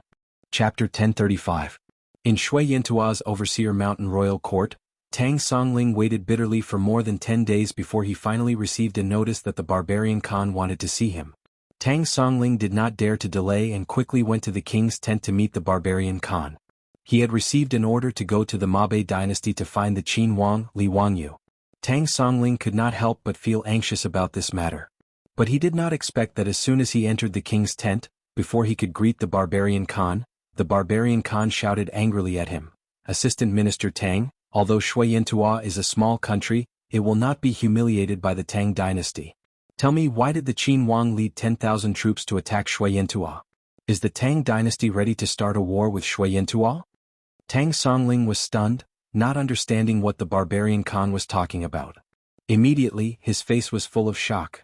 "Barbarian Khan, may I ask what you mean by that?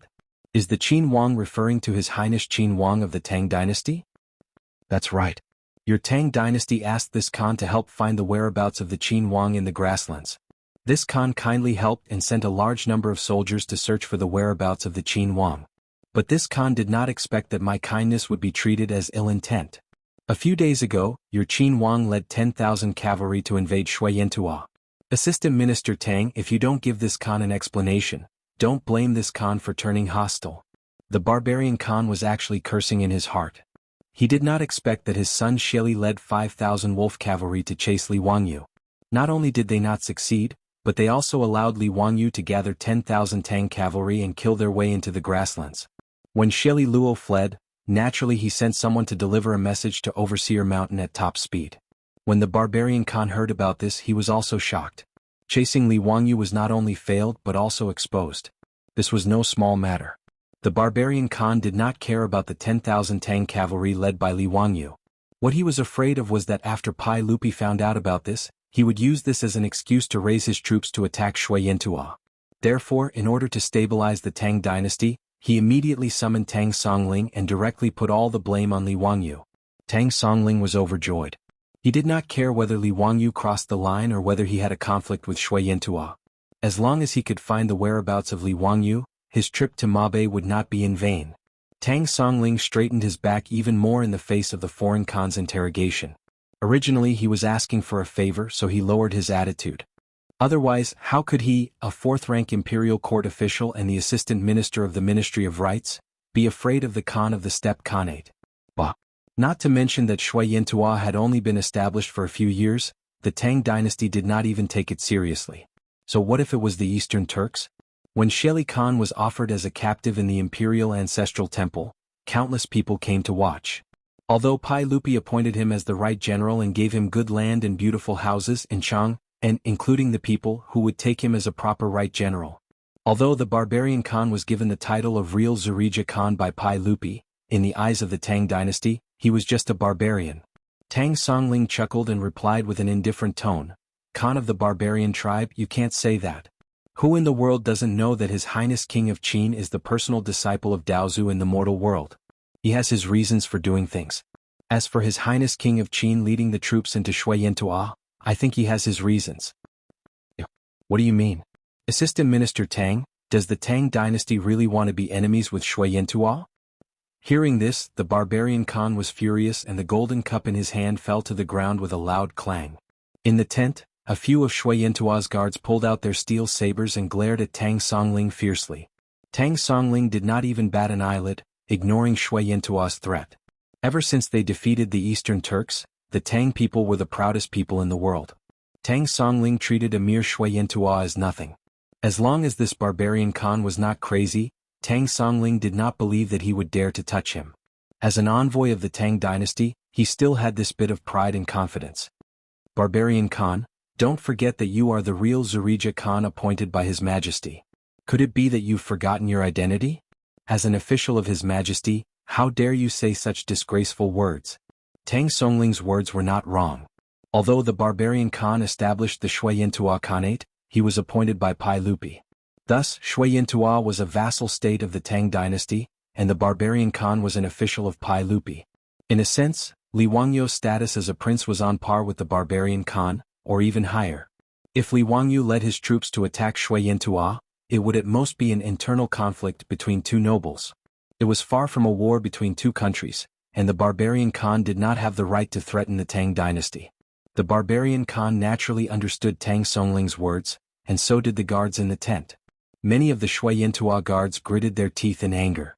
If looks could kill, Tang Songling would have been riddled with holes. How could the barbarian Khan not hate him? Although he was an official of the Tang dynasty, he was an ambitious person. After the Eastern Turks fell, he saw himself as the king of the grassland. At this moment, Tang Songling's words were like knives, stripping away the barbarian Khan's pride layer by layer. How could he not be angry? He really wanted to immediately order his men to hack Tang Songling to death and chop him into minced meat to vent his anger. However, in the end, the barbarian Khan did not dare to do so. Killing Tang Songling was easy, but Shuiyantua would have to be buried with him. Facing the giant of the Tang dynasty, Shuiyantua could not afford to offend them. This was different from killing Li Wangyu in the dark. Even if Pai Lupi questioned him afterwards, he could push the blame to Li Wangyu for assassinating his son. However, killing an official of the Tang dynasty meant that he would not rest until one of them was dead. The barbarian Khan's eyes were bloodshot. Breathing heavily, He stared at Tang Songling for a long time before finally sitting back down on his seat. Good. Since the Qin king has led his troops to attack me and the Tang dynasty did not care about this, then don't blame me for being impolite. This Khan wants to see if Qin Wang really has the ability to reach the heavens, to be able to resist my Shui Yantua's army of 50,000 with just 10,000 troops. Swords and sabers on the battlefield do not have eyes. If anything happens to the Qin king, don't blame me. The barbarian Khan was also counting on his son, Xieli, to lead the 50,000-strong army to defeat the Tang army in one fell swoop. Tang Songling sighed in his heart. He did not know why Li Wangyu would charge into the grassland after meeting up with the Tang army. Moreover, as the barbarian Khan said, the odds of winning against 50,000-strong army were not high. However, Tang Songling had confidence in the steel cavalry of the Tang dynasty. In his opinion, even if Li Wangyu could not defeat Shui Yantua's 50,000-strong army, it should not be a problem for him to retreat safely. Therefore, he was not worried about Li Wangyu's safety. As for how to solve these problems, he would let the big shots in the imperial court have a headache. Therefore, Tang Songling did not take the barbarian Khan's threat to heart. The two of them did not see eye to eye. Tang Songling casually greeted the barbarian Khan and left the tent.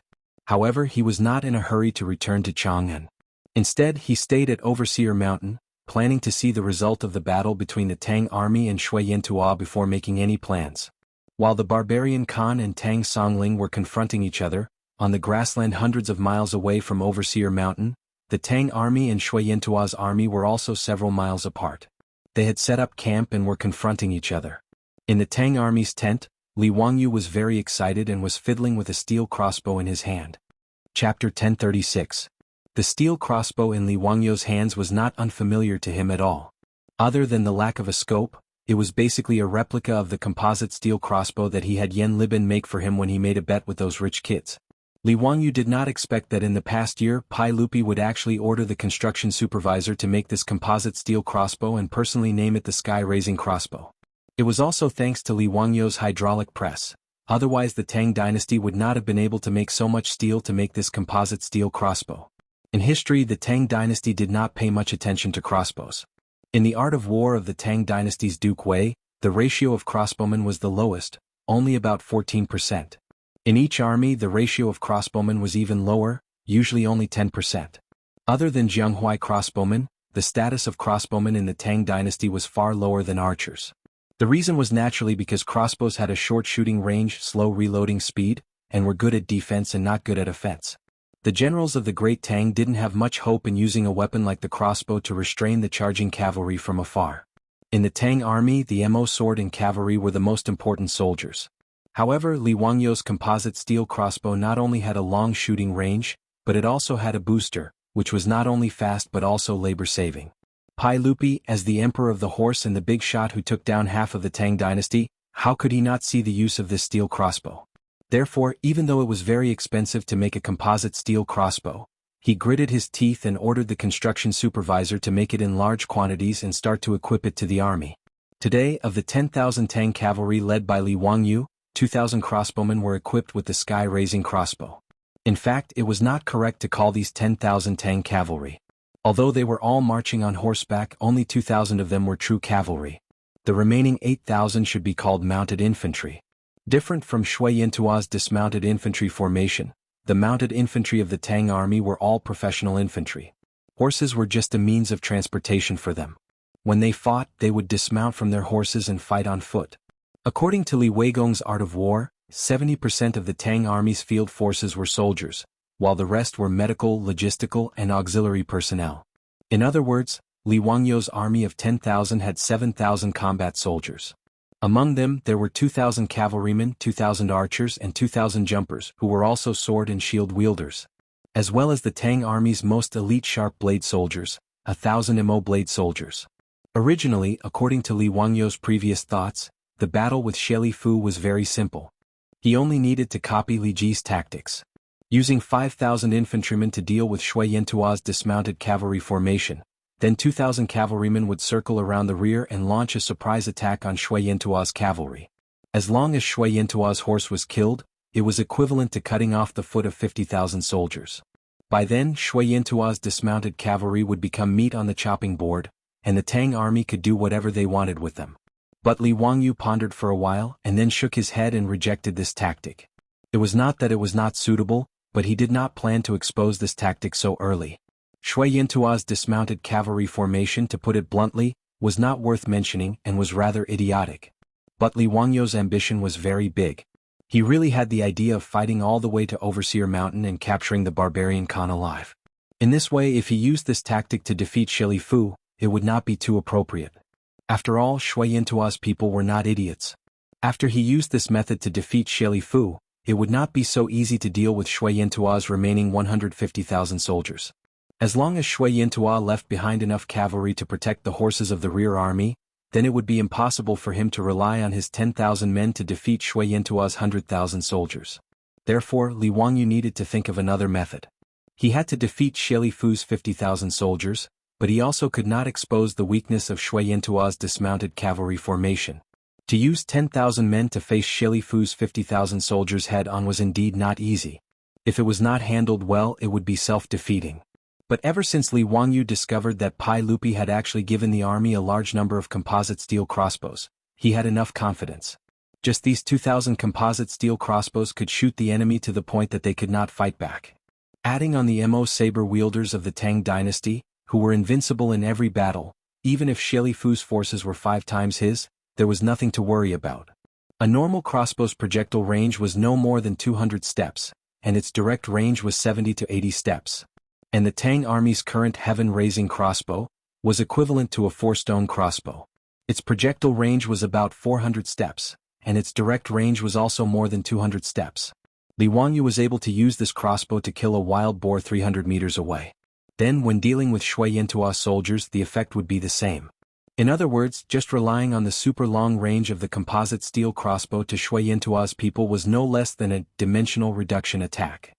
Although Li Wangyu was not a soldier, as a military fan, he knew what it meant to have the advantage of a long range and to be able to continuously attack and kill the enemy outside the enemy's attack range.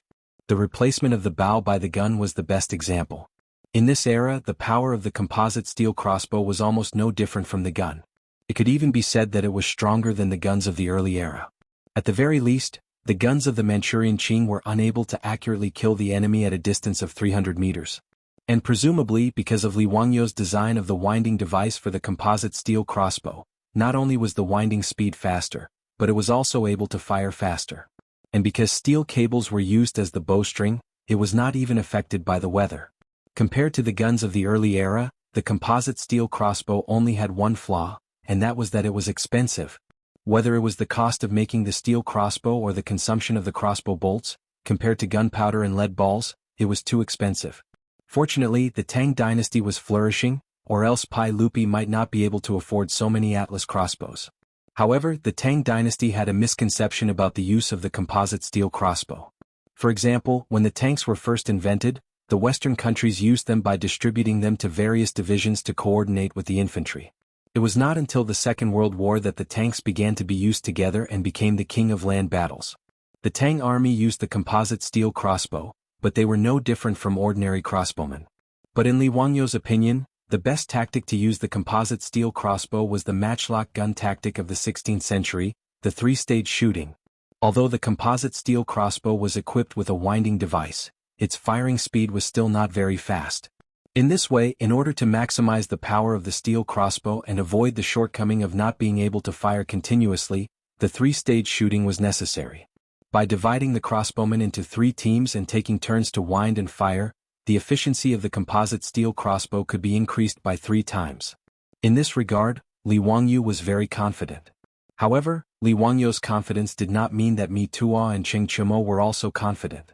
Even if they were very confident in the combat power of the Tang army, but facing an enemy 5 times their own, whether it was the playboys Mi Tuo or the captains and generals in the army, their hearts were beating like drums. Even Mi Tuo and many others tried to persuade Li Wangyu to retreat, but they were all rejected by Li Wangyu. In this regard, Mi Tuo was also very helpless. He could only secretly order his subordinates of the 100 Cavalry Department to prepare. If the Tang army was defeated, then even if he had to be tied up, he would still rescue Li Wangyu, the Qin king. After Shi Luo finally decided to fight to the death with Li Wangyu, both sides set up camp on the grassland and faced each other with a distance of 10 li. On this day the wind was light and the clouds were light. It was a good day to kill and set fire. Both sides chose to start the war today. The Tang army blew the first bugle, and the Tang army gathered their men and cavalry into teams. The second bugle sounded, and the army's flags and spears were raised like a forest. The third bugle sounded, and the Tang army lined up to meet the enemy. The wind blew the flags.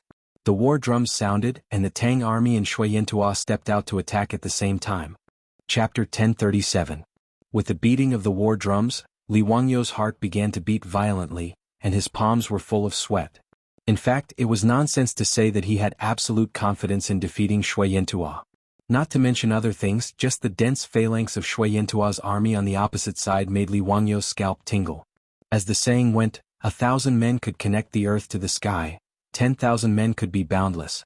At this moment, the battlefield in front of Li Wangyou was such a boundless scene, and he could not help but feel nervous. After all, it was his first time facing such a big battle. Last time in Jiulong County of Shu Commandery, there were only a few thousand people causing trouble.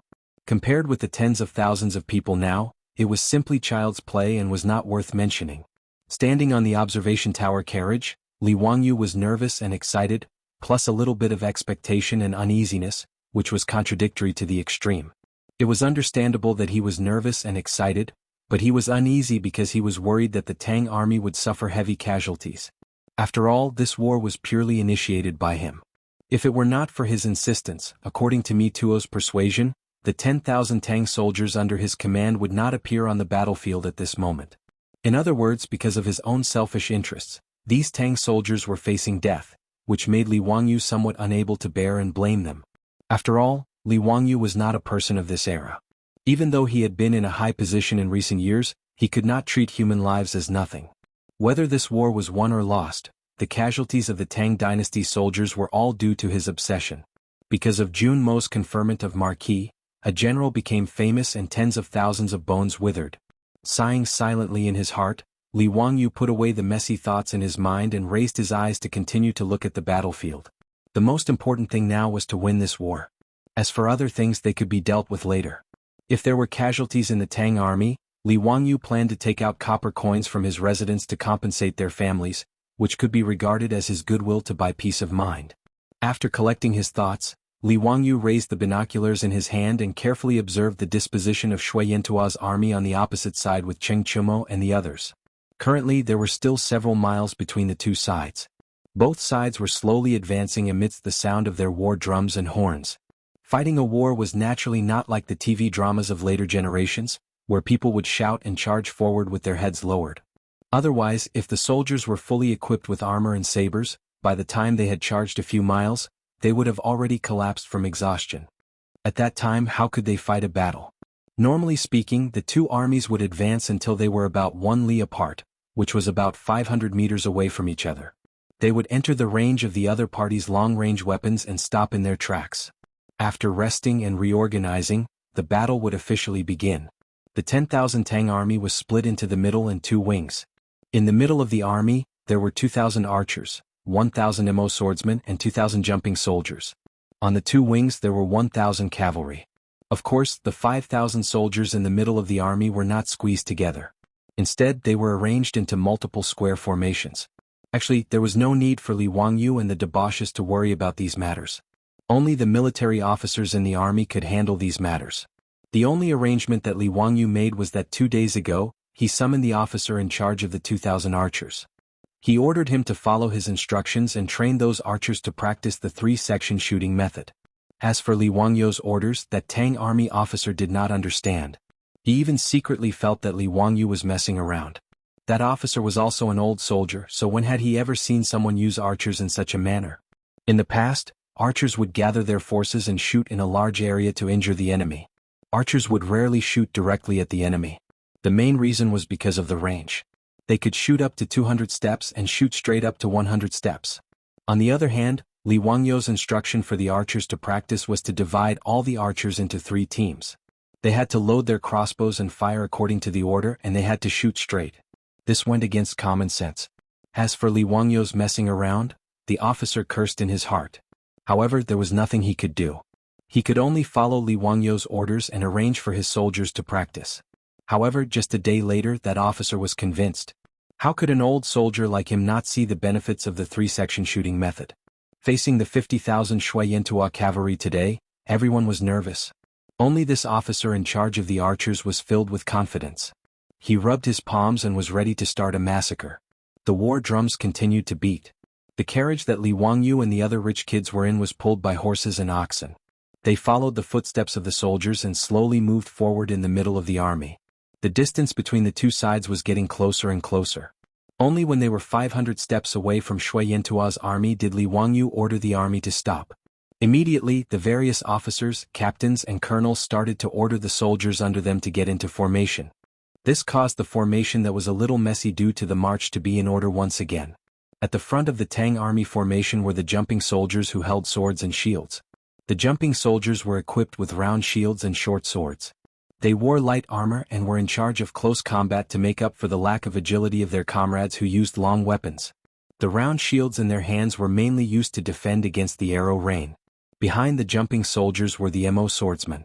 The Mo swordsmen of the Tang dynasty could be said to be the strongest infantry in the cold weapon era. In history, during the Tianbao era, the Tang army used 20,000 men to fight against the 200,000 Arab army. Even when they were attacked by the rebel army, the Tang army still managed to wipe out 70,000 Arab army and had 10,000 people successfully retreat. Although the Tang army lost the battle in the end, it made the Arab army feel the terror of the Tang dynasty's Mo swordsmen. Like a wall, men and horses were crushed. This was how the Arabs were shocked by the Mo swordsmen. Behind the 1,000 Mo swordsmen were the 2,000 archers. They were the key to Li Wangyu winning this battle. As for the cavalry on the two wings, Li Wangyu did not give them any important tasks this time. They just needed to hold the line. When Shui Yantua's army collapsed, they would chase and clean up the mess. After all, with Shui Yantua's brainless tactics, Li Wangyu was not worried that his two wings would be attacked by cavalry. Just as he had expected, Shui Yantua's 50,000 cavalry did not ride horses. Like the Tang army, they lined up in a grandiose formation and pressed down like a dark cloud. The Tang army did not have many soldiers, so they naturally would not take the initiative to attack. Shili was also clear on this point. He did not expect the Tang army to be so brainless as to take the initiative to attack. After stabilizing their footing, Shui Yantua's army made some adjustments. Shili waved his hand, and the bugle horn sounded. The 20,000 troops at the front began to march in an orderly manner, pressing down on the Tang army. The 20,000 soldiers moved in unison and gave off a shocking aura. Even from the watchtower at the back, Li Wangyu could feel the ground trembling. At this moment, 80 was following behind Li Wangyu. He was just a herdsman of a small tribe and had never seen such a scene. He could not help but clench his fists nervously as he stared at Shui Yantua's army. With the battle about to break out, Li Wangyu was not nervous. He turned his head and smiled at 80, "Delung, let's see how I take revenge for the Hurut tribe. Believe me, the blood of the Hurut tribe will not be shed in vain." 80 nodded his head and squinted his eyes as he looked at the rear of Shui Yantua's army. That was where Shili was. The 20,000 Shui Yantua's vanguard continued to move forward. The distance between the two sides shortened bit by bit. 500 steps, 400 steps. Chapter 1038. At this moment they had already entered the shooting range of the Tang archers. After changing to the mighty sky crossbow, the shooting range was 400 steps away. The lieutenant commanding the archers could not help but turn to look at the observation tower, but he saw that Li Wangyu did not say anything at all. He just looked at the approaching Shui Yantua's army expressionlessly. 300 steps. 200 steps. The archers of Shui Yantua's vanguard were the first to attack. They raised the bows in their hands and began to shoot arrows at the Tang army. The Tang army's jumping soldiers immediately raised the round shields in their hands to block the arrow rain. Shui Yantua's vanguard had a total of 20,000 people. Among them there were more than 5,000 archers. For a moment, the black mass of arrows poured down like raindrops. It was a terrifying sight. 200 steps, or 300 meters, was actually the maximum shooting distance of a bow and arrow. Although the arrow rain of Shui Yantua's vanguard was very dense, the damage to the Tang army was pitifully small. Not to mention that the round shields in the hands of the jumping soldiers could block the arrows. Even if the Mo swordsmen did not have shields, the Mo swordsmen of the Tang dynasty were all wearing thick and heavy Mingguang armor with amazing defensive power. These arrows that were shot from the maximum shooting range did not have much kinetic energy. How could they penetrate their armor? However, when the arrows fell from the sky and hit the armor, the tinkling sounds were terrifying. But the Tang army could be said to be experienced in battle. Even in such a passive situation, the army did not have the slightest commotion. Except for the occasional unlucky person who was hit by the falling arrows and whose body was not protected by the shield and armor, the Tang army was like a reef in a torrent, motionless. Ching Chumo and the others were anxious. Zio, why don't you fight back? The shooting range of the mighty sky crossbow is much higher than the arrows of Shui Yintua's men. Why are you taking the hits so passively? Li Wangyu laughed. Brother Chumo, don't worry. Let them come closer so that it will not be too tiring to chase them later. Chasing is too tiring. Ching Chumo, Fang Yai, and the others looked at each other and did not know what to say. Everyone was worried. Even Mi Tua had secretly gestured to his subordinates to protect Li Wangyu. If something went wrong, they should pull him away immediately. In the end, he was thinking about how to chase after the enemy. Wasn't he looking down on his opponent too much? They were facing 50,000 Shui Yintua's army, not 50,000 pigs. Although Ching Chumo and the other debauches had never been on the battlefield before, they were still considered to be the sons of a military family. They were very clear about the battlefield. Just as they were about to speak again, they saw Li Wangyu suddenly wave his hand, and the messenger beside him immediately blew the bugle horn in his hand. With the sound of the bugle horn, the leapers and Mo swordsmen who were originally at the vanguard of the Tang army suddenly moved. They all squatted down at the sound of the bugle horn, revealing the 2,000 archers behind them. The lieutenant commanding the archers shouted, "Fire!" A buzzing sound that made one's scalp go numb resounded through the sky. It was the sound of the composite steel crossbow's bowstring piercing through the air. 500 to 600 armor-piercing arrows, gleaming with cold light, broke through the air from the Tang army formation and shot toward Shui Yintua's vanguard, who was 200 paces away. The reason why Li Wangyu dared to place Shui Yintua's vanguard at such a close distance was because the composite crossbow had a big enough advantage compared to Shui Yintua's bow and arrow. A distance of 200 paces, 300 meters, Shui Yintua's bow and arrow could barely shoot to its maximum range. At this distance, it was not so easy to pierce through the armor. But at the same distance, the composite steel crossbow in the hands of the Tang army could shoot straight and had enough power to pierce through the armor on Shui Yintua's men. The bowstring rang. The arrow was released.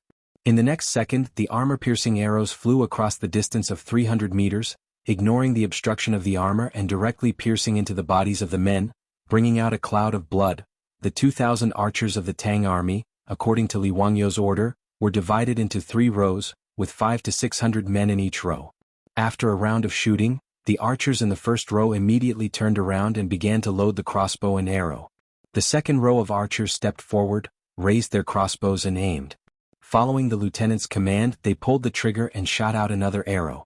Then, without hesitation, they turned around and retreated. In the blink of an eye, the 2,000 archers of the Tang army had completed a 3-stage shooting. 2,000 armor-piercing arrows were shot out. And Shui Yintua's vanguard army was instantly stunned by this wave of arrows. 2,000 armor-piercing arrows directly shot down 700 to 800 of Shui Yintua's soldiers. Even if they were wearing armor and holding round shields, they still could not block the arrows that were like meteors and lightning. The army that was originally marching in unison and following the sound of the war drums instantly melted. Countless miserable cries resounded throughout the grassland. The captain who was in charge of commanding Shui Yintua's vanguard army could not help but feel his heart beating wildly. How could he have imagined that the Tang army's crossbows would have such great power? Before Shui Yintua's men could react, the next wave of arrows from the Tang army had already taken away another 200 to 300 lives. The 2,000 archers of the Tang army, under the command of the lieutenant, were like a precise machine, continuously shooting out the fatal arrows in their hands. In just 2 rounds of shooting, Shui Yintua's vanguard army had already lost close to 2,000 bodies, and the number of injured was uncountable. In just a moment, Shui Yintua's 20,000 vanguard army was on the verge of collapsing. Many people in the future thought that wars in the era of cold weapons had heavy casualties, but in reality this was not the case. In the era of cold weapons, an army that could withstand 30% of the casualties was already considered an iron army that could shake the world. Normally speaking, 5% of the casualties was enough to cause an army to collapse. After all, in the era of cold weapons, it was not an easy thing to use a knife to kill people. The best way to show the advancement of human technology was to increase the efficiency of killing people with weapons. It was also because of this that the 2 world wars brought about tens of millions of casualties, causing the world to tremble. The composite crossbow that Li Wangyu made, compared to the other crossbows of this era, was an out-and-out killing weapon. A crossbow that was equivalent to 4 stones was originally a large ballista that was difficult to move and used to defend cities. How could Shui Yintua's men know that 2,000 archers were equivalent to 2,000 large ballistas? Compared to the slow speed of the ballista, the firing speed of 2,000 archers could not be compared. In this way, it was not surprising that Shui Yintua's vanguard army was stunned. Looking at the wailing and screaming soldiers of Shui Yintua's army being shot to death, Cheng Chumo Mi Tua and the others in the watchtower carriage were so shocked that their jaws were about to dislocate. Everyone's mouth was wide open as they looked at this cruel and bloody but extremely efficient killing. Damn it, even killing pigs would not be so fast, right? This was the only thought in Cheng Chumo's mind at this moment. Shui Yintua's vanguard army did not even have time to charge and break through the enemy lines before they were defeated. When the Tang army's 3-stage shooting method began for the 3rd round, some of Shui Yintua's vanguard army began to turn around and run uncontrollably. These fleeing soldiers were like an avalanche, causing the originally orderly army formation to collapse in an instant. All of Shui Yintua's men turned around and ran in terror. Squeezing, trampling, fleeing for their lives, the 20,000 vanguard army was defeated in one blow. These 2 days my waist has been acting up and I can't sit still. It's really uncomfortable and I don't want to write, so I stopped updating yesterday. Today Shuchi popped up to recommend a small outburst. There should be another update later tonight. Chapter 1039. From the moment both sides entered the battlefield to the moment Shui Yintua's men launched their attack to the moment they collapsed, it was only the time for an incense stick to burn. Such a fast battle process, not to mention Mi Tua and the group of debauches, even Shili Xiu's jaw was about to be dislocated. He never thought that his 20,000 vanguard troops would be shot into hedgehogs by the Tang army in just one exchange. He also never thought that the 20,000 troops would collapse so quickly. What was worse was that when the 20,000 soldiers who were scared out of their wits threw away their armor and ran for their lives, Shili Xiu's 30,000 troops were the first to bear the brunt of the attack. Even though Shili Xiu shouted himself hoarse and ordered his subordinates to stop the defeated vanguard troops, how could these soldiers who were scared out of their wits care about orders or not? All of them ran for their lives without thinking. The so-called defeat of an army like a landslide was the scene in front of Shili Xiu's eyes. In fact, even Li Wangyu himself did not think that victory would come so quickly. Even if he was sure that the 3-stage shooting method of the composite steel crossbow could defeat the enemy, he did not expect that with just 3 rounds of shooting, it would defeat the 20,000 vanguard troops and cause the enemy to collapse. Li Wangyu, Cheng Chumo and the others looked at each other, their eyes could not hide the excitement. Without any hesitation he immediately ordered the whole army to attack. The cavalry on the 2 wings drove away the defeated troops, the 7,000 infantrymen pressed on and continued to expand the battle results. The Tang army's jumping soldiers and Modeo soldiers also did not think that before they even had the chance to attack, the enemy would be defeated. After hearing the battle drums, how could these jumping soldiers and Modeo soldiers let the archers have the advantage? All of them roared and rushed out, starting to chase the crazily fleeing enemies. And the arrows in the hands of the 2,000 archers did not stop for even a moment, they just changed from straight shooting to projectile shooting. The range of 400 steps, the distance of 600 meters, completely became the path of death for Shui Yintua's army. No matter how fast Shui Yintua's men ran, they could not outrun the speed of the crossbows. The world record of the future Olympic Games was 9:58 seconds for the 100 meters race. Even Usain Bolt, the Jamaican sprinter, would need more than 30 seconds to run 300 meters. However, these tens of thousands of people turned around and fled. They were wearing heavy armor. No matter how fast they ran, how fast could they be? By the time Shui Yintua and his men ran out of the shooting range of the Tang dynasty's crossbows, the archers of the Tang army had already fired at least 5 or 6 times, throwing out nearly 10,000 arrows. Even if the projectile shots didn't have any accuracy to speak of, such a concentrated barrage of shots still caused Shui Yintua's vanguard to leave behind close to 1,000 corpses. People kept falling to the ground after being hit by arrows, wailing in pain.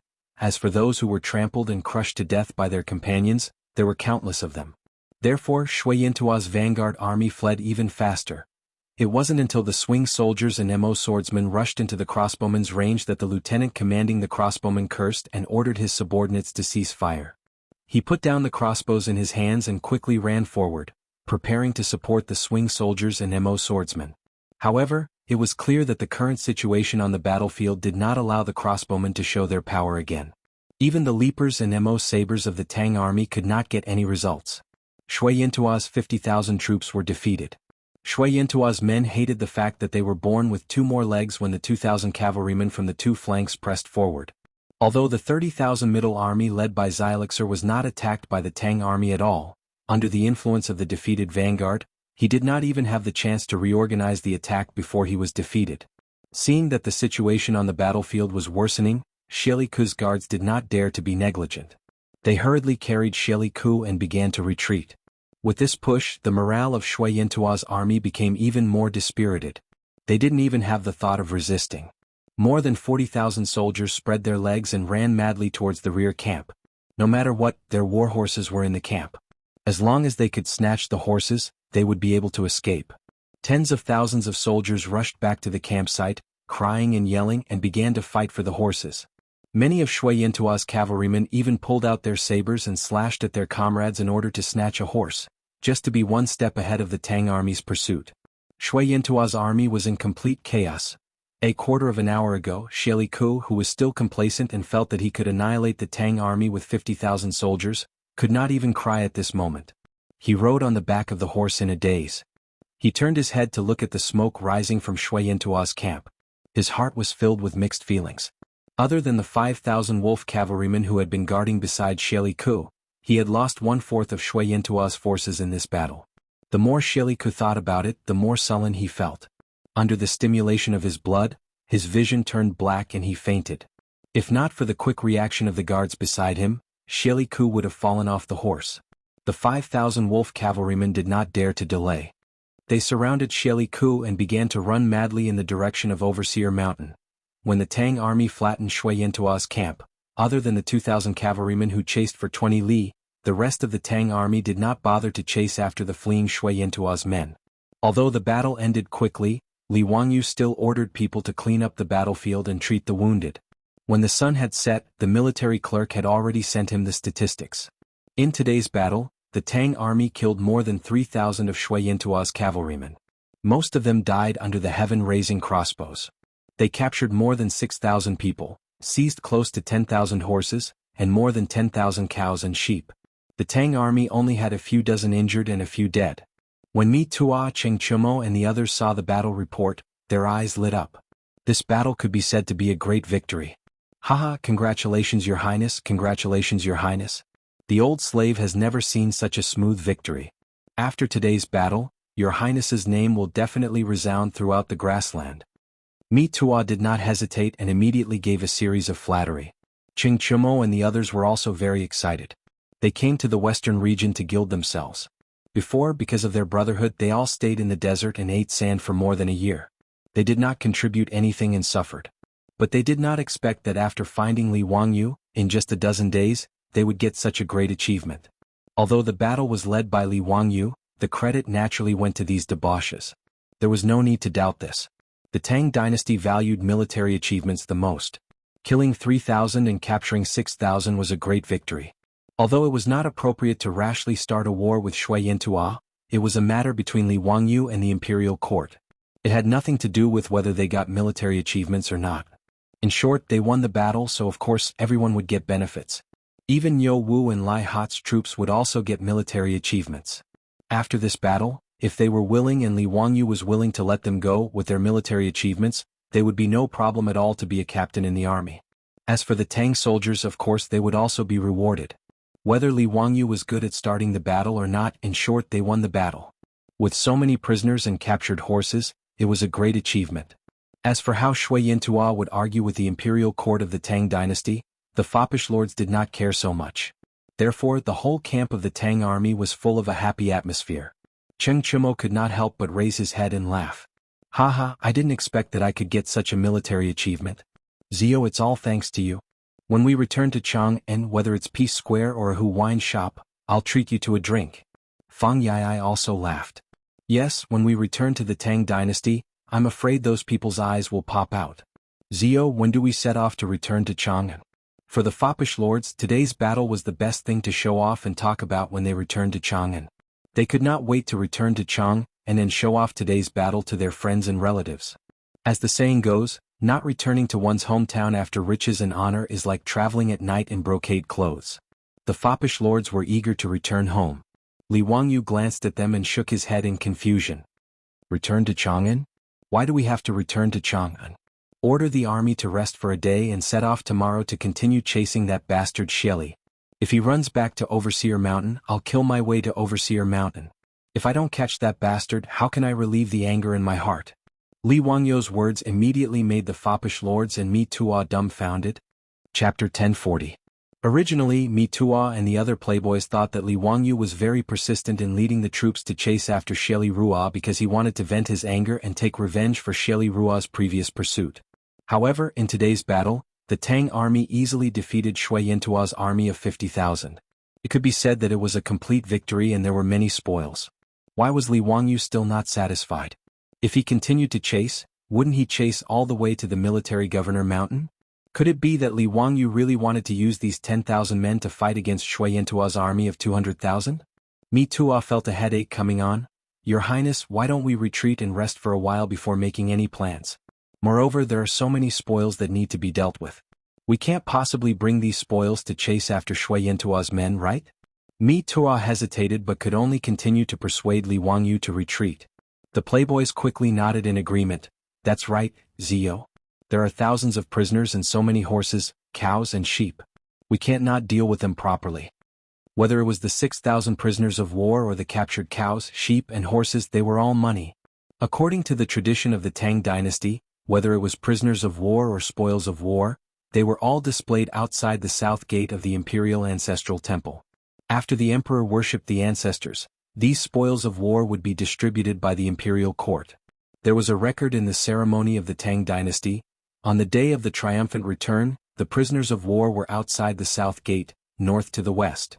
However, this was the way to deal with the situation when the army was leading the troops into battle. Li Wangyu attacked Shui Yintuo without the consent of Pai Lupi and the imperial court. He was completely acting on his own. Therefore, the spoils of war could not be sent to the imperial ancestral temple to worship the ancestors. Li Wangyu, as the commander, could be said to be good at starting a war or provoking for no reason. However, how to deal with him was a matter for Pai Lupi and the imperial court officials. It had nothing to do with the playboys. It wasn't that they were heartless, but they knew that Pai Lupi wouldn't blame Li Wangyu. Just by looking at how sad Pai Lupi had been during Li Wangyu's disappearance for more than a year, one could tell how important Li Wangyu was to him. Even Mito, the head steward of the imperial palace and the commander of the 100 Cavalry Department, was driven to the desert by Pai Lupi because of Li Wangyu's disappearance. Before finding out the exact whereabouts of Li Wangyu, Mi Tuo could not return to Chang'an. From this, it could be seen how much Pai Lupi cared about his nephew. As long as Li Wangyu was safe and sound, he could beat Shui Yintuo. Could it be that Pai Lupi would pay attention to the weeping complaints of the barbarian Khan? Moreover, it was Shui Yintuo's men who chased after Li Wangyu first. Therefore, no matter how Li Wangyu retaliated in the eyes of the playboys, it was reasonable. Shui Yintuo's men were beaten in vain. As for the prisoners and spoils of war, the Tang dynasty would never return them. Since the spoils of war couldn't be returned to Shui Yintuo and couldn't be sent to the imperial ancestral temple to worship the ancestors, the right to dispose of them was naturally up to the Western Punitive Expedition Army. These prisoners of war and the spoils of war were all extremely valuable. Needless to say, the spoils of war could be sold directly, whether it was war horses or cattle. As for the prisoners of war, they would be listed as slaves and sold. These prisoners of Shui Yintuo were all strong young men who could be sold at a high price. As for the spoils of war, everyone in the Western Punitive Expedition Army would get a share of it. It was just that the amount was different. This was one of the reasons why the camp was full of singing and laughter. Li Wangyu laughed at the persuasion of Mi Tuo and the playboys. Brothers, is your appetite so small? It wasn't easy for us to come to the grasslands, so how can we just let it go like that? Furthermore, I haven't taken revenge for Ajie's tribe, so how can I let them off so easily? His words made it hard for the playboys to reply. They exchanged glances and kept silent. Li Wangyu continued, as for the prisoners and cattle, I'll arrange 1,000 sword-shield soldiers to escort them back. We'll rest for a day and continue tomorrow to chase Xieli Khan. Brothers, don't worry. Isn't the strength of the heaven-raising crossbows enough to prove it? So what if Shui Yintuo has 200,000 troops? They're just chickens and dogs, unable to take a single hit. Hee, brothers, think about it. If we can fight our way up to Military Governor Yu Mountain, how many prisoners can we get? If we can capture that bullshit barbarian Khan back to Chang'an and let him accompany Xieli Khan, Wouldn't that be even better? That is something that can leave one's name in history, no less than General Fei and Marquis Champion. Brothers, don't you want to try? The General Fei and Marquis Champion that Li Wangyu was referring to were naturally Li Guang and Hua Tsubing. When Cheng Chumo and the others heard those words, their eyes turned red from the stimulation. If they could stand shoulder to shoulder with Li Guang and Hua Tsubing, how glorious would that be? Fang Yai directly punched his own palm. Bastard, let's do it. Ziyu is right. So what if Shui Yintua has 200,000 troops? They're just chickens and dogs. Today, Shui Yintua's 50,000 troops were shot down by the crossbows in an incense stick's time. I think that even if they had a few times more men, it wouldn't be a big deal. Aha, that's right, that's the theory. Ziyu's three-part shooting technique is simply too exquisite. I don't believe that those Shui Yintua people can block such a dense barrage. Chai Lingwu also laughed out loud. The future that Li Wangyu described to the playboys was simply too tempting. If they could really conquer Mo Bay with just 10,000 Tang cavalry, then when they returned to Chang'an, wouldn't they be too arrogant? Not mentioning Qing Yaojin, Qin Xiong and the other country lords, be it the aristocratic families or the second or third generation who could compete with them. Furthermore, these bunch of playboys had been eyeing the title of nobility for a long time. If they could make such a huge contribution, would they still need to be afraid of not being given a title? In the worst-case scenario, Pai Lupi might even give them the title of County Marquis. Taking a step back, even if they could not defeat the 200,000 Shui Yintua army, as long as they had the heaven-raising crossbows, retreating safely would not be a problem. With that, the risk of continuing to conquer Mo Bay would not be too high. If one was not willing to do such a profitable business, then one would be a fool. Even the group of playboys were hoodwinked by Li Wangyu. Mi Tuan naturally had nothing to say and could only agree with Li Wangyu's decision. After the discussion, they arranged for the lieutenant to lead 1,000 men to escort the war prisoners, cattle, sheep and other spoils of war to retreat to the south and return to the Tang dynasty. Mi Tua also sent out a few men from the 100 Cavalry Department to quickly return to Chang'an to inform Pai Lupi of the news of Mo Bay. After resting for a day on the grassland, the army set off for the second time, using the momentum of their victory to chase after Shelley's remaining troops.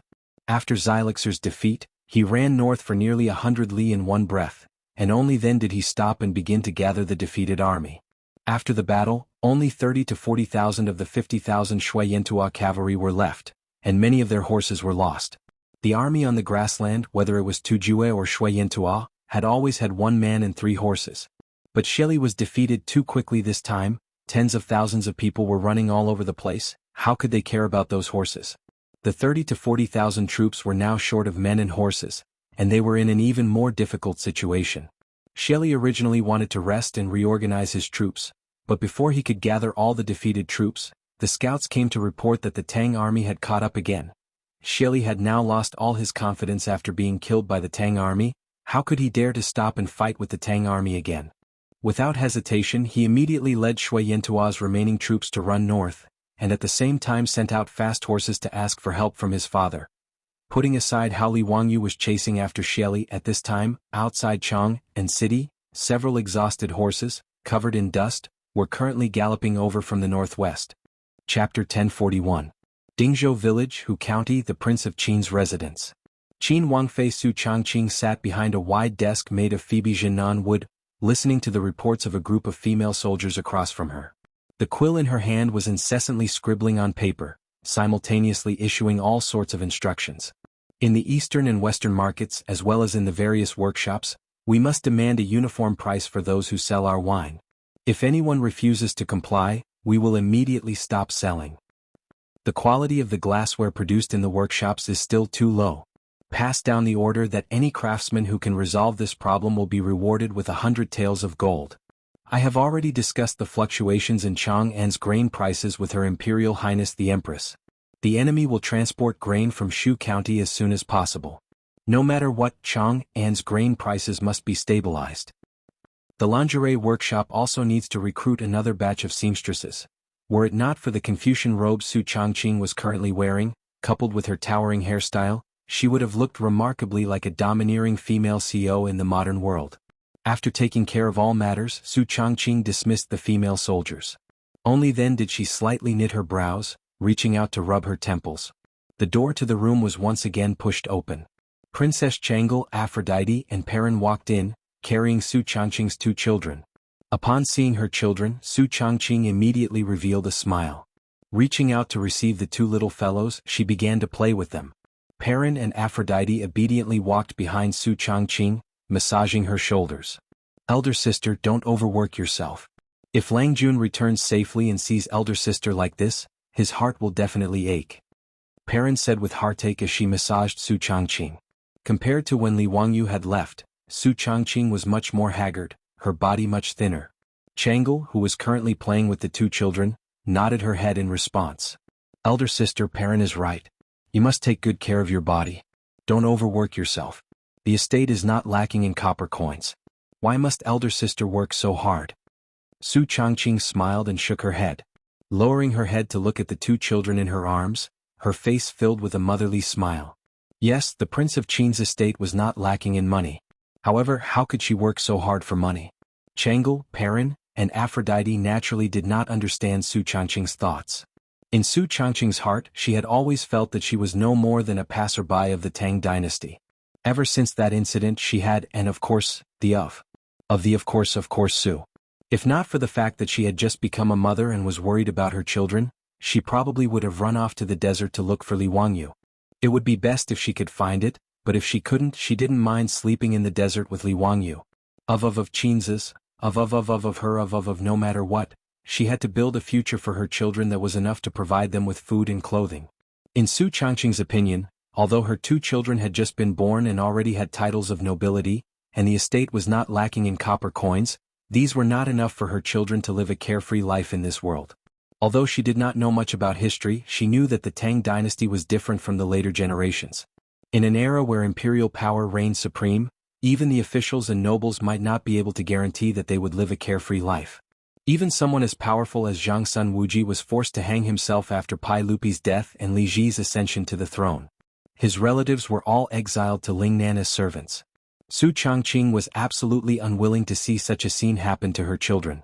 In the eyes of outsiders, Li Wangyu had risen too quickly and swept across the Tang dynasty like a shooting star.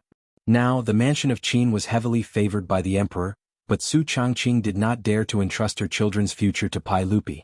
As the saying went, being in the emperor's company was like being in the tiger's company. Who could be sure that after Li Wangyu was gone, how long would the imperial family's imperial favor last? Therefore, for the sake of her children, Su Changqing began to think of every possible way to increase the influence of the mansion of Qin. She wanted to deepen the foundation of the family, hoping to protect her children. For example, the future Empress Mainyang. Su Changqing directly took her to live in the mansion. He cared about her and taught her carefully, completely treating her as his own child. Although this care was partly due to Su Changqing's selfishness and utilitarianism, it still made the relationship between the little lowly and Wu Mainyang even stronger. As for Li Qingqian, Li Tai, and even the little brat Li Ji, Su Changqing simply took over the job of Li Wangyu's imperial tutor. After all, compared to Su Changqing, Li Wangyu, who graduated from a second-tier university, was not enough to be compared to Su Changqing, who was a top student from the University of Pennsylvania. What Li Wangyu could teach, Su Changqing could teach as well. After comparing with Empress Zhang Sun, Pai Lupi found that Su Changqing was indeed as good as she said. She knew everything about astronomy and geography. For a moment she was also shocked. Regarding this, Su Changqing only said that when the Tao Father imparted knowledge to Li Wangyu, she was also listening at the side. Therefore she could also be considered half a disciple of the Tao Father. Pai Lupi did not doubt Su Changqing's words. It was just that a woman imparting knowledge to a prince was not a pleasant thing to say. Therefore Pai Lupi did not publicize this matter. She only tacitly allowed Li Qingqian and the others to often go to the Duke of Qin's mansion to listen to lectures. Whether it was teaching Li Qingqian, Li Ji, or Wu Mainyang, it was all a long-term investment that Su Changqing carried out for her and Li Wangyu's child. In the future, no matter who ascended the throne, they would at least have a relationship with the Duke of Qin's mansion. However, Su Changqing did not place all her hopes on others. Originally, Su Changqing did business and took care of the properties in the mansion. It was just to pass the time. The business methods that she had learned in the future were just a small part of her skills. However, after Li Wangyu was gone, although Su Changqing did not take a step out of the mansion, she relied on her female army and began to show off her skills. Not only did she expand the properties in her mansion, but Su Changqing also wanted the Duke of Qin's mansion to have a more stable foundation. She did not choose to use her power in the imperial court. Instead, she chose to use the merchants that even the landowning clans looked down on. The merchants of the Tang dynasty were all miscellaneous, low-class and lowly. However, Su Changqing knew how much power merchants could have, and she did not look down on their value. Over the past year, Su Changqing had borrowed the power of various factions to fight against others. With her business mind and management strategies that surpassed the times, she had established a huge business network in the east and west of Chang'an. Her name as the goddess of wealth was known by everyone in Chang'an and the surrounding provinces. In this regard, Pai Lupi and Empress Jiangsun had no objections. They were even happy to see it happen. After all, the imperial family also had a large share of the Duke of Qin's business. Speaking of which, the imperial family had a big advantage. Over the past year, Su Changqing naturally had a hard time. She not only had to take care of her 2 children who were crying piteously for food, but she also had to teach Wu Meinyang and the others. She also had to remotely command a group of female army and plan her business empire. However, no matter how hard it was, Su Changqing felt that it was worth it as long as she could see her 2 children. This might be a common problem for parents. Naturally, she could not tell Chang'e and the others about these thoughts. Even though Chang'e and the others were Li Wangyou's wives and concubines in name, these things could not be announced. A few months ago, Duke Lu Qingyaojin ordered someone to send back a shocking piece of news. The Duke of Qin, Li Wangyou, actually did not die in the desert. Instead, he was captured by a group of desert bandits. However, just before Qingyaojin sent troops to eliminate the desert bandits, Li Wangyou actually escaped from the desert bandits' camp alone. Once again, his whereabouts were unknown. This news immediately made everyone in the Duke of Qin's mansion cry tears of joy. The haze that had been suppressing the Duke of Qin's mansion for more than a year finally dissipated by more than half. As long as Li Wangyou did not die in the desert, then there was hope. Chapter 1042. Ever since the news that Li Wangyou didn't die in the desert and escaped alive spread, Su Changqing couldn't help but hold her children and cry bitterly. Even though they hadn't found Li Wangyou's exact whereabouts, Su Changqing firmly believed that her husband, Li Wangyou, would definitely return home. As this news spread back to Chang'an, it also brought some trouble to Pai Lupi. First of all, there was the issue of Chang'e's identity. Since ancient times, Wuxia had a system of 1 husband and 1 wife and many concubines. It was the same for the emperor and the commoners. So even Li Wangyou was no exception.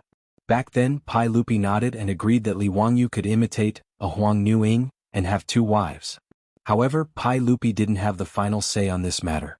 Even if he was the emperor, this kind of thing that violated Wuxia's ethics and morals would definitely be criticized to death by those old masters. Not to mention other things, Wei Jing alone would definitely be fiercely opposed to this kind of thing. In addition to the issue of 1 husband and 1 wife, Chang'e had to marry Li Wangyou. What was more troublesome was that Wuxia didn't allow people with the same surname to marry. Not only did Chang'e and Li Wangyou have the same surname, but they were also relatives. They were also master and disciple. If any of these rules were violated, those old masters would go crazy. Moreover, these were 3 red lines that couldn't be touched. Therefore, if nothing happened to Li Wangyou, it was actually impossible for Pai Lupi to marry Chang'e even if he wanted to. If Pai Lupi insisted on doing things his own way and used his authority as the emperor to force an edict, there would be a lot of trouble in the imperial court. At least, it wouldn't be as easy as the plague of locusts in Jingguan's 2nd year. The aristocratic families led by the 5 surnames and 7 hopes would definitely not let go of this opportunity to criticize Pai Lupi from the height of morality. However, coincidentally, when Li Wangyou led the army to the west to conquer the western region, he was accidentally buried in the desert. It could be said that with Li Wangyou's death, his identity became very sensitive. To go to war for the country and die in an accident, that was a martyr, a hero of the country. Under these circumstances, Princess Chang'e's choice to marry of a lower status became a beautiful story.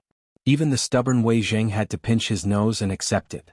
After all, although Li Wangyou had sacrificed his life for the country, Princess Chang'e's insistence on marrying him, although it was unreasonable, it was the friendship of the imperial family. And no one could say a single word.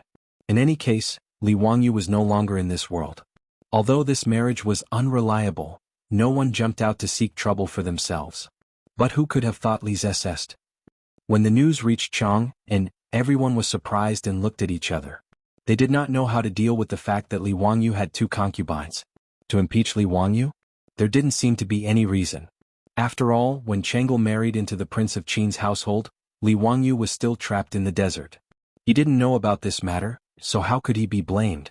Should Chang'e and Li Wangyu divorce? These words were not pleasant to hear. Since ancient times there had been a saying in China, it's better to tear down 10 temples than to ruin a marriage. Ruining a marriage was a grave sin. Regardless of whether it was the aristocratic families or the scholarly old masters, no one dared to write such a memorial to Pai Lupi. They would be spurned by the common people. For a moment, everyone was in a difficult position. Another problem for Pai Lupi was Li Wangyu's title. At that time in his grief, Pai Lupi had given the order to posthumously confer Li Wangyu the title of Imperial Prince, giving his former title to Li Wangyu. But now that Li Wangyu was still alive, this matter was somewhat inappropriate. After all, Li Wangyu and his father, Li Zhou, had already been ordered by Pai Lupi to reinstate them into the imperial family by the Zongjing Temple. What was more troublesome was the title of Prince of Qin. Prince of Qin was Pai Lupi's title before he ascended the throne after the Xuanwu Gate incident. To a certain extent, Prince of Qin represented Pai Lupi. This was also the reason why in the Tang dynasty, no one had been conferred the title of Prince of Qin except for Pai Lupi. But now that Li Wangyu was still alive, this title was rather inappropriate. Pai Lupi had also figured it out at this time. He was somewhat regretful and felt that he had been too hasty at that time. He wanted to confer the title of Li Wangyu again, but this matter had already been issued and the imperial envoy had heard of it. Li Er also wanted to save face. He was a little embarrassed to do this kind of thing that changed orders all the time. In short, the news that Li Wangyu was still alive made Pai Lupi very happy, but it also brought him a lot of trouble. However, although there was news of Li Wangyu at that time, the Tang army had not yet found Li Wangyu. Therefore, although this matter was rather troublesome, it was not urgent. The most important thing was to find Li Wangyu's exact whereabouts. That was the most important thing. In the 5th month of the 7th year of Zhengguan, several secret agents of the 100 Cavalry Department rushed back from the western regions and finally brought good news to Pai Lupi. Mi Tua Cheng Chumo and the others led 10,000 Tang cavalry and rescued Prince of Qin Li Wangyu in the desert. What the secret agents of the 100 Cavalry Department brought back, other than Mi Tuo's memorial, there was also Li Wangyu's handwritten memorial for Pai Lupi and a letter for Su Changqing. This was what Li Wangyu hurriedly wrote down before he led the Tang army into the grassland to pursue Xieli and let Mi Tua order people to bring it back to Chang'an. In the memorial presented to Pai Lupi, Li Wangyu explained his whereabouts in the past year and the reason why he led the troops to pursue Shui Yantua's wolf cavalry. Pai Lupi carefully read this short memorial several times. He was both happy and angry. He was happy because he found Li Wangyu but angry because he targeted Shui Yantua and the barbarian Khan. He sent Tang Songling to Shui Yantua, wanting to borrow Shui Yantua's power to search for Li Wangyu. Who would have thought that Shui Yantua's people actually ate the bear's heart and leopard's guts and actually dared to pursue Li Wangyu? If it were not for the coincidence that Mi Tua and Cheng Chumo led the army and appeared, Li Wangyu would probably have lost his life in the desert. How could this not make Pai Lupi angry? If it were not for Qing Yaojin leading 150,000 troops and still opening up territory in the western regions, Pai Lupi almost wanted to order people to kill their way into the grassland and capture that bastard Khan back to Chang, and to interrogate him in front of him. Although Pai Lupi could not send out the army to pursue Shui Yantua, he immediately ordered the Tang army guarding the Great Wall passes from Ping to Luku to immediately leave the pass and head to the grassland north of the desert to meet up with Prince of Qin Li Wangyu. After dealing with official business, Pai Lupi looked at the letter on the table that Li Wangyu asked the 100 Horsemen Department to bring back. He could not help but laugh and scold. This bastard boy. He only knows how to be sentimental. Pai Lupi could not help but think so. Li Wangyu's memorial to Pai Lupi was only 2 short pieces of paper. As for the letter he wrote to Su Changqing, although Pai Lupi did not open it, he knew how much it was just by looking at the bulging stack of letters sealed in the fire seal. Empress Jiangsun also received the news and hurried to the legislative hall. Erling, I heard that there is news from the western regions? Zio, he has been found? Pai Lupi smiled and nodded. Yes, Mi Tuo and Cheng Chumo found that bastard in the desert. Dao Zhu bless. Empress Jiangsun also heaved a sigh of relief and then asked, Erlang, when will he return to Chang'an? Has he already set out? Ever since Chang'e married into the Duke of Qin's residence, the relationship between Li Wangyu and Empress Jiangsun changed from uncle and nephew to mother-in-law and son-in-law. Li Wangyu was originally liked by Empress Jiangsun. Moreover, the more a mother-in-law looks at a son-in-law, the more she likes him. Set out my ass. This scoundrel brat, after sending a letter back, he himself brought 10,000 soldiers and horses, charging into Mabe to find Xieli to settle the score. Li Er replied exasperatedly, then handed Li Wangyou's memorial to Empress Jiangsun. Empress Jiangsun hurriedly finished reading the memorial but also frowned. This child is really mischievous. Shui Yantua has 200,000 armored soldiers, how can he be so reckless? Erlang, quickly send troops to Mabe to meet up with Zio. Don't let anything happen again. Empress Jiangsun didn't care about her habit of never getting involved in politics. After reading the memorial, she immediately spoke and had Pai Lupi send troops to meet up with Shui Yantua. Pai Lupi didn't know whether to laugh or cry at his wife's behavior. He even felt a bit of jealousy in his heart. Guanyin maid, don't worry about that bastard. I have my own arrangements for these matters. Alright, since there's nothing going on today, how about we make a trip to Hu County? We will personally deliver the letter to that bastard, Pai Lupi said and waved the letter that Li Wangyou had written to Su Changqing. Empress Jiangsun smiled and nodded, naturally not objecting. Ever since Chang'e married into the Duke of Qin's residence as a mother, she couldn't often see Chang'e, so she naturally missed her. Adding on the great news that came today, she had long wanted to make a trip to Dingzhou village in Hu County. Chapter 1043. Pai Lupi's imperial entourage and Empress Jiangxuan's phoenix carriage, escorted by numerous bodyguards, suddenly arrived at Dingzhou village. Naturally, this caused the entire Duke of Qin's household to fall into chaos. Su Changqing did not dare to be negligent. Leading Princess Chang'e, Aphrodite, and Perrin, he hurriedly went to the gates to receive them. Without waiting for Su Changqing and company to greet them, Pai Lupi smiled and waved his hand. Dispense with the formalities, dispense with the formalities. Today we in Guanyin have come to visit. This is an extremely joyous occasion. Su Changqing's beautiful eyes could not help but brighten. Raising his eyes, he looked at Pai Lupi. Filled with anticipation, he was also worried that he had guessed incorrectly. Very conflicted, he asked, Your Imperial Majesty, is there news of Wangyou? Haha, worthy of being the goddess of wealth of my Tang dynasty. Truly intelligent, you guessed correctly. Pai Lupi laughed heartily and nodded his head. Hearing these words, Su Changqing's body could not help but sway. Empress Jiangsun walked forward with a smile, extending an arm to support Su Changqing. Changqing, Mi Tua, Ching Chumo, and the others have already found Zio in the desert. He is currently safe and sound. You can be at ease. AI, over this past year it has been hard on you.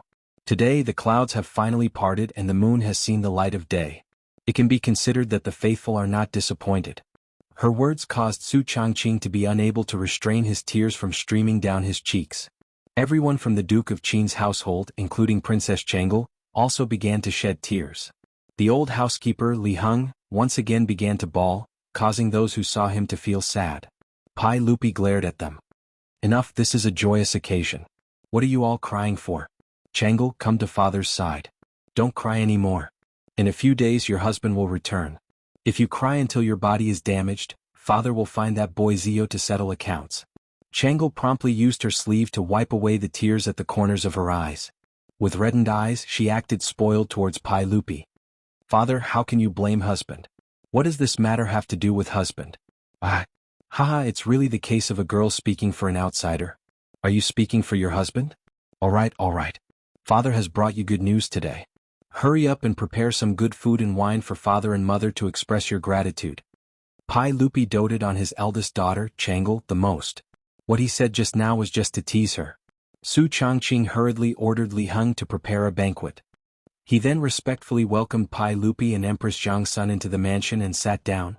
Not to mention how excited Su Changqing was when he saw Li Wangyou's handwritten letter, and how jubilant the Qin mansion was at this time. In Shui Yantua's court on Mount Yu military governor, there was a tense atmosphere of mutual hostility. Sheli Dao's army of 50,000 was defeated by the Tang army's 10,000 armored cavalry in one strike. They fled toward the north with the wind in their eyes. Naturally, with the fastest speed, this matter was sent back to the imperial court of Overseer Mountain by fast horse. After the barbarian Khan and Tang Songling parted on bad terms last time, they both hoped that their son would bring him good news. As long as Shui Yantua's army could defeat the Tang army, he could vent his anger in front of Tang Songling. However, no matter how much the barbarian Khan calculated, he did not expect that his army of 50,000 would not be able to defeat the Tang army's 10,000 cavalry. After knowing this matter, the barbarian Khan directly smashed his most beloved jade cup in the king's tent and took out the scimitar at his waist, cutting the furnishings in the king's tent into a mess.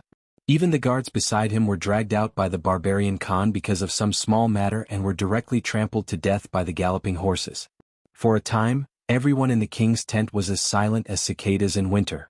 They did not dare to breathe loudly, fearing that they would cause the Khan to die in vain. After venting for a while, the barbarian Khan once again ordered people to summon Tang Songling.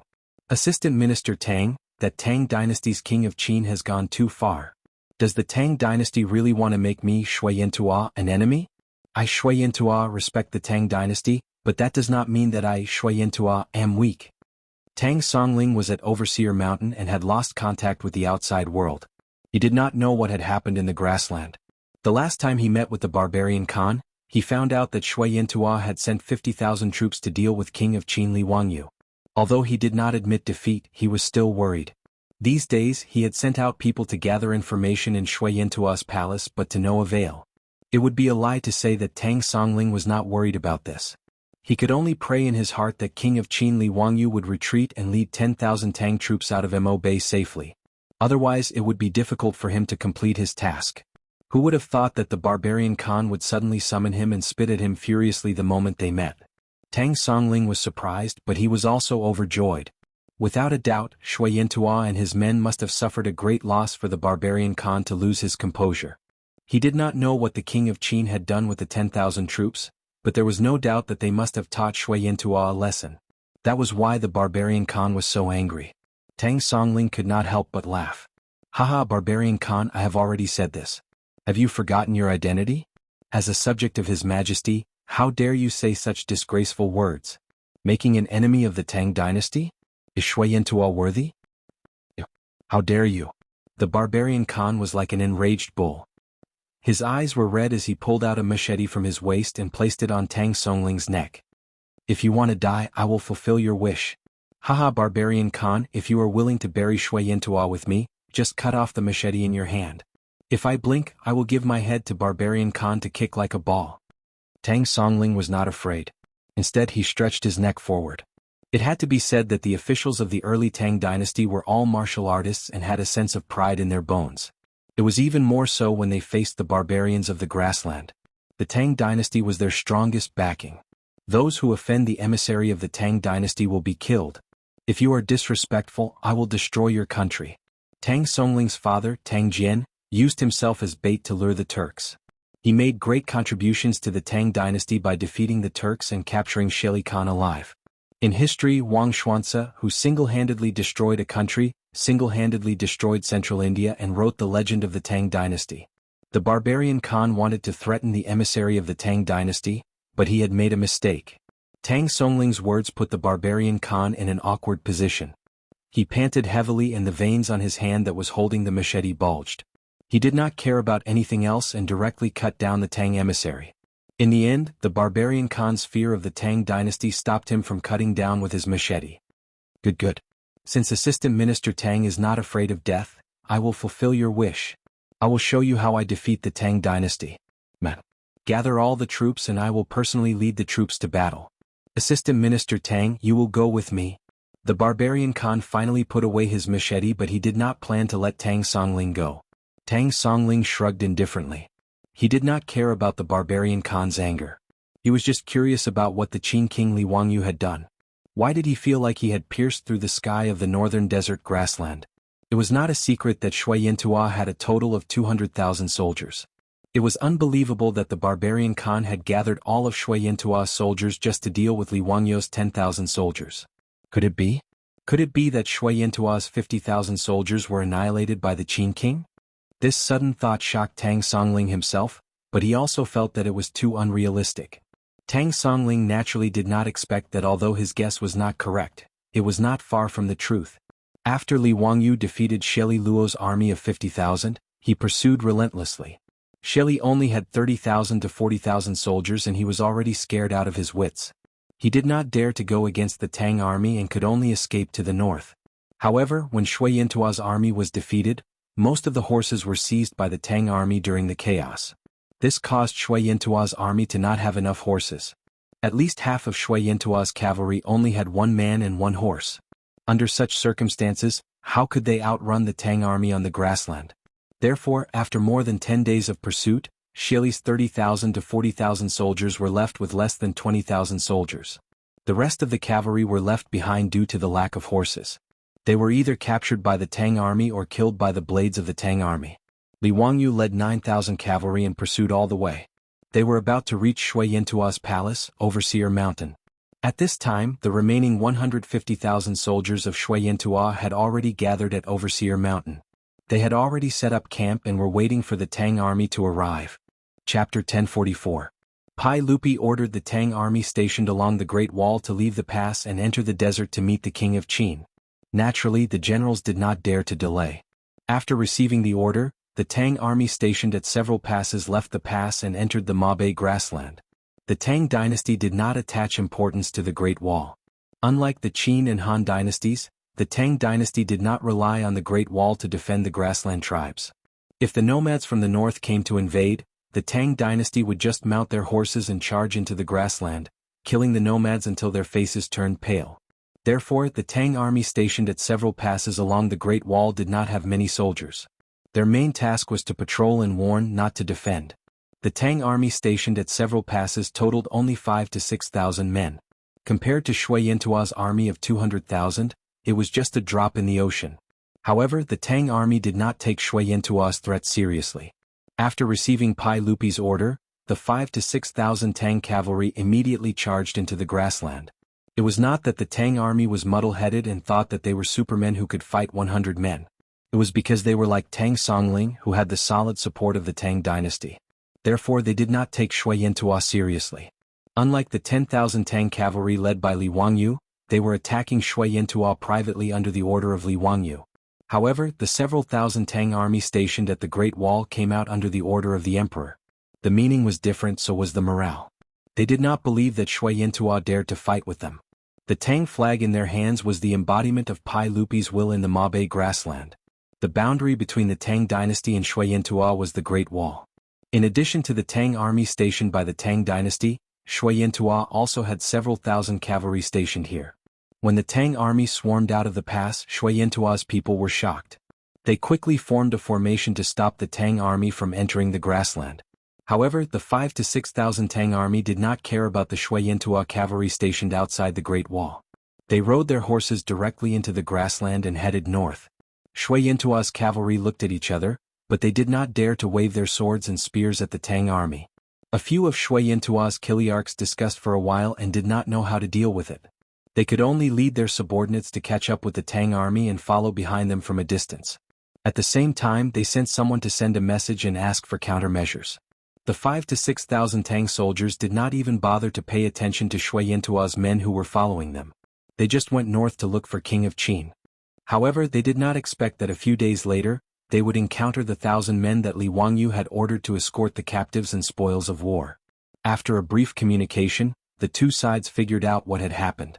The Tang army that was ordered to come out of the pass to receive the King of Qin was surprised, happy, and envious. He was shocked because Qin Wang was so bold. With only 9,000 men, he dared to go straight to Overseer Mountain and cause trouble for Shui Yintua's people. They were happy that they had the exact whereabouts of the Duke of Qin, Li Wangyu. At least they didn't have to wander around the grasslands. As for the envy, it was naturally because of the thousands of prisoners and the many spoils of war in front of him. As for the Shui Yintua's cavalry that was following the Tang army from afar, they naturally saw this scene and were both shocked and angry. How could they not be angry when they saw that thousands of their fellow soldiers were captured by the Tang army? Moreover, the Tang army's purpose of escorting them south was self-evident. Naturally, they were preparing to escort them back to the Tang dynasty. How could these Shui Yintua's cavalry let this happen? Now that things had come to this, even if these Shui Yintua's cavalry were unwilling to have a conflict with the Tang army, they could not bear it anymore. If they really watched as the Tang army escorted their fellow soldiers back to the Tang dynasty, then they would not be able to stay in the North Desert grasslands anymore.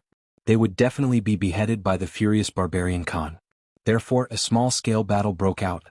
Thousands of Tang army against the same number of Shui Yintua's cavalry. The prosperity of the Tang dynasty first came from the strength of its military. In a situation of the same scale, the Tang army could be said to be invincible. Therefore, the outcome of this small-scale battle was self-evident. 2 hours later, the defeated Shui Yintua's cavalry fled north, battered and exhausted. while the Tang army's troops heading south gained another few hundred captives. After defeating the Shui Yintua's cavalry, they did not dare to delay any longer. After handing over the captive Shui Yintua's cavalry to the Tang army's cavalry heading south, they galloped in the direction of the military governor mountain. These Tang army soldiers were ordered to come out of the mountain pass. No matter what, they had to meet up with Li Wangyu. Otherwise they would not dare to return like this. When they heard that His Highness King of Qin only commanded 9,000 men and horses to head straight to the military governor mountain to challenge Shui Yintua's army of 200,000, these Tang army soldiers felt a chill down their spines. They did not think that the King of Qin could win. Even if they had a few thousand men compared to Shui Yintua's army of 200,000, it was still a drop in the bucket. Now that they were heading straight to the military governor mountain, they might just be sending themselves to their deaths. However, even if the road ahead was bleak, these Tang army soldiers did not dare to turn their horses around and head south to return to the Great Wall.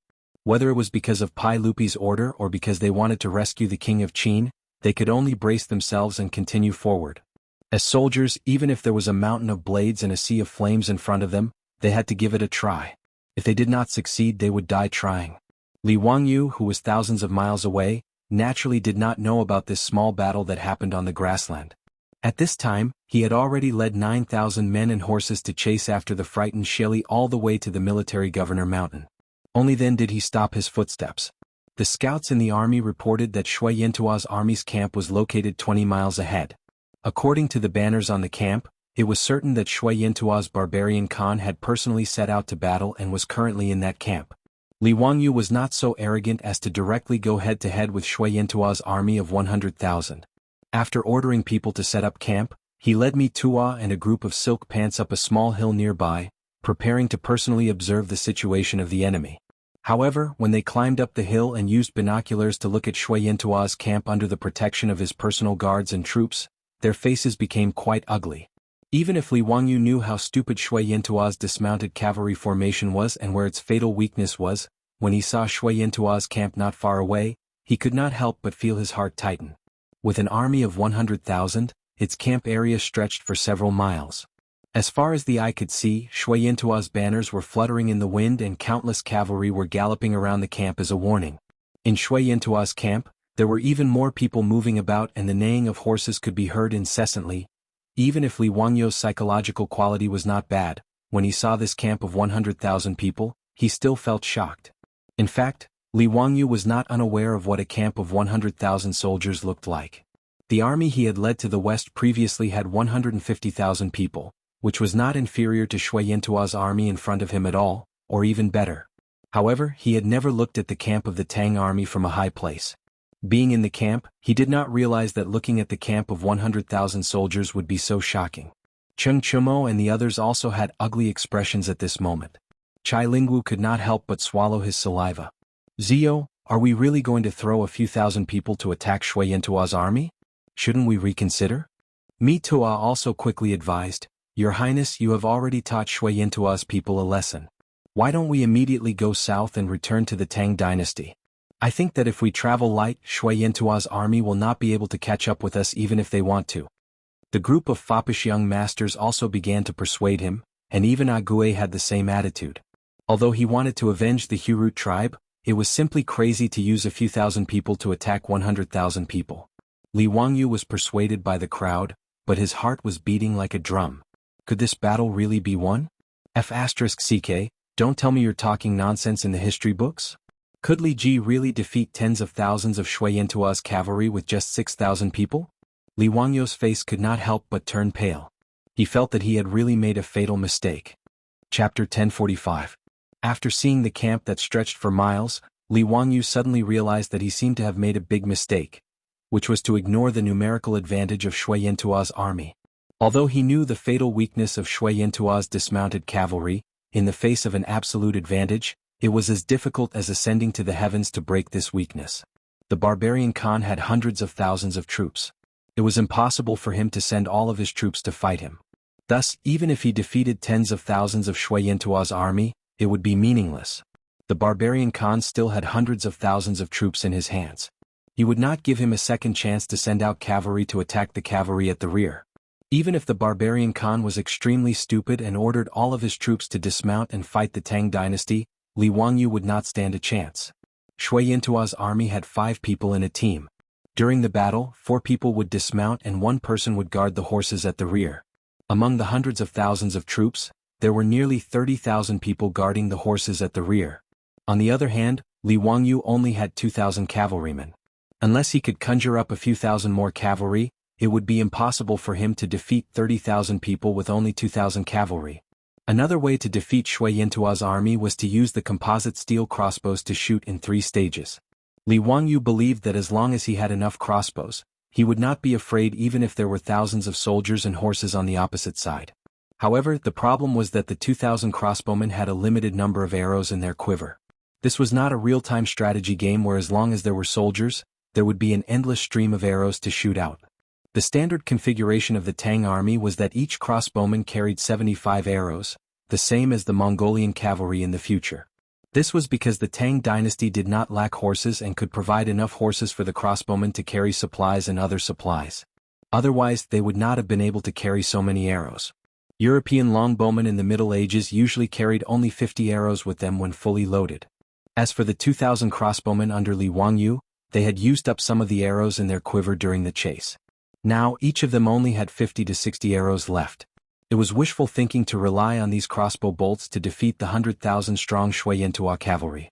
Without the crossbows, the composite steel crossbows in the hands of the 2,000 archers were no different from firearms without bullets. They were even worse than fire sticks. If the barbarian male Khan did not care, and the 100,000 soldiers surrounded him from all sides, then even if he, Li Wangyu, had great ability, he would not be able to escape even if he grew wings. After understanding all this, Li Wangyu's back couldn't help but break out in cold sweat. Although Li Wangyu was unwilling to accept the persuasion of the foppish young masters in Mito, he could only nod silently. "All right. Let's withdraw. Motherf asterisk Ker Enan and Shili Luo, those 2 bastards got lucky." Li Wangyu spat angrily towards the foot of the hill, then turned around and ordered everyone to descend the hill, preparing for a full retreat.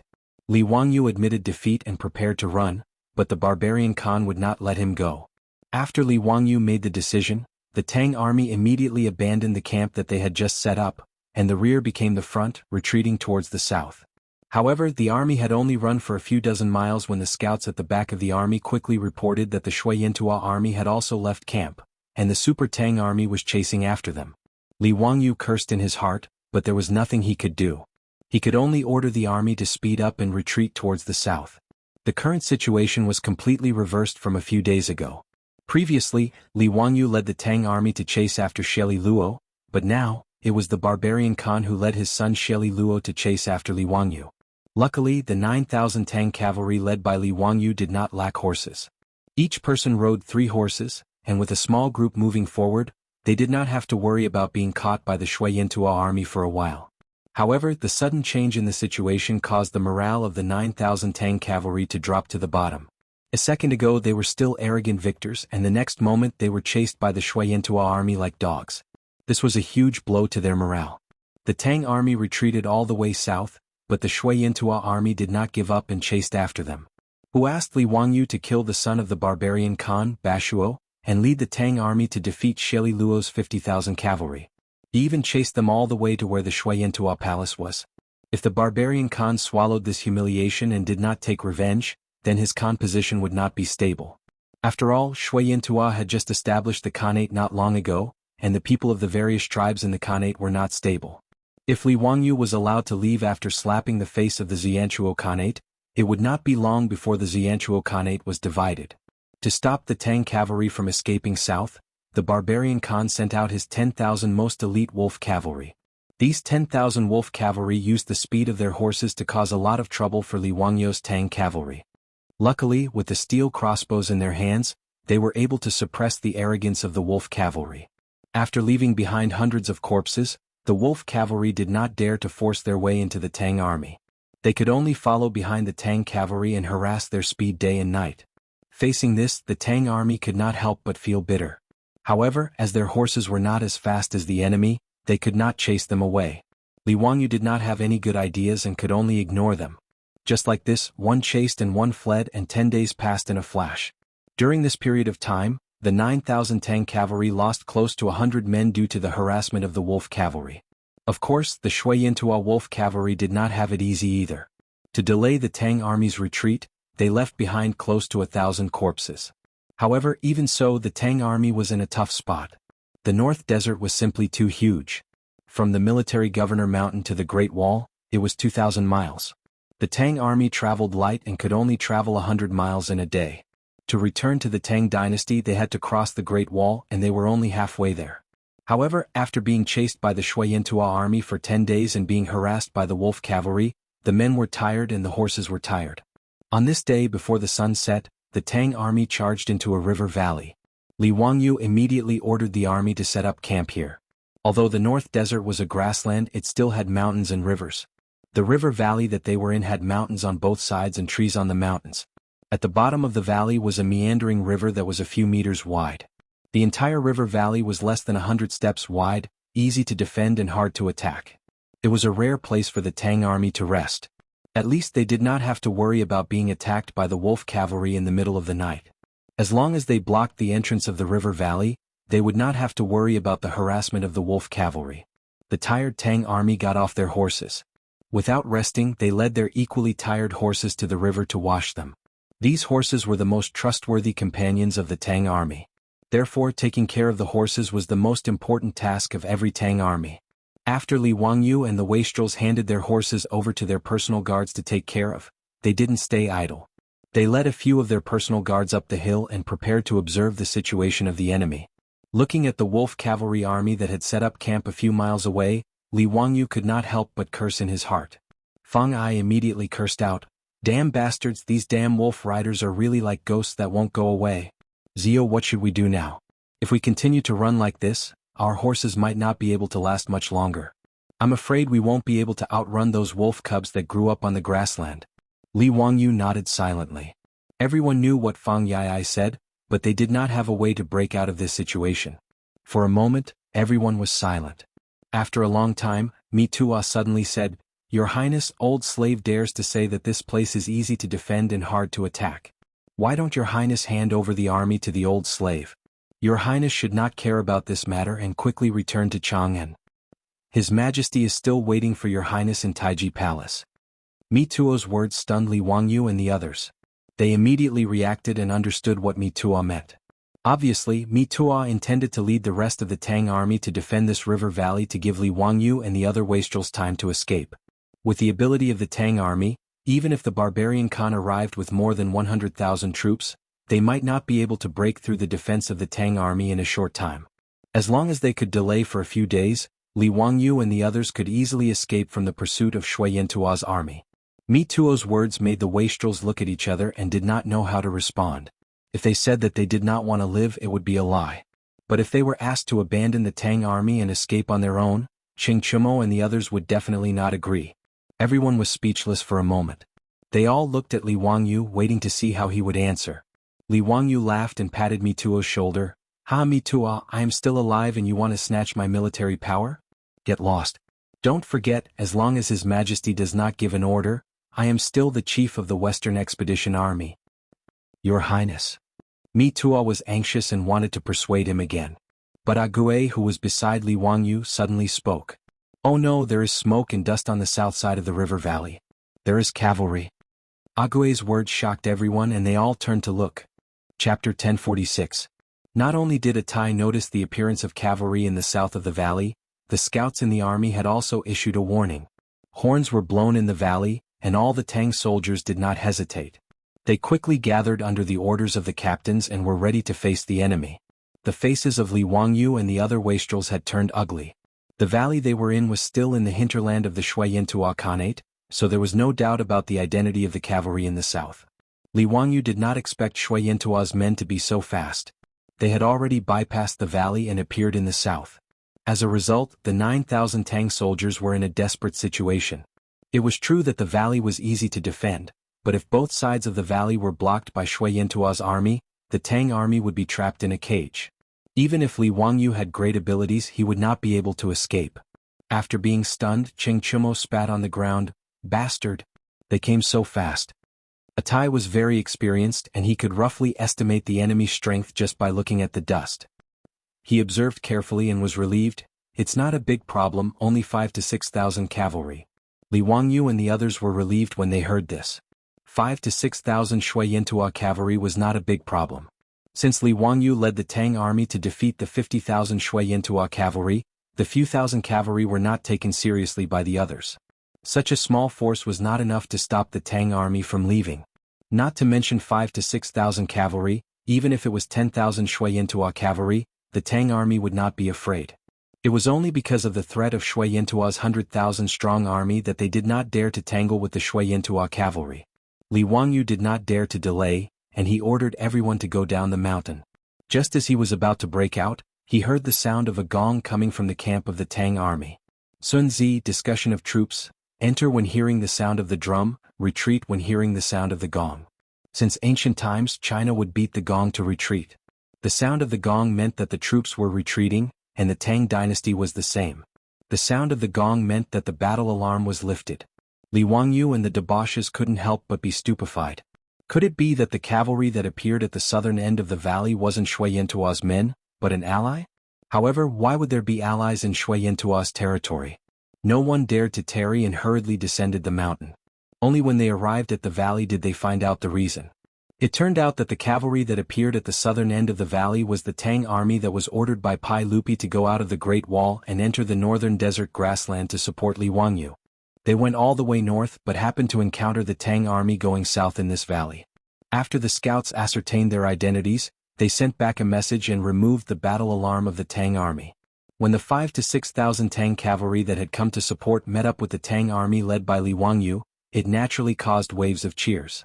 Although the threat of Shui Yantua's army had not been eliminated, to be able to receive reinforcements at this time was a good thing to boost the morale of the army. When Li Wangyu went down to the valley, the 5 to 6,000 Tang cavalry had already entered the valley. The valley was bustling with joy. A few Tang cavalry officers that were ordered to come to support immediately knelt down on one knee when they saw Li Wangyu and greeted him. I am Xueli, the Jianghu commandant of Jichong Mansion in Daizhou of Hedong Province. I am following His Majesty's order to come out of seclusion to support His Highness Duke of Qin. Greetings to His Majesty. I am Jinwei, commandant of Jichong Mansion in Shizhou of Hedong Province. Li Wangyu was in a good mood and hurriedly went forward to help the young commandants up. Haha, I was just worried that I didn't have enough troops. You all appeared just in time. Don't be so polite, please rise. Li Wangyu had been conferred the title of Queen by Pai Lupi, so he should change his title to I or I. To this, Li Wangyu was not used to it. However, under the repeated requests of Mi Tua, the Minister of Imperial Household, he was slowly getting used to it. The commandants of the Tang army called Li Wangyu His Majesty, which was the official title of prince in the Tang dynasty. Although Li Wangyu always felt that this title sounded like a bandit leader, he could do nothing about it. As for Cheng Chumo and the rest, although they usually called Li Wangyu by his courtesy name, when it came to formal occasions, they still had to call him His Majesty. Li Wangyu praised the commandants of the Tang army and invited them to sit down and chat. At the same time, he ordered people to prepare wine and food. He wanted to reward these commandants. In the Tang army, there were a total of 9 ranks and 16 grades. These commandants were only secondary rank 6 and primary rank 6 commandants. They were low-level officers in the army and were far from Li Wangyu's status. Seeing Li Wangyu, the famous king of Qin, treating them so kindly, the commandants couldn't help but blush with excitement and straighten their backs. Li Wangyu chatted with the commandants for a while and suddenly remembered their self-introduction. He turned to the commandant named Xueli and asked, Commandant Xue, are you from Hedong Dao? Yes, I am from Longmen County in Jianghu of Hedong Dao. My ancestors are from the Xue clan's southern ancestral house. What? Li Wangyu suddenly stood up, which startled everyone. Li Wangyu ignored everyone's surprise and stared at Xueli and asked, Do you have your courtesy name? Your Majesty, my courtesy name is Ringue. Xueli? Xueringue? Li Wangyu couldn't help but be in a daze. This young commandant in front of him was the famous Xueringue from the beginning of the Tang dynasty? The Xueringue who defeated the 9 surnames Tai Lu, subdued Goguryeo, and defeated the Turks. He had outstanding achievements: 3 arrows set the heavenly mountain, divine bravery conquering Liaodong, and taking off his hat and repelling 10,000 enemies? Li Wangyu had asked that question because he felt that Xueli's name was somewhat familiar, which was why he had asked. Xueli, courtesy name Ringue, was from Longmen County in Jiangzhou of Hedong Dao. He was from the Shui clan's southern ancestral house, a famous general from the beginning of the Tang dynasty. In history, Shui Rengui joined the army at the end of the Jianghu era. He followed Goguryeo and was promoted by Pai Lupi. When Li Wangyu thought of this, he couldn't help but be surprised. The timing didn't match. Shui Rengui joined the army when he was nearly 30 years old. At that time, it was already the 17th year of the Jianghu era. Previously, Shui Rengui had always been farming at home. It wasn't until Pai Lupi went to Liaodong and recruited soldiers that Shui Rengui joined the army under the persuasion of his wife. However, now that it was the 7th year of the Jianghu era, why was Shui Rengui in the army? Was this Shui Rengui really that famous general in history? Li Wangyu was a little confused. His excitement from before calmed down a little. Commandant Shui, when did you join the army? Li Wangyu asked again. I joined the army in the 5th year of the Jianghu era. Oh? Since Commandant Shui is from the Shui family's southern ancestral house, you are also the descendant of a famous person. Why did you join the army? Shui Rengui's face turned slightly red. He looked up at Li Wangyu and replied embarrassedly, Your Majesty, although I am from the Shui family's southern ancestral house, my family has been poor since childhood. Although I have practiced martial arts since childhood, I have never thought of joining the army. The reason I joined the army, apart from my wife's persuasion, was mainly because of Your Majesty. Because of me? Li Wangyu couldn't help but be surprised. He didn't understand what Shui Rengui meant. I won't hide it from Your Majesty. After I read Your Majesty's Romance of the Three Kingdoms, I felt that men should be like Guan Yu, Guan Yunchang, Zhang Fei, Zhang Ida, and Zhao Zilong of Changshan. They should rely on their own abilities to assist the king and support the country. Only then would they not have wasted their time in this world. I also have some martial arts skills, so I chose to join the army. I want to make some achievements and bring glory to my ancestors. I want to bring glory to the Shui family. Shui Rengui's words made Li Wangyu's teeth ache. He felt that plagiarizing the Romance of the Three Kingdoms could make the butterfly wings of history flutter like this. Even Shui Rengui's life had been changed. He really didn't know how to evaluate this. However, when he thought about it carefully, it seemed that not only Shui Rengui, but also Li Qingqian, Li Tai, Wu Meinyang, and the others' lives had changed because he and Su Changqing had transmigrated to the Tang dynasty. When Li Wangyu thought about these things, he couldn't help but feel happy. It wasn't a bad thing.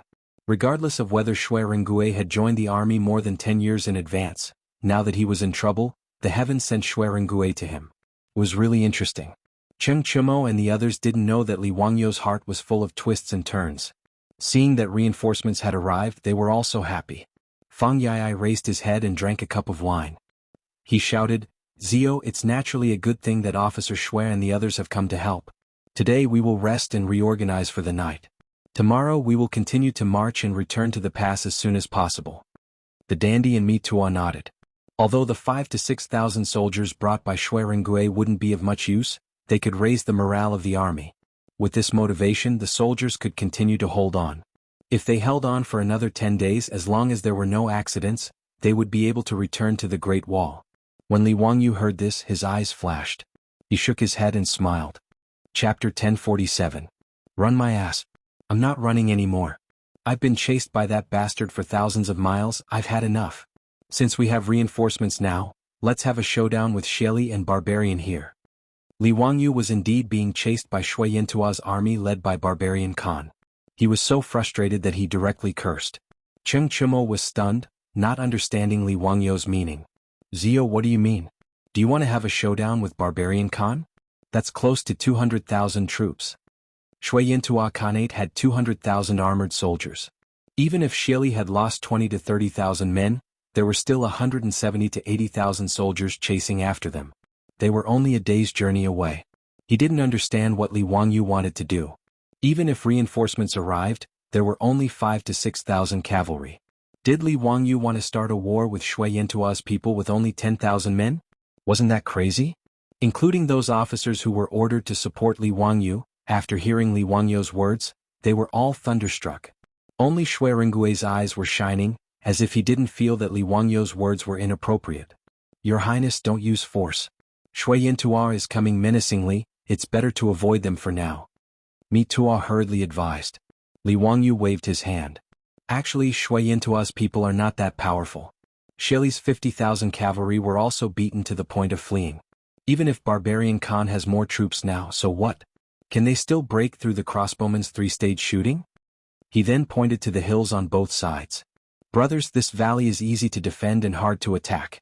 The valley entrance is only 100 steps wide. Even if Shui Yantua has more troops, how many can he send? Previously we didn't have enough crossbow arrows and could only retreat. But Officer Shui and the others brought a lot of armor-piercing arrows, enough to teach that bastard barbarian Khan a lesson. Li Wangyou's words were not without reason. Shui Rengui's 5,000 to 6,000 cavalry were all lightly armored, unlike the infantry and cavalry under Li Wangyou's command. In addition to being equipped with armor and weapons, the light cavalry soldiers were also equipped with horned bows. Every soldier carried 50 arrows in their quiver. 5,000 to 6,000 cavalrymen, that meant they had brought close to 300,000 bows and arrows.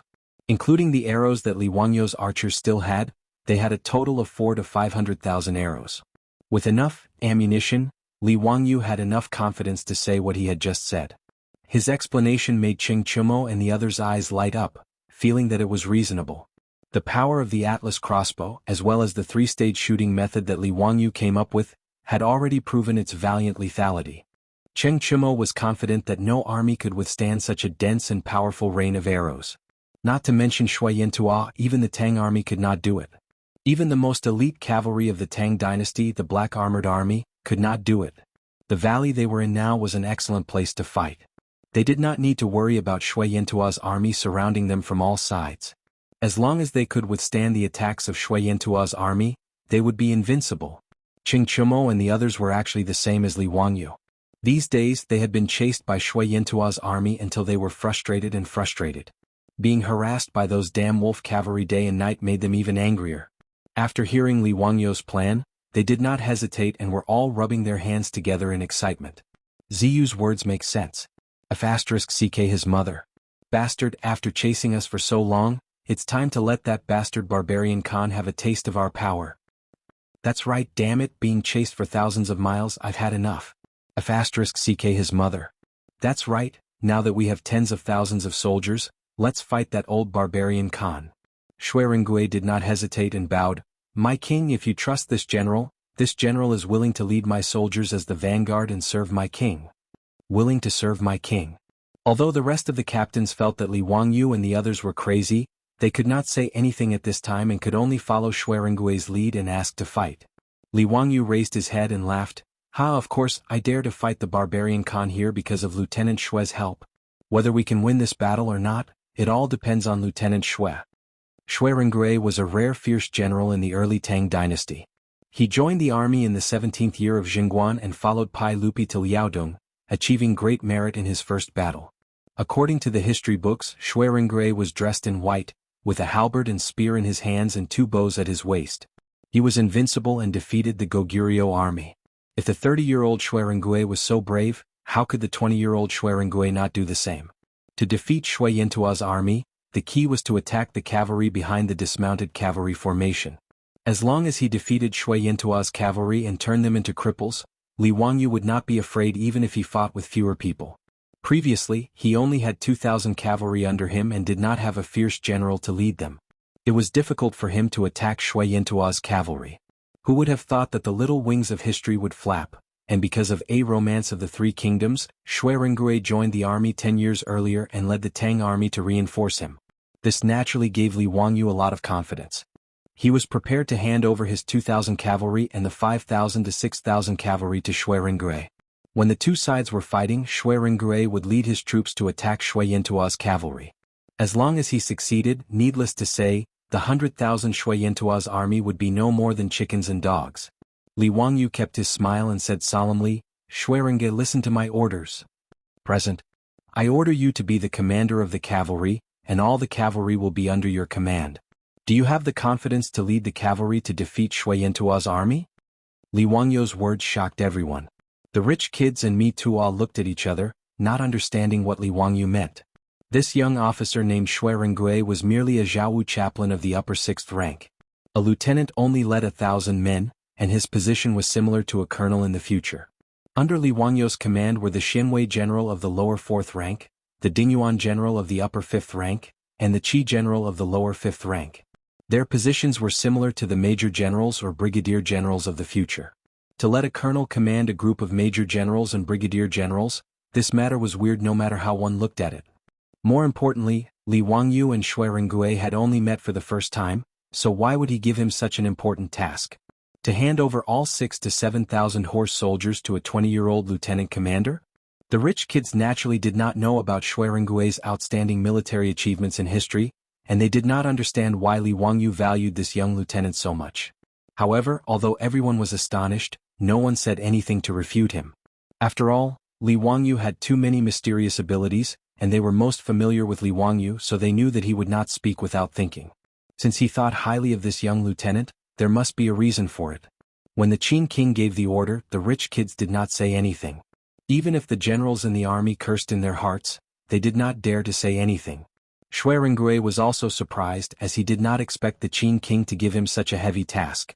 He opened his mouth wanting to refuse, but in the end, the ambition in his heart made him hold his head high and punch his chest heavily. This general obeys. If I do not win, this general will bring my head to see the king. Ah, what do I want your head for? I want the heads of the barbarian man and Shili Fu. Li Wangyu was in a good mood, and he patted Shui Rengui's shoulder with a smile. All the soldiers in the army congratulated Shui Rengui, which made Shui Rengui's face turn red. Obviously, he was very excited about Li Wangyu's important task. After everyone chatted and laughed, Li Wangyu called everyone to sit down again, and they began to discuss the matters of the war. Chapter 1048. In Shui Yintua's camp, the barbarian Khan held a golden cup and sat on the Khan's seat. A few young and beautiful women served him carefully. He drank the wine in the cup and looked at Shili Fu. Is the news true? The Tang army has no reason to continue running? They are staying in that valley? Shili Fu's face was ferocious. Father, this is the news from the wolf cavalry. It must be true. They have been chased by my army for more than 10 days. With the wolf cavalry attacking them at any time, I'm afraid they are tired and have no strength to continue.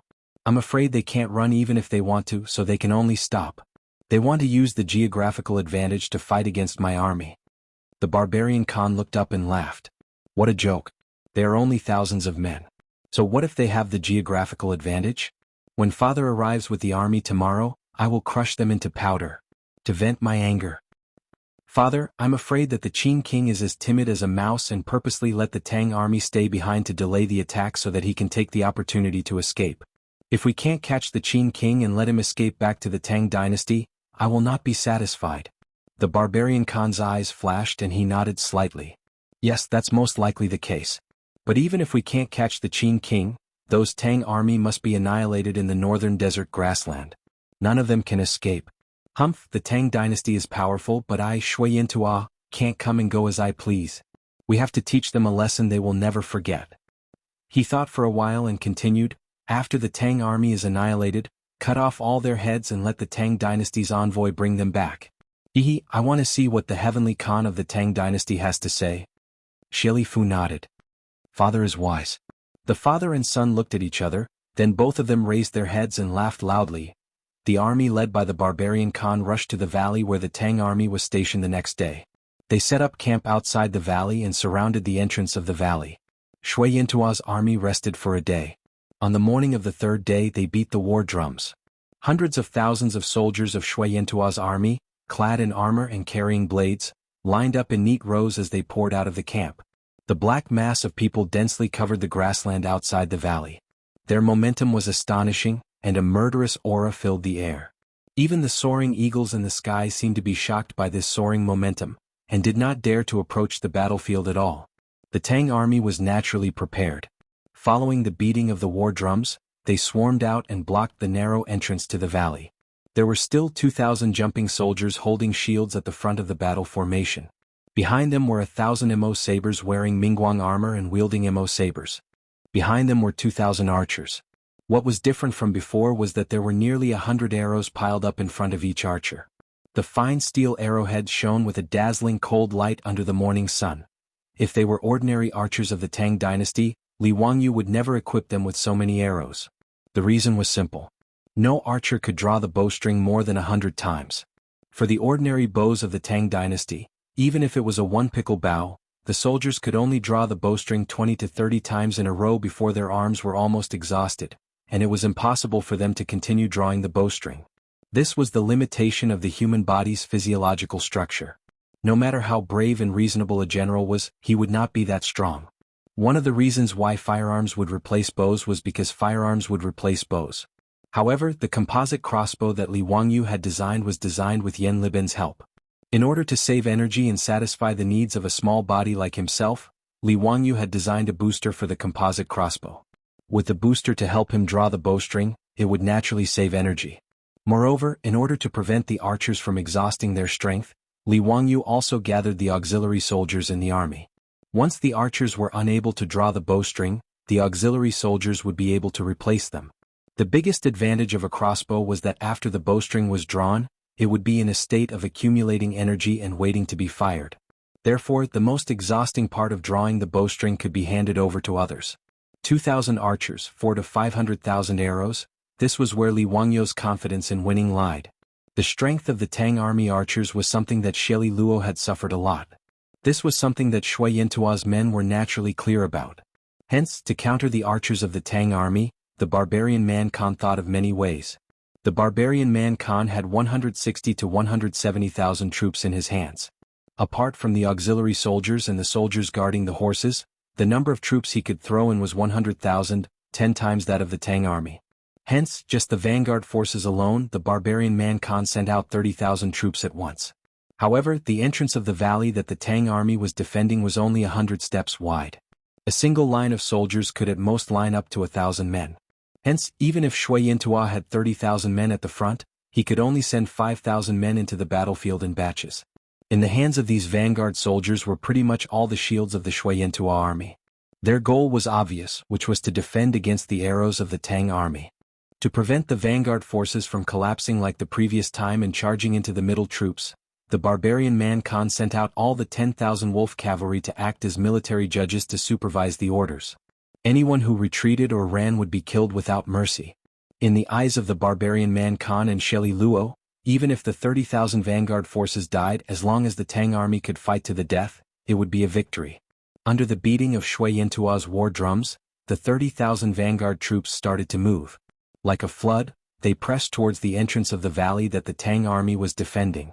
The 30,000 vanguard troops, 5,000 men in a group, 100 meters apart in the middle, there were hundreds of wolf cavalry holding sharp blades patrolling on their horses.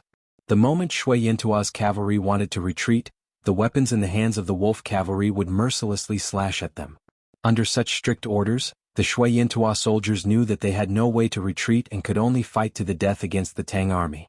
After all, based on Shui Yintua's military law, if they died on the battlefield, their families could still receive compensation. Although it was not much, it was enough for their families to rely on. And if they were killed by the wolf cavalry, not only would they not receive compensation, they would also be labeled as cowards, making their families unable to raise their heads in the tribe. It was also because of this that when Shui Yintua's vanguard troops pressed forward, that kind of fearless momentum was noticed by Li Wangyu and the other wastrels on the watchtower carriage behind the Tang army. Ziyu, this is not good. Shui Yintua's wolf cubs, why do they look like they have been injected with wolf blood? Fang Yai could not help but feel nervous. Cheng Chimo held the binoculars and looked for a while before replying, "Look at the wolf cavalry behind Shui Yintua's men. I'm afraid that the barbarian man Khan gave a death order to prevent Shui Yintua's soldiers from retreating. Damn it, they're going to fight to the death. Ziyu, looks like after you killed Kishuo the barbarian man hates you to the bone." Li Wangyu also smiled bitterly, knowing that Cheng Chimo was right. Now it was too late to say anything. It all depended on whether the Tang army could withstand the pressure and resist the crazy attack of Shui Yintua's army. Shui Yintua's war drums became more and more urgent, and the footsteps of Shui Yintua's vanguard troops became faster and faster.